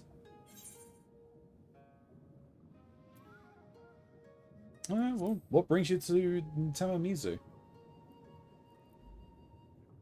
There is something that I wish to achieve, for which the Kojin's home is an ideal venue. As you well know, our people have long lived in isolation. I would change that. I would have us emerge into the outside world. How did I conceive of this, you may wonder?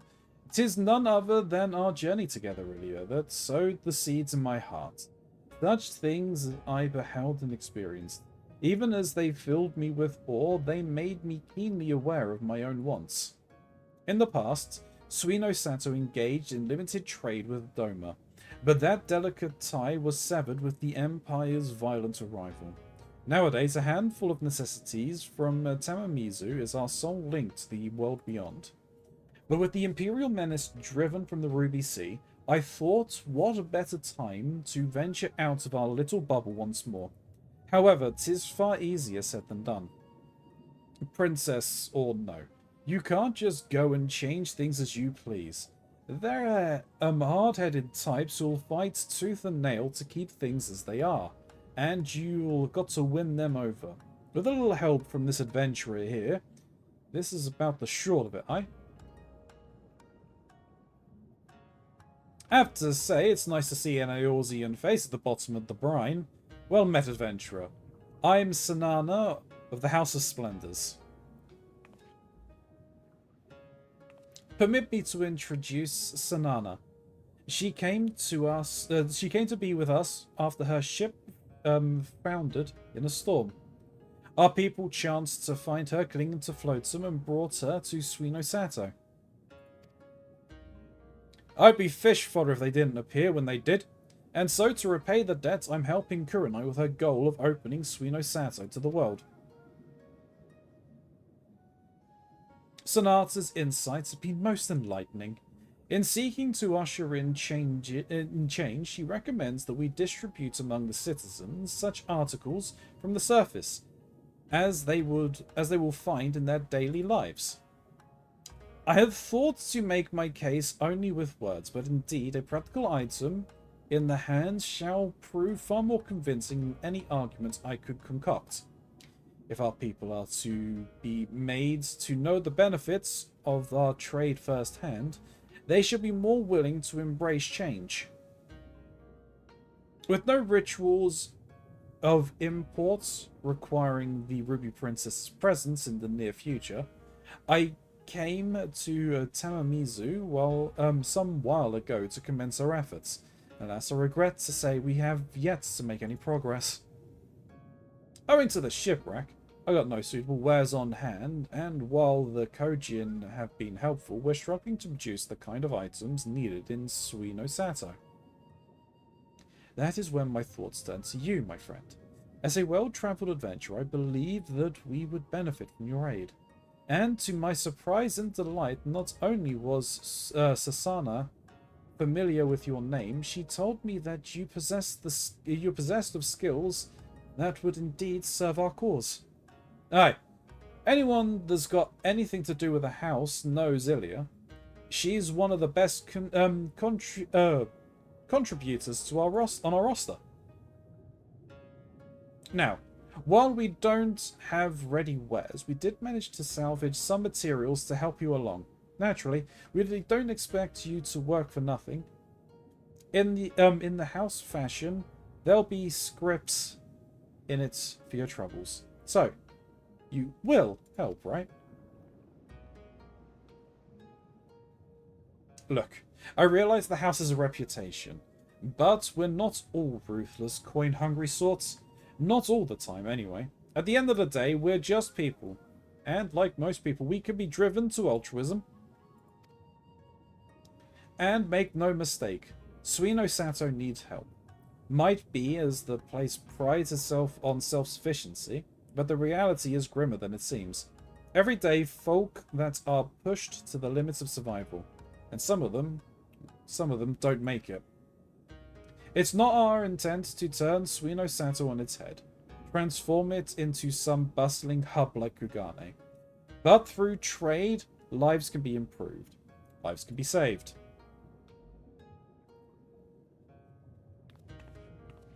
Alright, take it easy, Atmisk. And catch you soon. Bark indeed.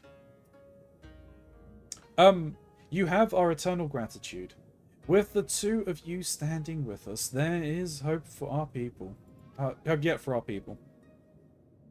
Excuse me. Well then, if it's decided, let's get to work. Haste is of the essence. Isn't that right?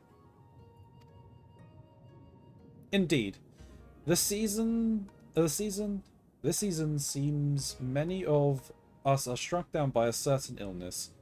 We have not an effective treatment, and each year, excuse me, and each year it inevitably claims lives. While I'm no healer, judging by the symptoms, lack of nutrition's the problem. In which case, I might know something that can prevent it. A fortifying tonic traditionally brewed in Gar Abania. And it's scurvy. It probably is scurvy. Not enough citrus fruits. Not enough. Yeah. Ilya, we would be grateful if you could begin by supplying us with this Gar Abanian remedy. The people are depending on you.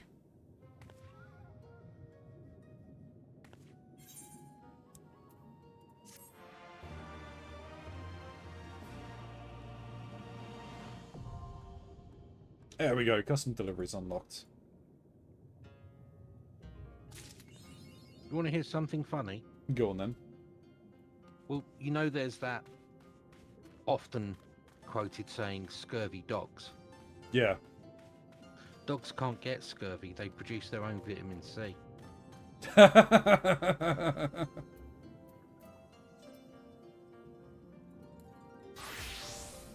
That is funny.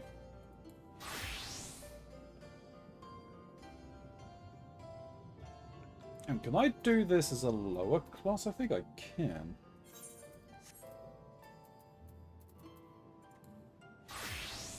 So I should be able to just do this as a warrior, which is probably a better choice. I'm gonna unlock this and another one that I can do. And then I will call it. Under wraps.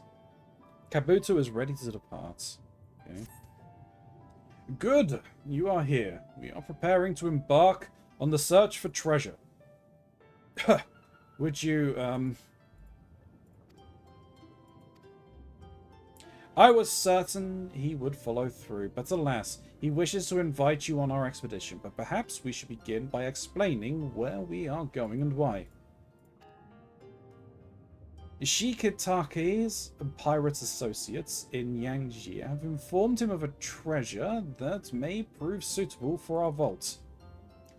If what we have been told is true, the owner of said treasure can be found somewhere near Namai. Our mission is to befriend this individual and see if there is aught we can do to trade for this oddity, whatever it may be. Now, let us be off.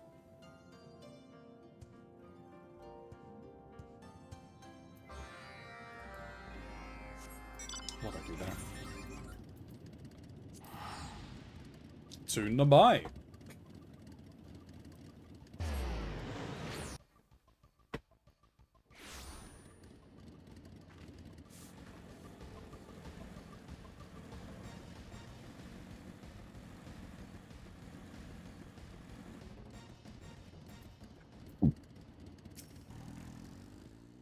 This Kojin here tells me that you are looking for artifacts of great worth. Forgive me if I misunderstand, but what could be more valuable than a talking doll? There you are. While waiting for you to arrive, we took it upon ourselves to question the villagers. This gentleman was about to tell us more about the treasure we seek. This villager claims to have knowledge of what we seek. I can only tell you what I've heard. Whether or not there's truth to it, you must decide for yourselves. If I may ask, what exactly is this treasure? Yeah! Forgive me, I had forgotten it can speak. I do not mean to question your decision to come here, but I certainly doubt any treasure you find will compare to this doll.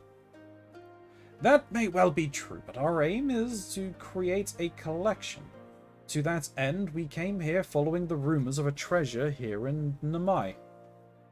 No doubt a burdensome quest, if every piece must be a curiosity such as you. Sadly, I cannot say what the treasure is, only that its owner is one of the Namazu.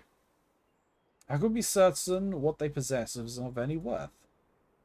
He had been seen carrying something about the glittering basin with the greatest of care, but only briefly. Upon realizing he is not alone, he leaves with all haste.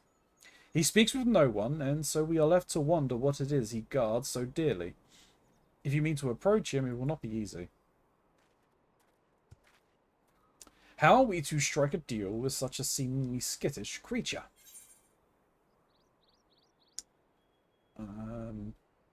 We must find something the Namazu is willing to trade for. That he might stay and consider an exchange instead of running away? Yes, an excellent idea. Then let us begin our search. Tea. Huh? Tea. Tea. If it's a Namazu. Yeah, they'll just get drunk on it. Not so fast, my friend. Even if he were to appear before us here and now, we have naught with which to barter. Our time would be better spent learning about this Namazu.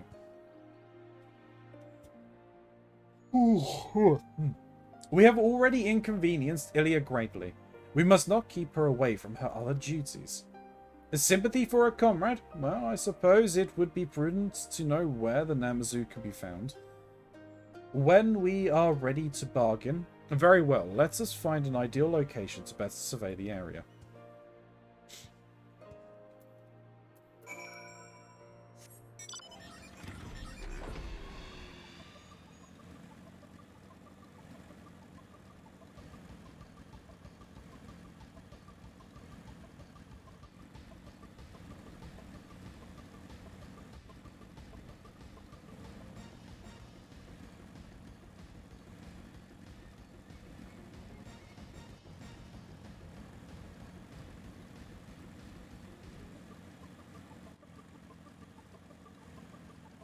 Alright.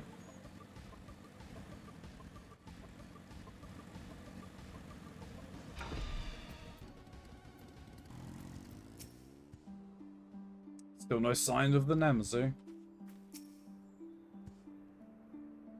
Kabuto is surveying the north. To the north. Would you take a look to the south and tell us if you see anything?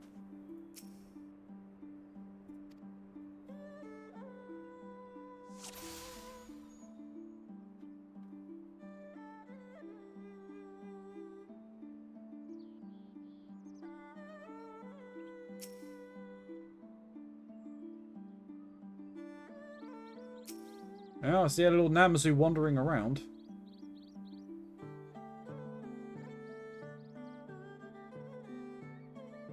That is not how things work. Okay.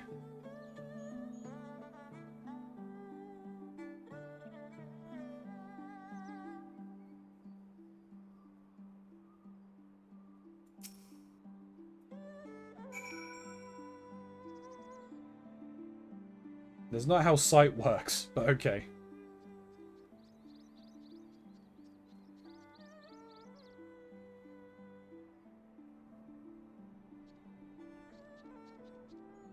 You found him? Well done, Ilya. But where is he headed? We must find a better vantage point.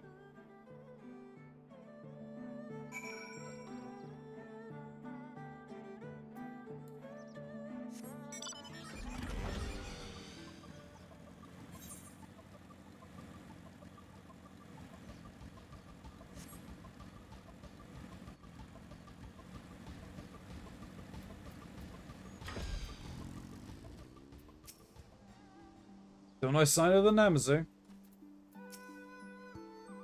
That Namazu is definitely up to something, but what?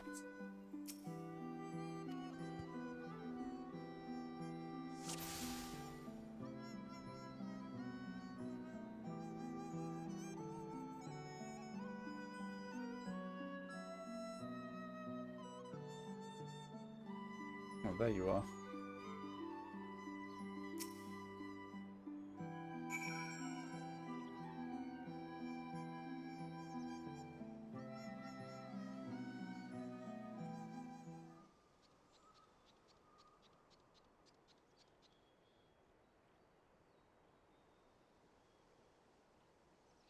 He seems to be digging. This must be where he buried the treasure. At last we can see what it is he guards so dearly. There. So it's a vase we're after.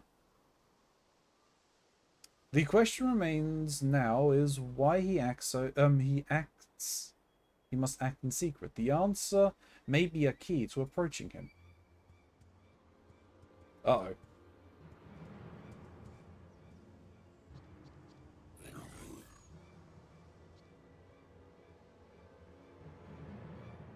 The Red Kojian. So we are not the only ones who come in search of treasure. Quickly, Kabuto, tuck me away and get down there. We have to stop them.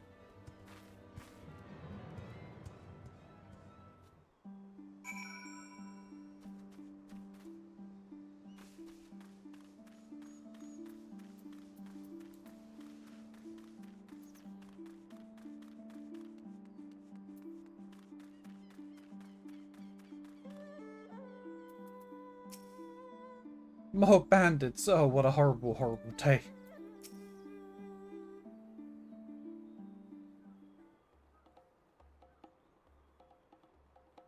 Stay back. The Namazu is safe, but they've taken the vase. We have to get it back. Please, please just leave me alone. No need to fear, friend. We are here to help. You hear that? The bungling Blue and his wet nurse wants to help. No need to worry, your pretty little shell. We've only come to retrieve what is by rights ours. And he was more than willing to give it to us. Give it to you? You are a liar, and I still have lumps to prove it. You're here to help, yes, yes? Then you can start by teaching those brutes a lesson. This treasure belongs in the vault. You know this to be true. Now stand down. No. Give the vase back. Oh, how curious. Before he spoke as a whining child. Now he speaks as a warrior, as a would-be warrior. Lay down your sword and surrender. If you do, we may consider allowing you to work as one of our mercenaries. I would rather die than serve you, red brutes. Watch your tongue. You stand in the presence of General Hirumaki of the Red. Now, Shaggy. Let's not be rash with this would-be warrior. Given the right incentive, I'm sure he and his brothers could be convinced to join us. Never. Not for all the treasure in the world. Ugh.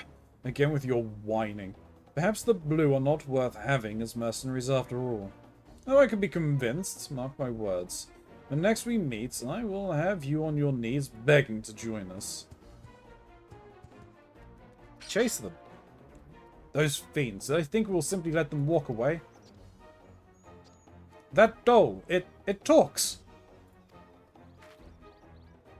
Yes, well, though your Kojin savior here is indeed brave, he is not the best with words. I step in on occasion to speak on his behalf. But enough of that. Kabuto, you must follow them. Ilya and I will be right behind you. A doll that speaks? Interesting. Thank you for saving me. Would that we had met on better terms. My name is Goki. Ilya, go and assist Kabuto. I will be along shortly with our new friend here.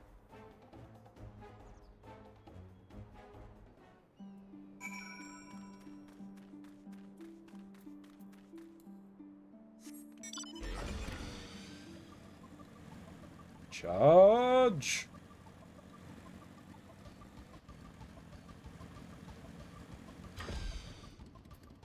No! Well done!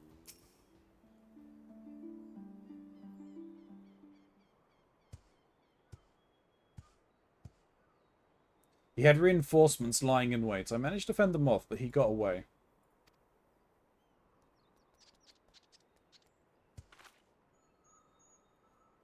There you are.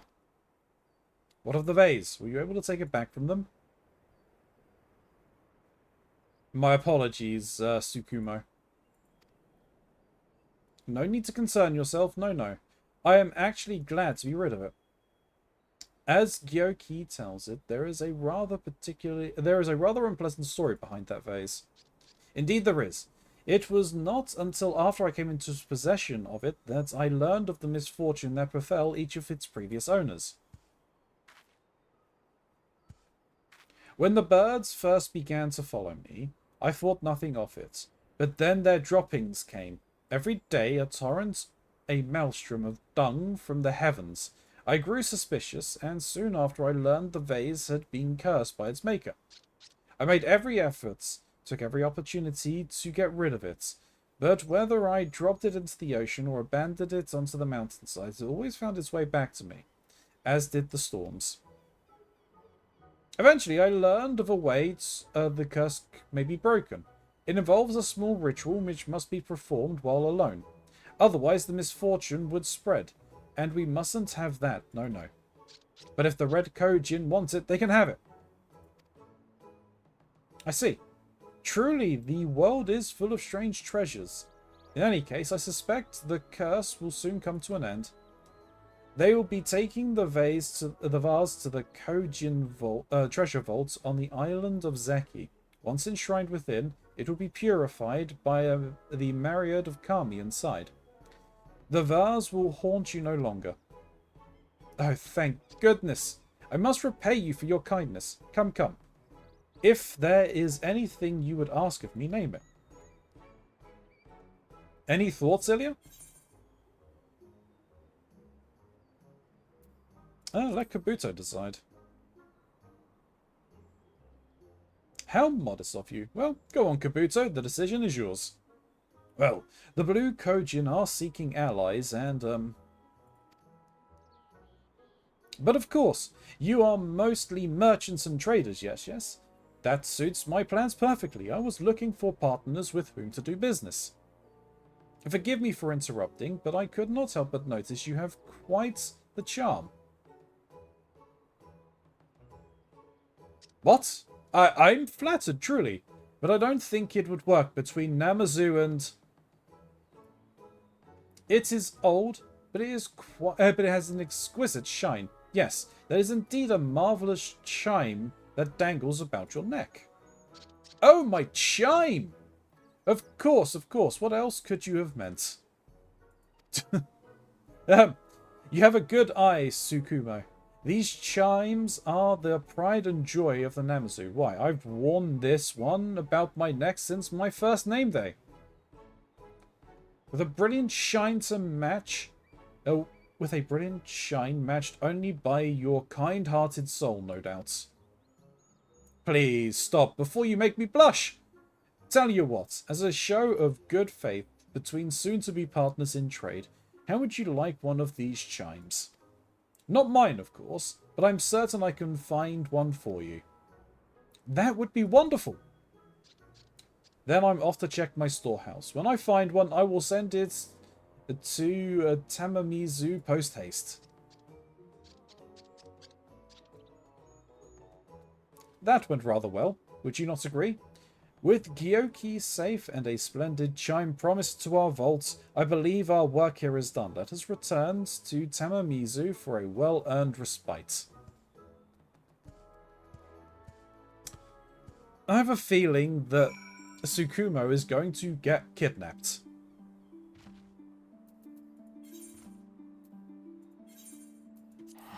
At some point in this storyline. By who? By the Red Kojin General. Right. You're seeing as he made notes of a talking doll. Dull-napped. True grey. Thank you for correcting me.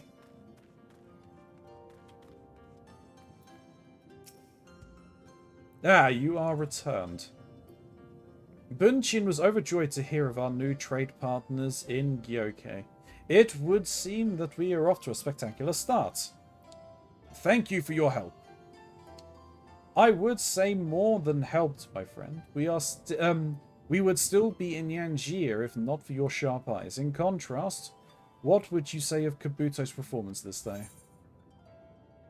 He brought honor to the Blue Kojin. Indeed he has.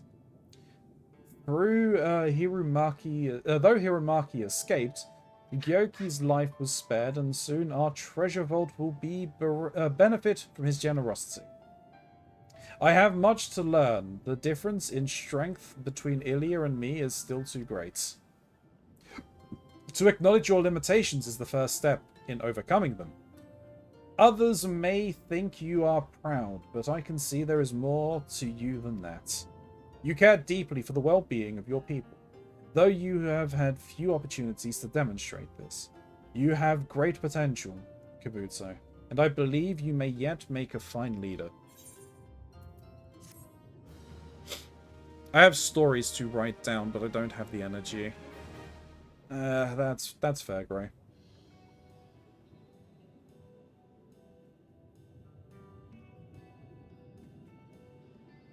How's your tooth doing, Gray?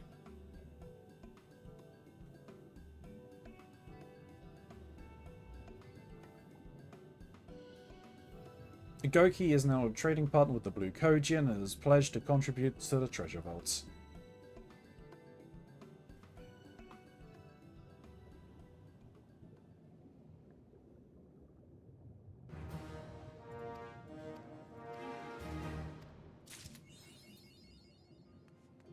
let me pick up the 6 quests that I have here. Not that I'm going to be able to do them right now.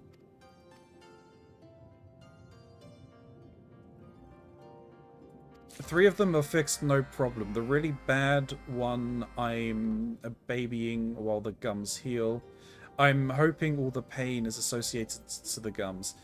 It probably will be, especially if you had like 3 or 4 teeth worked on at once. It's gonna be tender for a few days. I mean, I only had 1 worked on last time, and it was painful for a while.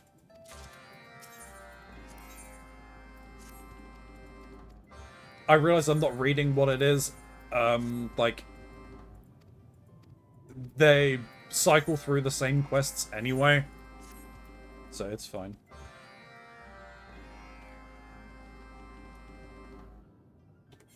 I am going to hide these, though.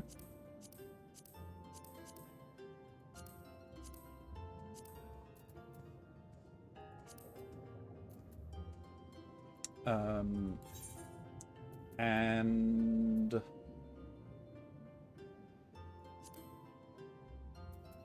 okay, Xandu is the other one I need to do. Everything was fine, right? Till the end. Then the gums above the bad one started bleeding, but they were able to get it all done before the gums started acting up. Ooh. That's the main thing.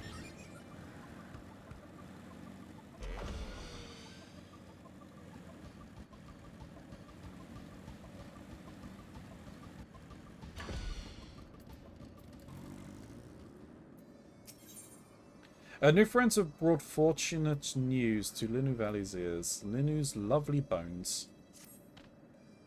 Ilya! Many from OK Xandu come to share in Ranu Valley and Inu Vanu's wisdom. Like trees in grove, our roots become more intertwined each passing day. Ranu shares the secrets of Gandu bounty, and Inu spends long hours exchanging advice with Xandu cloudfishers. Linu swells with pride at success of village, but shame still nags at her like single midge buzzing in ear. If she cannot perform Sundrop dance in heat of battle, then she is no use to village the newborn hatchling. But now is not the time for self-pity. Ranu Valley's friends from OK Xandu tell intriguing story around cooking fires. While delivering tribute to Vandu, Ranu's friend notices group mercilessly beating Vanu wearing Gandu colors. Another Gandu approaches the group shouting no more violence, but the Vandu mocks his pleas and chases him from the village. Linu Valley has an old friend, Ginu Vanu, who says same things ever since nesting days. Ilya, we must help him before he faces punishment for his words. Ilya does not fear violent Vandu youths. Please come to Vandu OK Bandu with Linu Valley. With Ilya's help, we bring friend back to OK Gandu Naki.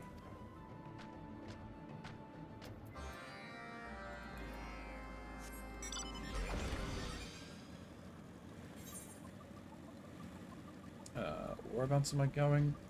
Okay, I'm going all the way across the map.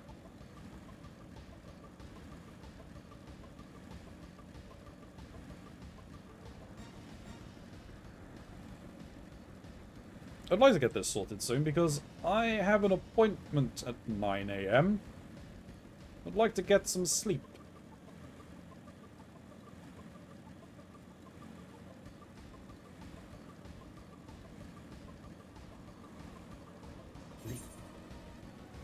Sleep.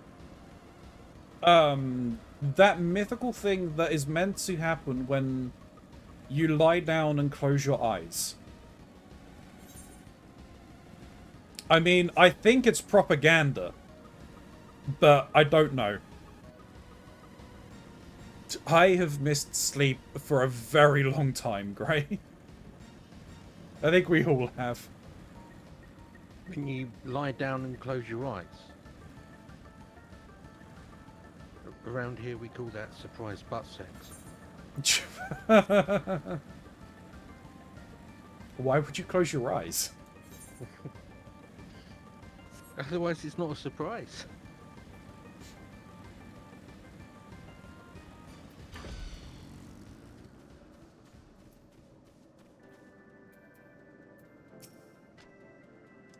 Linu sees no Vandu patrolling the area, but we must act quickly. Like Storm during monsoon season, they never far away.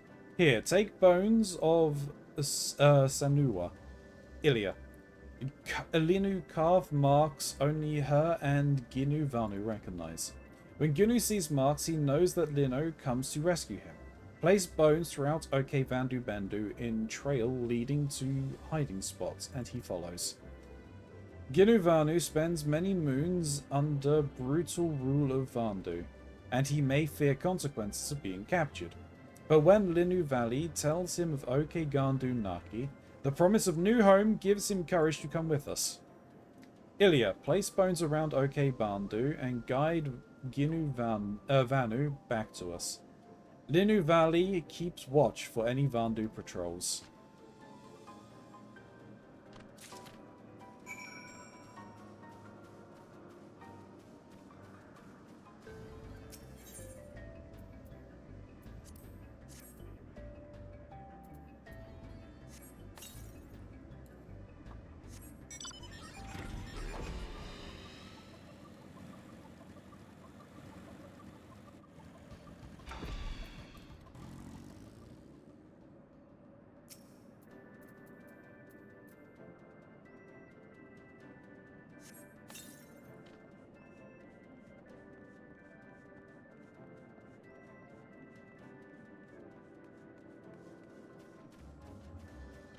I'm just walking past you.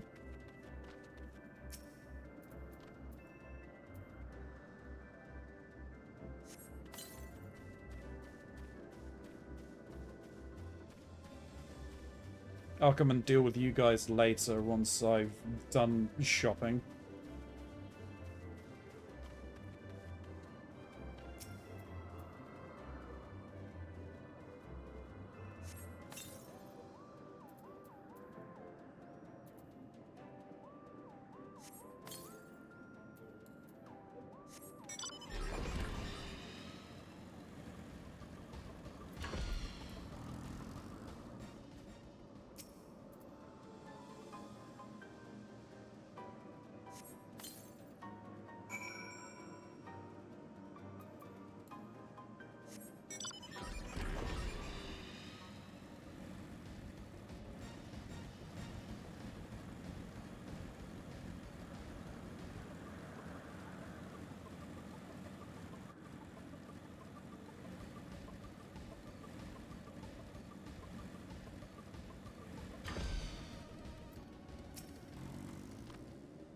The bones guide Ginu Vanu to us. Now we wait.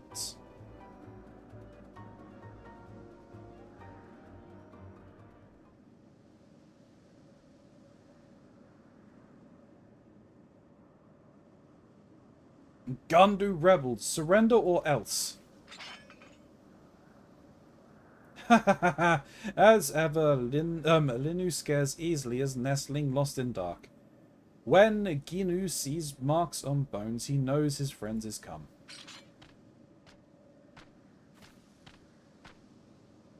Ginu, to meet again brings Linu great joy. He looks healthy as crops after nourishing spring rain. Linu flees along with other Gandu, and this Netherling rescue us from capture. Thanks to her help, Trive received gifts from Zandu, and a new island to call home.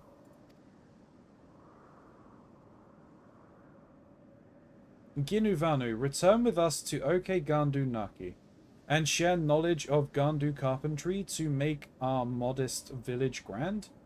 Do not fear, Ilya guides us back safely. If Ginu says no, He is more foolish than Vanu, who plants seeds during droughts. No matter how modest village is, it is surely preferable to suffering no longer under Vandu abuse.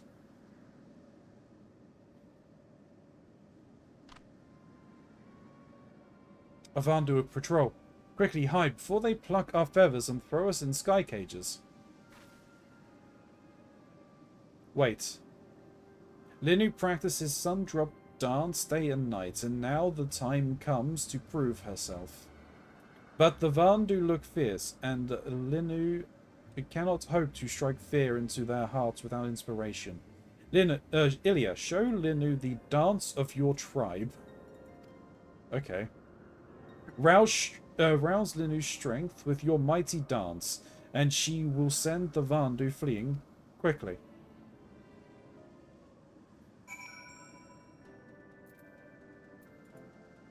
This is going to be interesting. I must dance for you the dance of my people.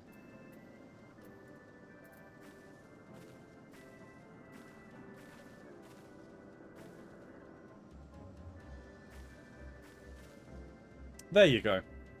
I don't dance, guess I just gonna run away. Fair. Linu feels the warrior spirit within her, coursing through her entire body. Now, Ilya, witness the awesome power of Linu Valley's dance.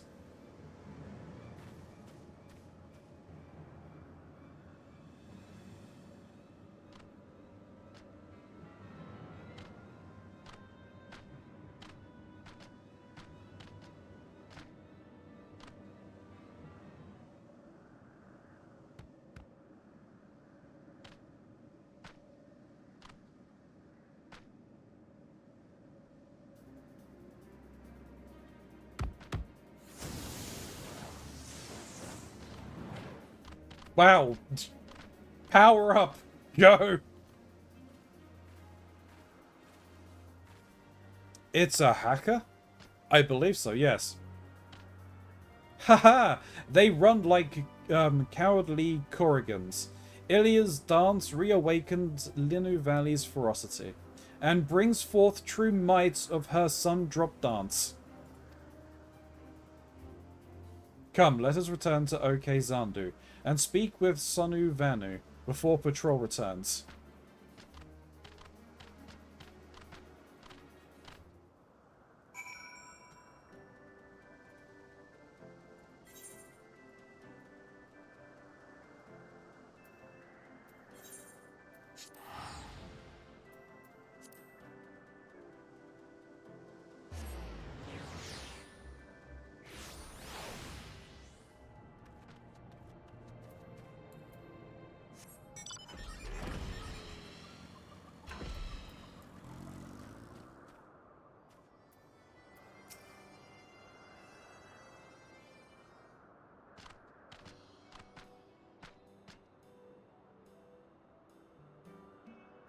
Chief Sonu, today Linu Valley brings you Ginu Vanu, greatest builder of the Gundu tribe and a dear friend.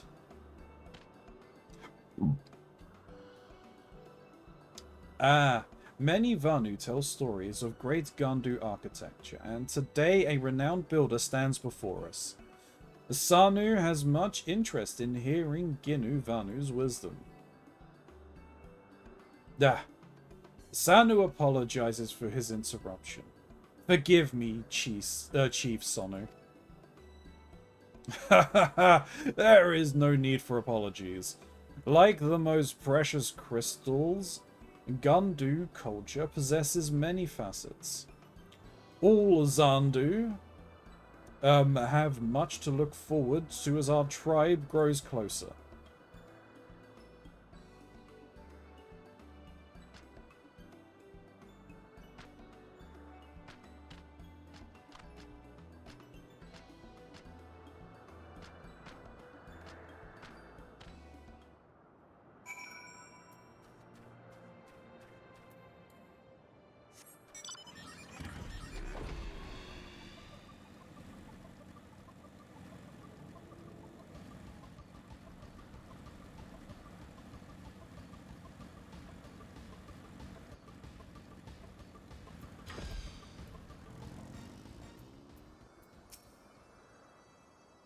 OK Gandu Naki is alive, with the sound of celebration, and Linu Valley finally dances. Like skies on a clear summer day, she is free from worry. Occasion calls for hearty feasts. Linu Valley eats until stomach can hold no more, and then practices dance until the sun itself smiles in approval. Alas, OK Gandu Naki still lacks a leader, a strong chief. Brother is yet trapped in Sky Cage, hanging somewhere in vast Cloud Sea. Although Brother's whereabouts remain a mystery, Linu Valley swears to find him one day. Ilya, when that day comes, the Gandu may call on your aid once more.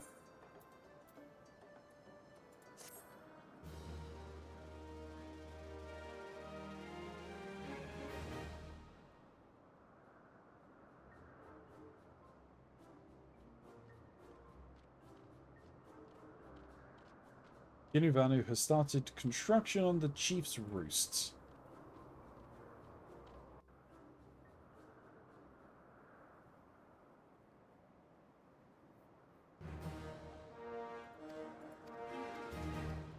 Yep, more quests.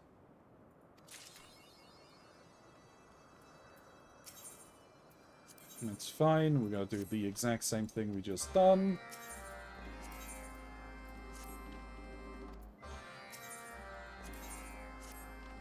As long as I do them before 4 PM tomorrow, it's fine.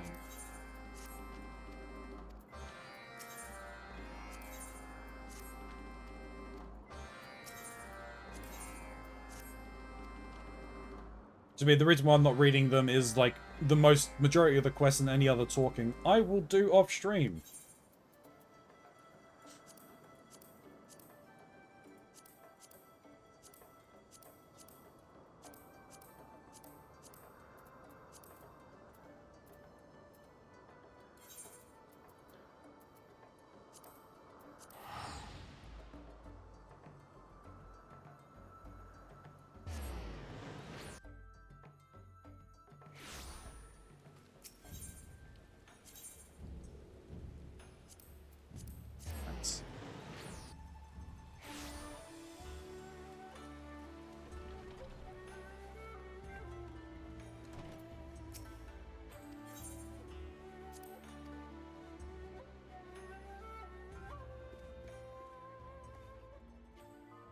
I don't think there's anything else I desperately need to do. Use all those, that's fine. Let me use that. Got a Ruban.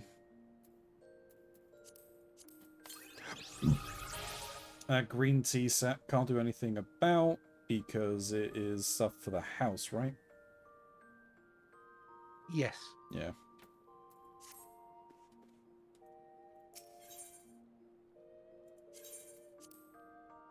We will eventually get a place. Probably. Need more capital. Which is why I need to look into the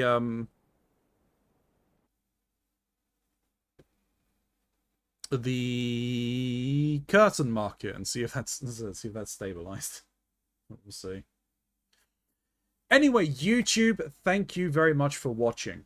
If you made it to the end of this video, just know that you are fantastic for doing so. If you haven't already, please consider hitting that like button, maybe subscribing, or leaving a comment. It helps out a lot. This is a blind playthrough though, so if you're going to talk about any of the plot points I've not yet encountered, just mark your comments with spoiler at the beginning. There are some links down below to the Lore of Dispatch Door, to my throne list. There is a link to my channel, twitch.tv/Keronzi. I would appreciate seeing you here. Just eyeballs on the stuff really helps out. If you feel that you want to sub, you can. But there is never an obligation. There never will be. But until next time, YouTube. May you stay safe in this broken masquerade.